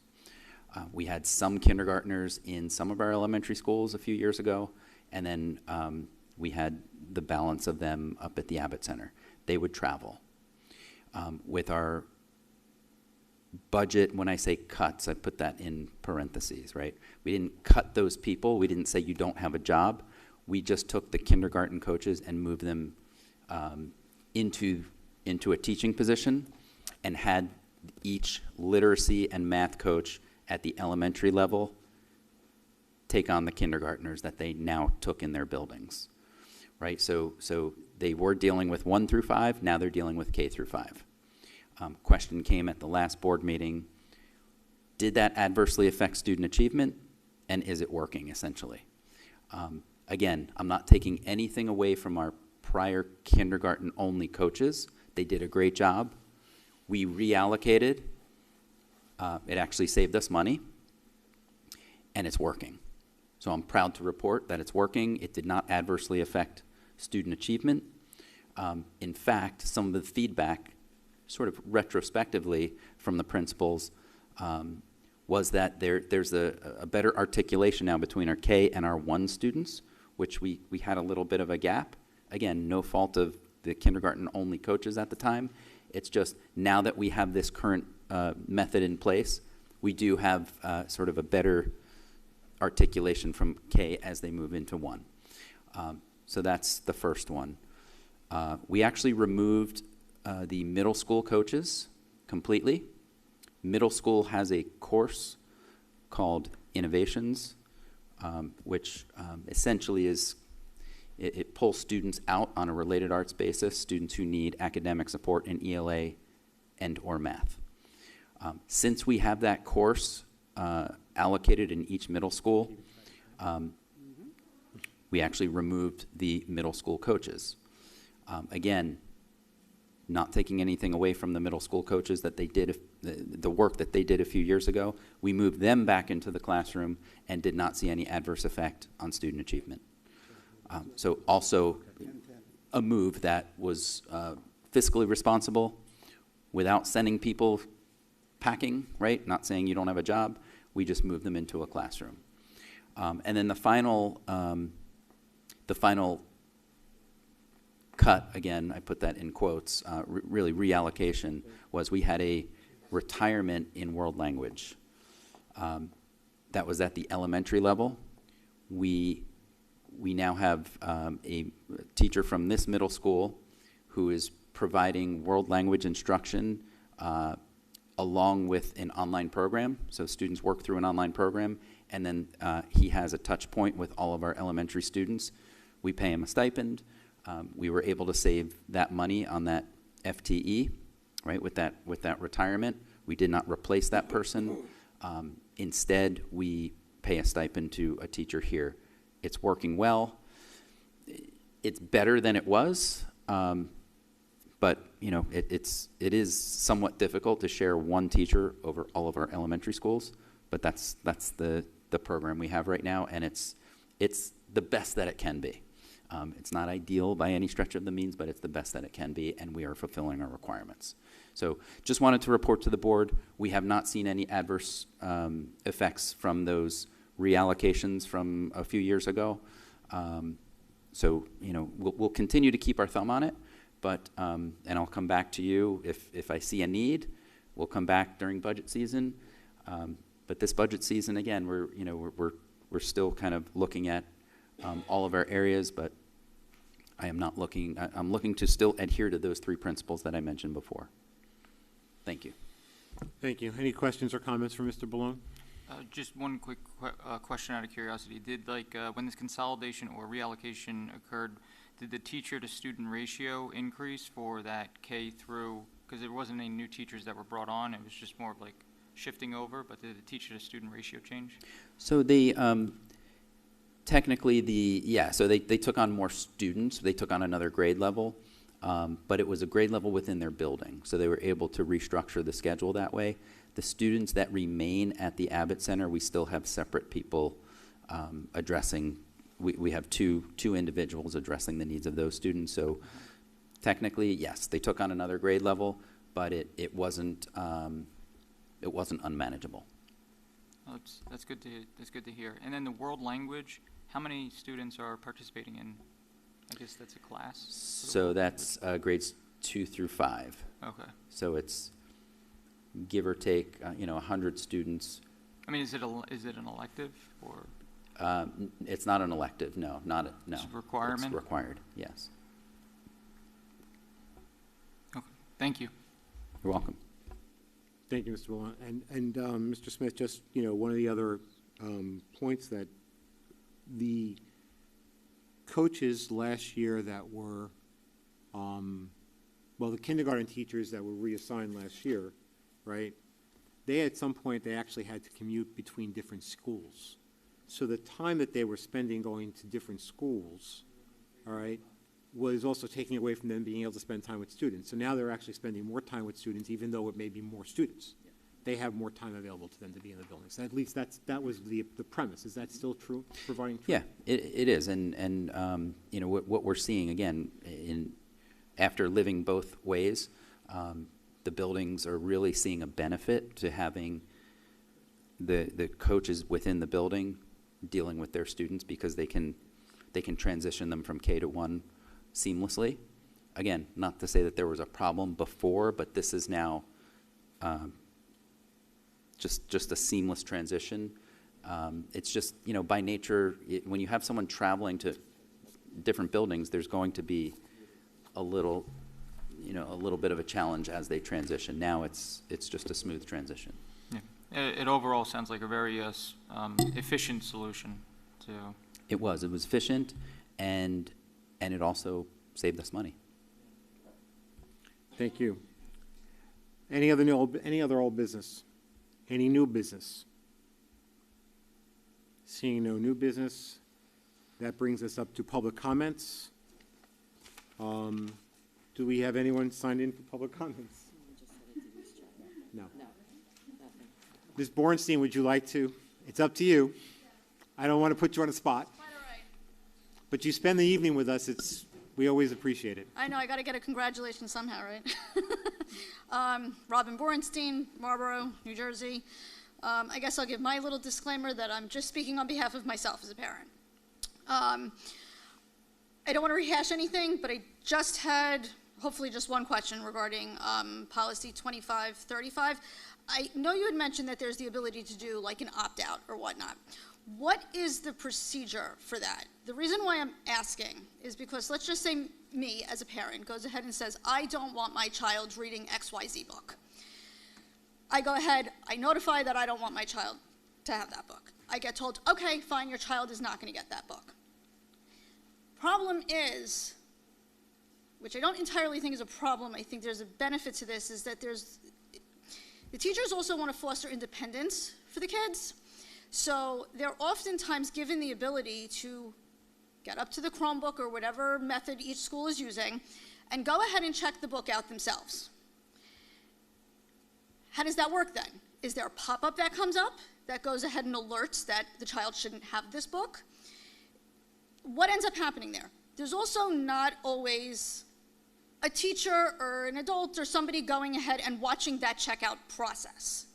So what happens if there is an error message that happens to come up, but the child isn't necessarily aware of what this message means, and they go ahead and they take the book anyway? So basically, what would be the procedure or the protocol to go ahead and actually do an opt-out, because there's still the ability for me as a parent to go ahead and say, don't want my child to have the book, but they get it anyway.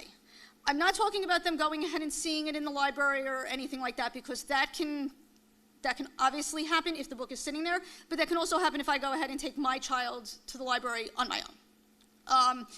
I'm literally just talking about the child having some independence level and they're getting the book anyway. I know that there are some instances where the child thinks they checked out the book and they didn't, and when the book gets checked back in, it says, oh, it's used in the library, because it didn't obviously register that the book was being taken out. So I just want to see what the procedure, or I don't want to say policy because that's obviously not the correct term, but what the procedure is in regard to the opt-out. Just one, if we can go ahead, because I know you had mentioned about the sexual harassment training that was going to take place during a board meeting. Is it possible to go ahead and put some sort of blurb on the website and within the email that goes out? Because I know that there are some instances where parents, for whatever reason, they don't have a babysitter, whatever the issue is, they bring their child with them to the meeting. This might be content that children should not be exposed to.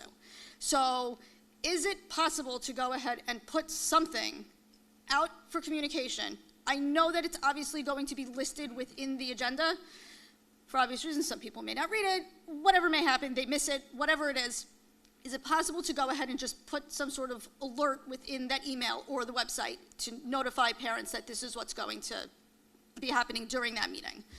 And I know Ms. Gandhi left, but I did just want to address what she had mentioned in regard to giving a recap to the CPAG meetings. I will definitely pass that along. I think that could be a good idea. I did want to address it, though, just in case Ms. Gandhi does happen to, watch the meeting later on or whatnot.